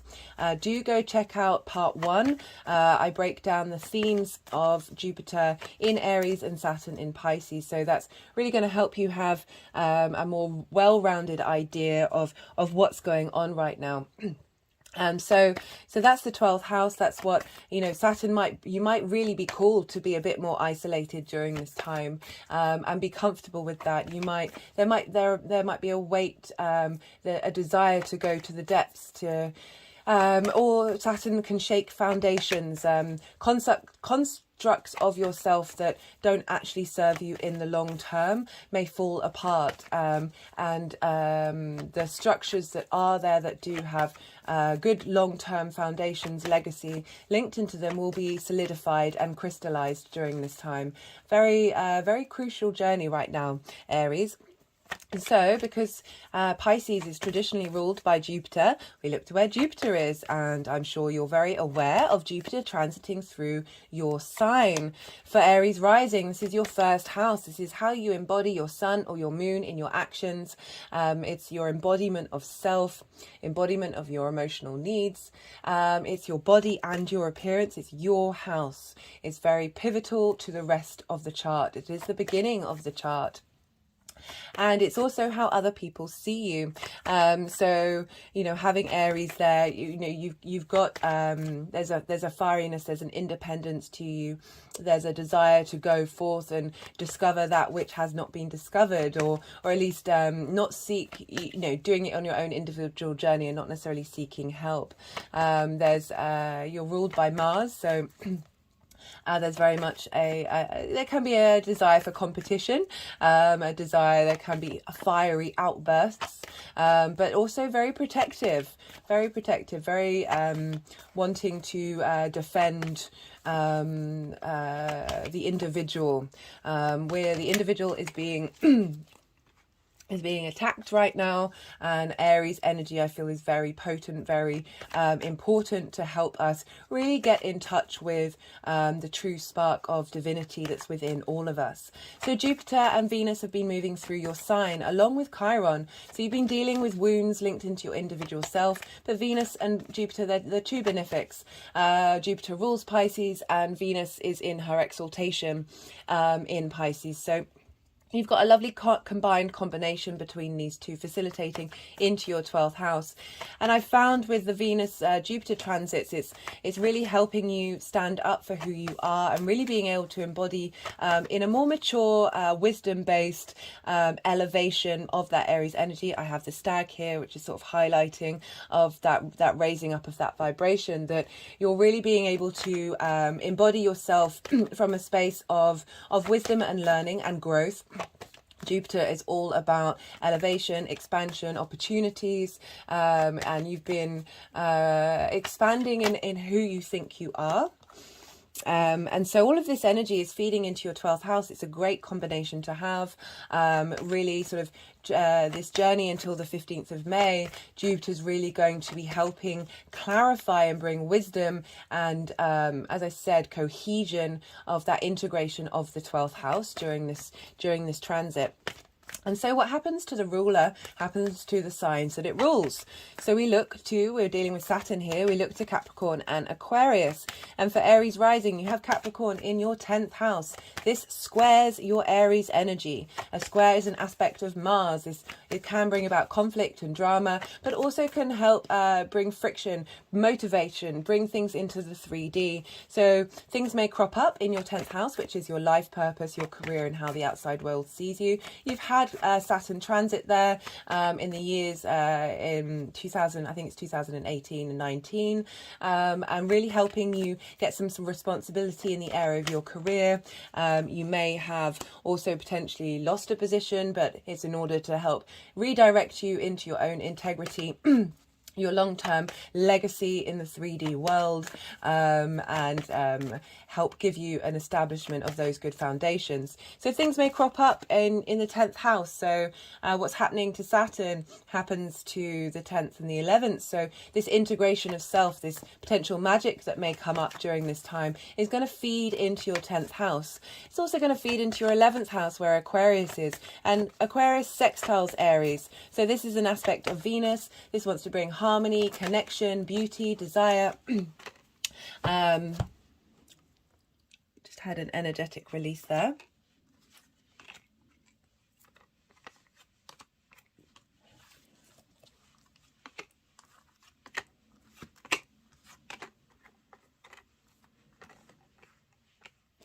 And I do apologize, this will happen throughout the reading, where I surrender my mind and let the channeling come through, which means I don't, the capacity to think and talk diminishes. Right, so sextile with Aquarius, there's an appreciation here, there's a sense of beauty, creativity, what moves you, what desires you have, that desire to connect on a relationship basis. And this is the 11th house of hopes and dreams. Just had an energetic, it was amazing. I've had this a few times during these readings of it feels like both an energetic release and a drawing in of energy. So this is the 11th house of hopes and dreams. This is also groups and alliances, the kind of people you want to vibrate with on a connect with on the similar vibrational level, the kind of places that the friends that, you know, it's your friends in your groups and your alliances of. And this is facilitating your Aries energy. This is sextiling. And you've just had Saturn move through there. You may have had more responsibility in your groups and your alliances of wanting, of having more authority. Saturn wants to bring us a sense of authority into that area of our lives. It could have meant that you may have felt authority from those groups and alliances that's helped you get in line and understand your own internal authority. Also, bringing structure and form to the ideas you have about your hopes and your dreams. So things may come up to help facilitate those areas of your life during the Saturn transit. Now, that's the energy for Aries going on at this moment. Obviously, that Jupiter energy is conjunct what you've got in Aries. Very powerful energy, very illuminating energy. So there's 6 aspects that I'm going to be talking about. So we're going to have a minimum of 8 cards. Often there's been more than 8. So we're just going to see what comes up. I won't read the cards until I've finished talking about all the aspects, and then we'll read the aspects in relation to what cards have come up for those. There's a lot of information here. I do appreciate that. The description will be, I will write out in the description box all the aspects, so you don't have to worry about remembering these things off the top of your head. Right, on the 17th of March, Venus will have left Aries and moved into Taurus, and she'll be sextiling Saturn in Pisces. As I said in the introduction, all of these transits are all very linked into the personal planets, particularly Venus. Yeah, Venus is kind of the main one for this journey of really helping you get in touch with what moves you, what do you appreciate.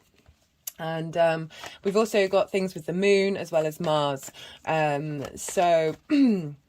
Right, sextile, she's moved into Taurus, your 2nd house of values, what you value, how you value yourself. It's your resources, it's how you make money, it's how you manifest. So she's communicating to Saturn at this time, hey, whatever you're going to be doing in that 12th house, I want that to get in line with the value system. The more we come to understand ourselves in the 12th, the more we're able to appreciate who we are and have a greater sense of value for who we are, and therefore the things around us, and then how we're able to manifest in the world. So very supportive energy, again, a sextile aspect of Venus. This is inspirational. This is cultivating creativity, cultivating a desire to connect, to appreciate, and to bring a sense of beauty and understanding to who you are and what you value. This and then how to integrate that into the 12th house. At the same time, the moon will be in Aquarius, and this is in your 11th house of hopes and dreams. This is the first time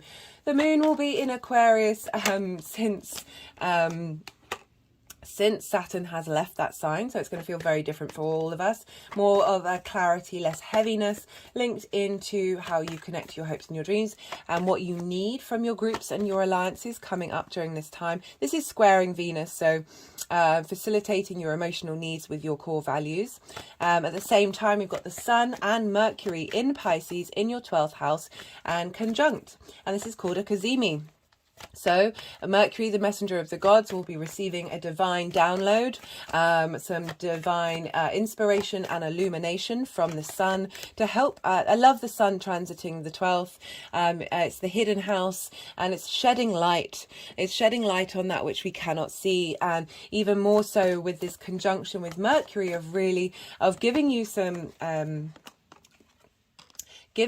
clarity of what might need to be revealed during Saturn's transit, what magic there might be there. There's lots of ways of looking at the 12th house.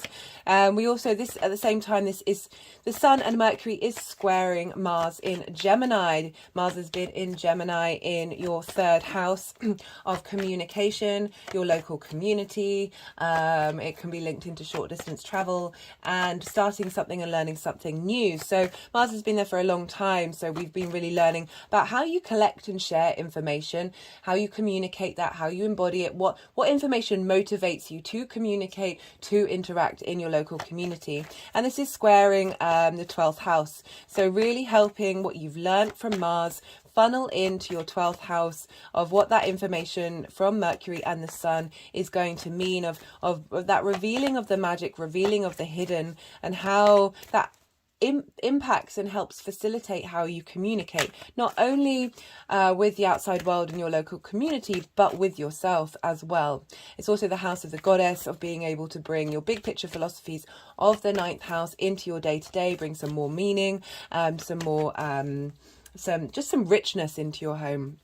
So the next thing I'm going to talk about, I'm not pulling a card for, because that will be in a separate video, because on between the 20th and the 22nd, we will have the spring equinox, and the day afterwards, the moon will move into Aries and join the sun in a new moon. So we've got some big energy coming in for your Aries area of the Aries area of your life. That's your 1st house, Aries rising, or wherever your sun and moon falls in your chart. This is very potent energy.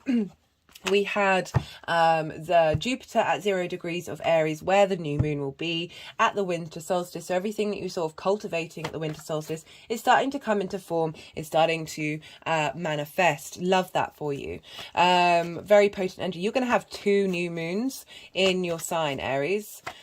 Whew, wow. And then the nodes are moving in. Well, yeah, that's all in the future. Anyway, right, the 30th of March. How many cards have we got? 1, 2, 3, 4, 5, 6, 7, 8. Right, I still feel like there's some more cards wanting to come out. The 30th of March, this is when Mars has finally left Gemini and moved into your 4th house of where Cancer is. It's moved into Cancer. The moon will be there as well. So this is really facilitating, and the moon rules Cancer. So this is really facilitating your emotional needs, how you nourish yourself, how you nourish others, and how you embody that in your actions with Mars. And this is all trining Saturn in Pisces in your 12th house. So trine is an aspect of Jupiter. So this is bringing about inspiration, elevation, growth, expansion, opportunities. So really helping, they're sharing information, they're of the same element, they're sharing resources. So your embodiment of your emotional needs in your home, your private life, your parents, your foundations, it's a very intimate space. It's also linked into the ancestors, of really being able to to share with Saturn what it is that you need to uncover in terms of your emotional needs and how you are nourished and how you want to take action in that way with people that are your nearest and dearest.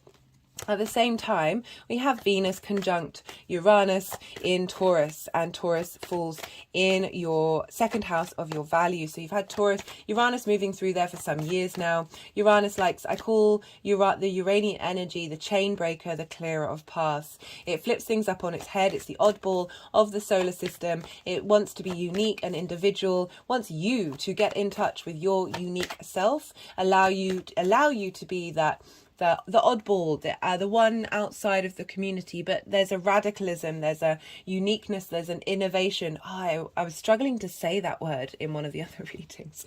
There's an innovation there. And Venus conjunct Uranus, that's really enjoying that uniqueness, really being able to enjoy the value of your uniqueness, and being able to bring about a sense of harmony to the potential disruptiveness of Uranus during this time.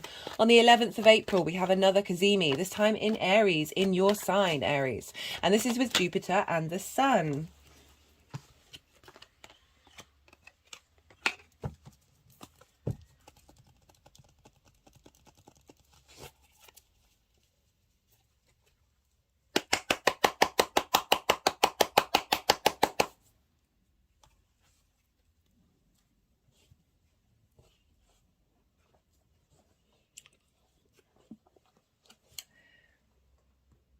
So they've started putting the deck underneath the speaker whenever they've finished, and they were just doing some energetic movements with the deck just then, just to let you know what was going on. Right, so we've got a lot of cards. I'm going to keep talking. So we've got Jupiter conjunct the Sun. Jupiter's been helping elevate your sense of self, giving you a sense of expansion, a sense of wisdom of who you are and how you embody your actions.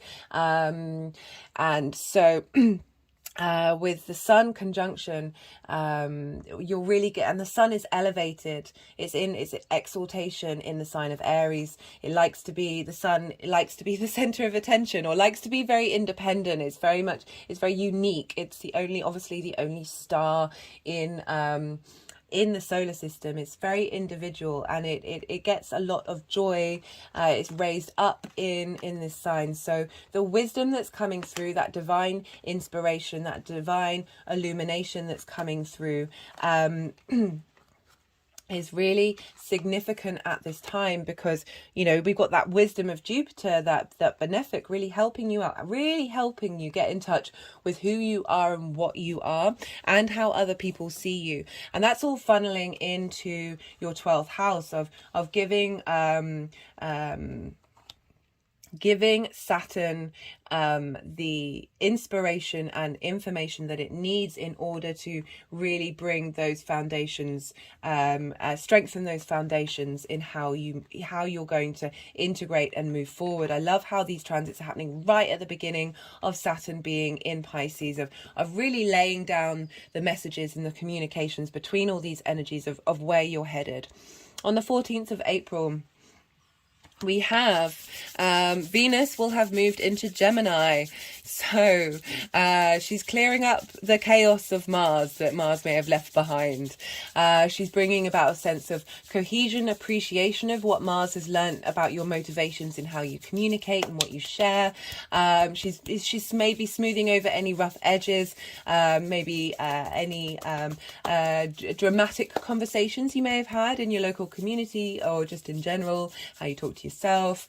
And she's really helping bring some beauty, bring some pleasure, bring some desire of how to integrate this this Gemini energy. And this is all squaring Saturn in Pisces. So this wanting to bring into being this sense of cohesion of details, of ideas, of that communication into your 12th house.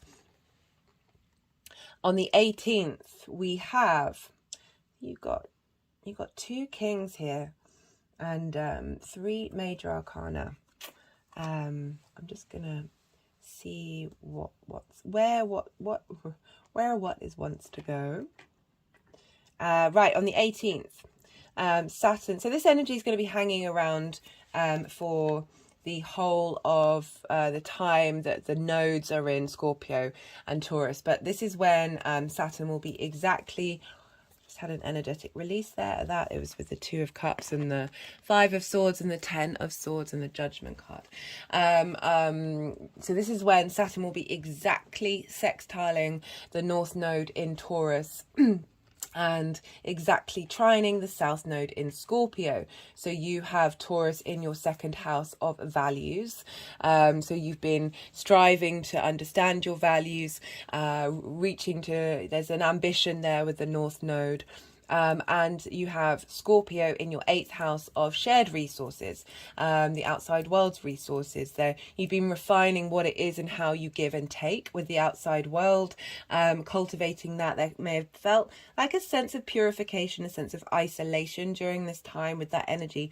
But we'll still be in that eclipse cycle. Eclipses represent endings and beginnings, big endings and big new beginnings. And we're still in that during this time. But I really like how these energies with that sextile, you know, that desire to appreciate what you've learned with that North Node in your value, appreciation of you, of wanting to be creative with that, wanting to connect and find harmony with that, funneling into Saturn in your 12th, the trine from the South Node, again, 2 water signs, they're sharing information, they're sharing resources, of letting Saturn understand what your give and take is, how you want to have balance in your life with how you share your resources and how the world shares its resources with you.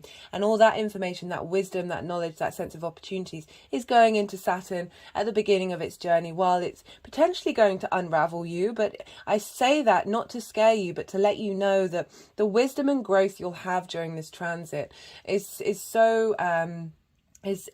huge. Is huge, Aries. There also might be a sense of anyway, right, the final aspect is the 13th of May, and this is when Venus is going to move into Cancer, your 4th house, and she'll be trining Saturn.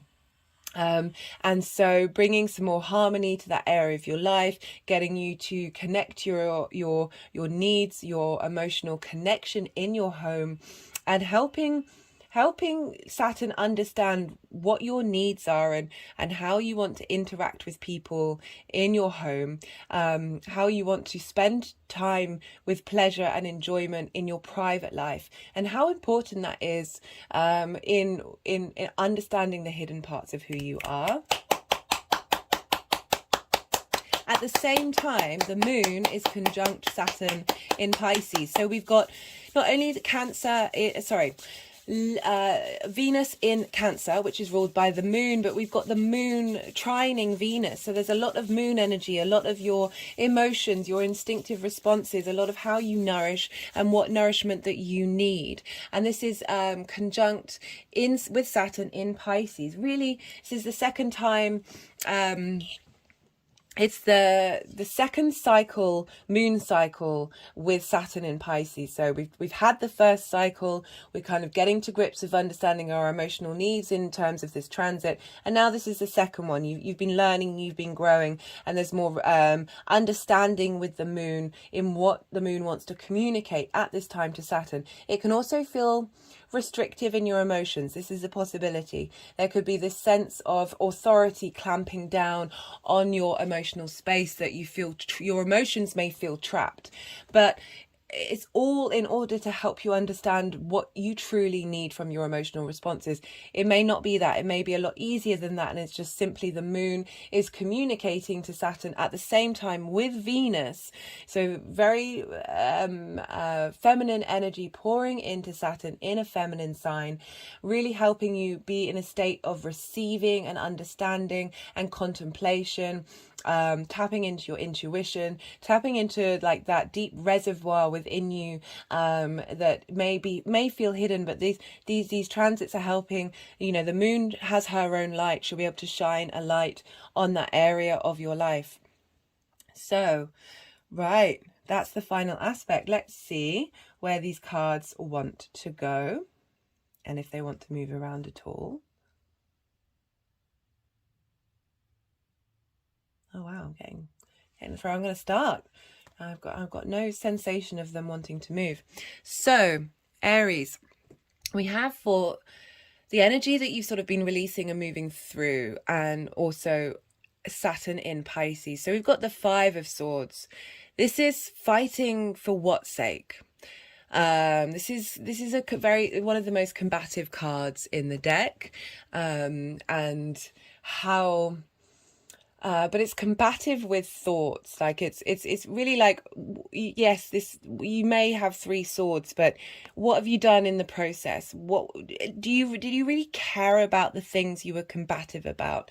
And I feel with this linking into the 11th house of where Saturn has just been, of maybe there's been some falling, there's been issues, and you've been struggling with working out what it is that you care about, and the thoughts that you have, and how you communicate those thoughts in those groups and alliances, or with your own hopes and dreams that maybe you've been fighting against yourself during that time. But Saturn's helped you reevaluate and understand what it is that you truly want, and maybe sort of tempered that fighting spirit. But we have coming for Saturn in Pisces. It's interesting. We've got so we've got a knight now, so another sort of combative energy. You are ruled by Mars, Aries. There's no getting around it. But the Knight of Cups is the gentlest of the knights. You know, I always look at Mars of what is it that you're wanting to defend, rather than the. I mean, it is very much linked into conflict and can be aggression and frustration. But I love the Knight of Cups coming up here for you for that 12th house transit. I love that this is really highlighting that Saturn wants to defend your emotional space. We're dealing with water, Pisces, the collective emotional unconscious, of getting you in touch with that emotional depth that you have, that deep reservoir of the ocean, and knowing that you are protected during this time, during this potential space of unraveling. This is potential space of feeling very vulnerable with Saturn moving through your 12th. But you are, Saturn is doing so in order to protect you and give you strength in your emotional capacity. Love that, Aries. Love it. Right. So the first aspect, the 17th of March. I'm going to see if they want to move the cards around. They do have a habit of doing so.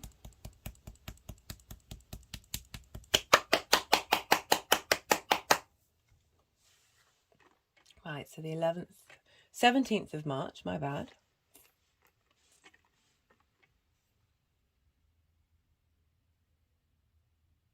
So strange. This is the calmest the energy has been. There's a real certainty and stillness. So this is when Venus is in your second house of values. And this is an interesting energy, but also we do have the conjunction with Mercury and the Sun in your 12th house that's squaring that Gemini energy. So I feel like messages are coming through quite quickly for you during this time with that Cazimi, to really help you understand your own value. There's a speed with the Knight of Swords. It's potentially rushing in, but because we're dealing with the Cazimi, I feel like as I said, what Mercury wants to transmit is going to happen quite quickly. It may happen, this may come about in your day-to-day, people that you may meet. But I just feel that your ability to communicate those hidden parts of yourself, or really start to integrate them, I feel like the messages that are coming through are going to be quite, there's speed to them, and there's clarity to what's being said during this time. On the 30th of March,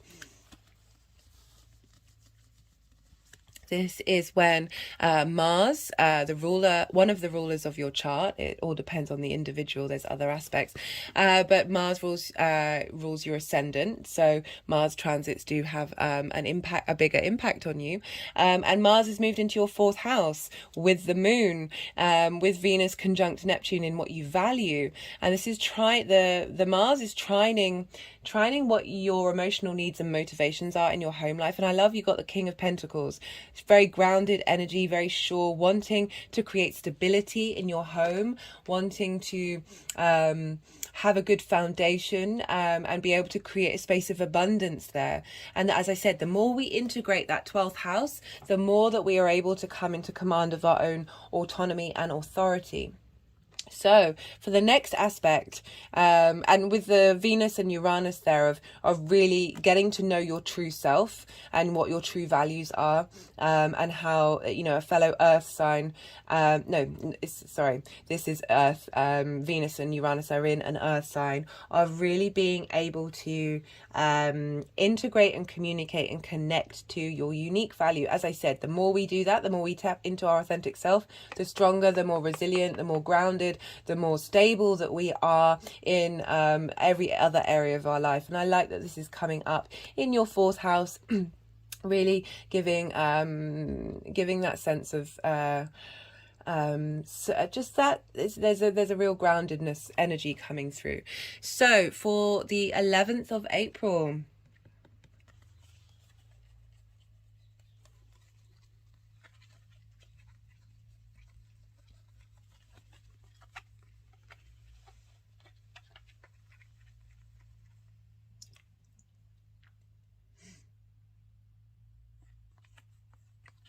so interestingly, while my thumb was over the head, Aries rules the head, I had an energetic release.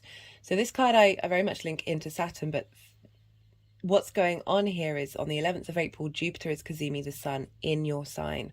This is about good at giving and receiving. So this is there's a sense of being given support, and from someone, from a energy or an entity, that there's a sense of they have more of a there's a hierarchy here, but I mean that in a really positive way of learning from a teacher, of being in receipt of information from a teacher. And that's exactly what's happening with the sun conjunct Jupiter. You've got this illumination, and Jupiter's very much linked into teachers, into wisdom, into knowledge, and really being able to integrate that. Interestingly, my thumb's just gone over the chest, and the sun is ruled, the sun rules Leo, and Leo rules the heart space. So getting your head and your heart in alignment. I'm just getting that message come through. It may not resonate for everybody. And so you with Cazimi's, this is exactly the card. We are being given information that is from a higher perspective. And this is after like the 5 of Pentacles, where you felt shut out, you felt not supported. This is very much the universe coming in to give you some support, and particularly in that 1st house of really being able to embody that essence of who you are. I love that. And that's, again, funneling into the 12th house, because what happens with Jupiter has an impact on Saturn in Pisces, of that strength of that individual of that 1st house, the power of that 1st house transit that you're having, moving into the 12th, sharing that information. Beautiful. Love it. Love it for you, Aries. So on the 14th of April,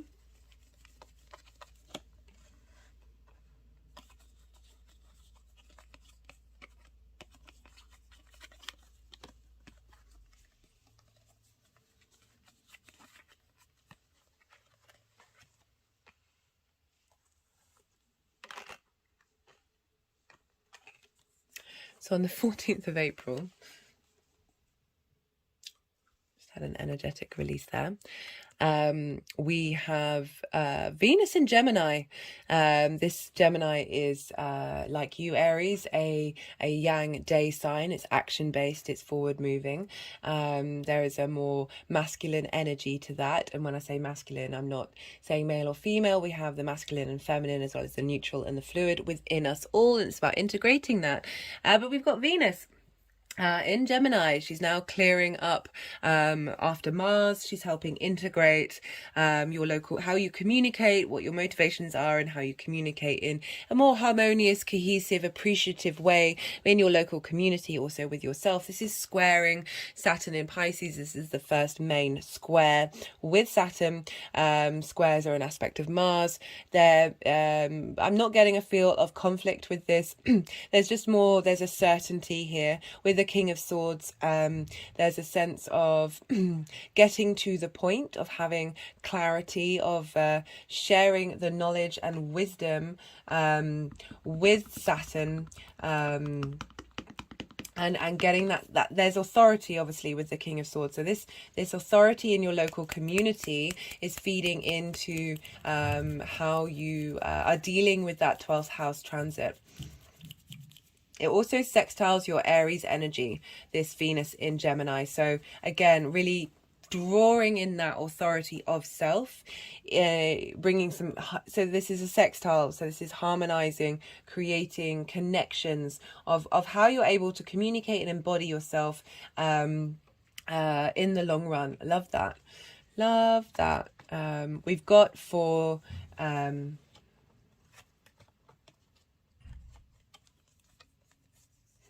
it's the 18th of April. This is when Saturn is sextiling the North Node and trining the South Node. As I said, this is a time of integrating the lessons that are coming through. The World card is a Saturn card. This is about having done the hard work of getting to know yourself. You are then opening the world up to you. You're sort of, the more you understand and integrate your own being, the less sort of boundaries that you need in the world. You know, it's very interesting, Saturn and boundaries. It's both, I feel the boundaries are there for us in order to get rid of the boundaries that don't work and don't serve us. But so this is the integration of the information that you've been learning about your values, Taurus, your resources, and the outside world resources, and the give and take between the two. The World card is a very positive card. It's saying that there is opening up. You're opening up into the world now with that integration. And as I said, all of this funneling into the 12th house, which is sort of helping reveal and understand your true core needs and where you're headed. On the 13th of May, for the final aspect, we have Venus in Cancer in your 4th house of home. At the same time, the moon will be conjunct Saturn in Pisces in your 12th. The moon rules Cancer, so what's going on with the moon is funneling into Venus, into your home. And Venus is trining both the moon and Saturn.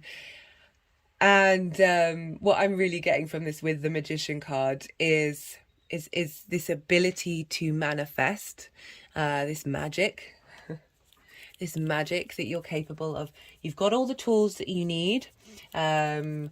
You're bringing them into cohesion. You're creating the space during this time, because remember, these are trines, so this is about inspiring, this is about cultivation period, that you're really sort of accessing your own internal magician. My hand is just tapping on my heart chakra and over the solar plexus. And the Magician is all about taking action and creating from the world around it. So perhaps there's a little ritual you want to do on this day in your home with things around you that you want to sort of facilitate Saturn's journey at this time. The moon, as I said, she's now gone through the second cycle round the zodiac with Saturn being in Pisces. So she's knowing what she wants to do. She's knowing how she wants to move forward. So for the final two cards, very interestingly, we have the Ten of Swords, which is, it's the end of the road with the feeling of being betrayed, the feeling of being stabbed in the back, of this sort of combative mental energy. It's perhaps those hidden parts of you have felt like a betrayal, have felt like you haven't been able to access them and understand them. So you felt quite trapped and quite hidden, quite unable to coexist with them. Also, you know, with the swords, they're all in the spine. We have a lot of trauma, ancestral trauma, collective trauma, past life trauma in our spine. It's linked into our Kundalini energy. The journey that you're going on, so this is the energy moving forward. It's not the culmination energy, but it's certainly energy that you're taking forward of this exploration of these pains, of these hurts. As again, it can be the house of loss, it can be a house of grief, of that. But once you look at those things, you look into the darkness, that you're capable of doing so. We've got the Judgment card, which is basically resurrection. So it's the opposite of this, but sometimes we need to go through this in order to get here. We need to feel like we can't move in order to truly contemplate all the different parts of yourself. So the judgment is about all the different aspects of yourself leveling up. We're dealing with the 12th house here, this integration of the hidden things. Love this spread for you, Aries. This was a good one to end on. I mean, they've all been good, I can't lie, but it doesn't mean the enthusiasm that I have for this spread isn't just as valid. Sorry, I really struggle with when, like, I feel like I'm having favorites, because then I just feel like everyone else feels that that's negating the other experiences, which is not my intention at all. I'm sorry, Aries, I am nearly at 5 hours, so I'm going a bit loopy, can't lie. I'm already very loopy if it wasn't obvious enough. So we've got self-discipline here. Yeah, I'm really, with the 12th and the 1st, really getting you to understand yourself and getting in line with who you are.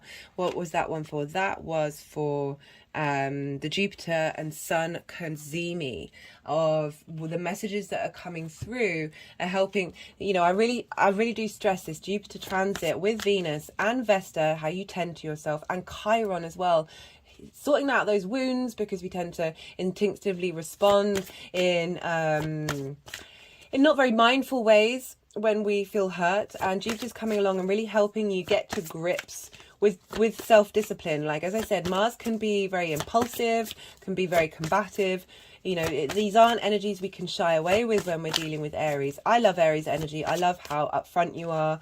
I feel like there aren't very many masks with you, Aries. I mean, it all depends on the person, but that you're really able to, because this is with the Aries rising, this is an embodiment of your sun or your moon. You may have your sun or your moon in Aries as well, but this is an embodiment.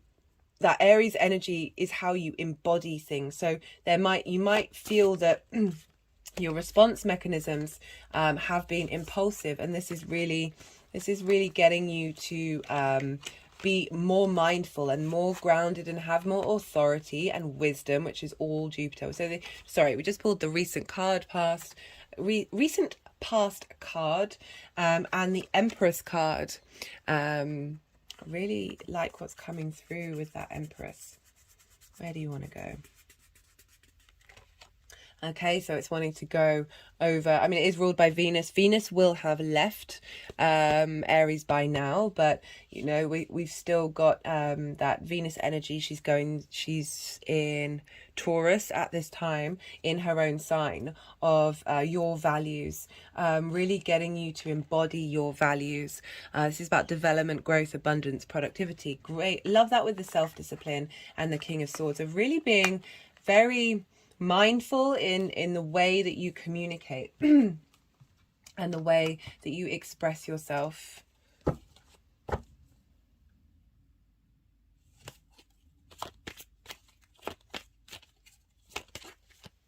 I really take that all back. Apologies, as I said, I'm quite tired. They've put this over the 14th of April when Venus is in Gemini. So we've got the Empress card with Venus in Gemini. How you communicate. There may have been, with Mars moving through there, this impulsiveness of how you communicate. And bringing self-discipline into your day-to-day, into your local community. I love that. And being able to communicate, like, this is a communication card of in the communication house, of having authority in how you communicate and how you communicate with others. So I do apologize for what I just said. As I said, I am quite tired. I hope it hasn't affected the reading too much. I've been enjoying it myself, but yeah. So we've got the discrimination card, Venus in Virgo, which is a fellow mutable sign, also ruled by by Mercury, which Gemini is. And they wanted that to go over the Judgment card. So being aware of what you hold on to, what information you hold on to, being discerning,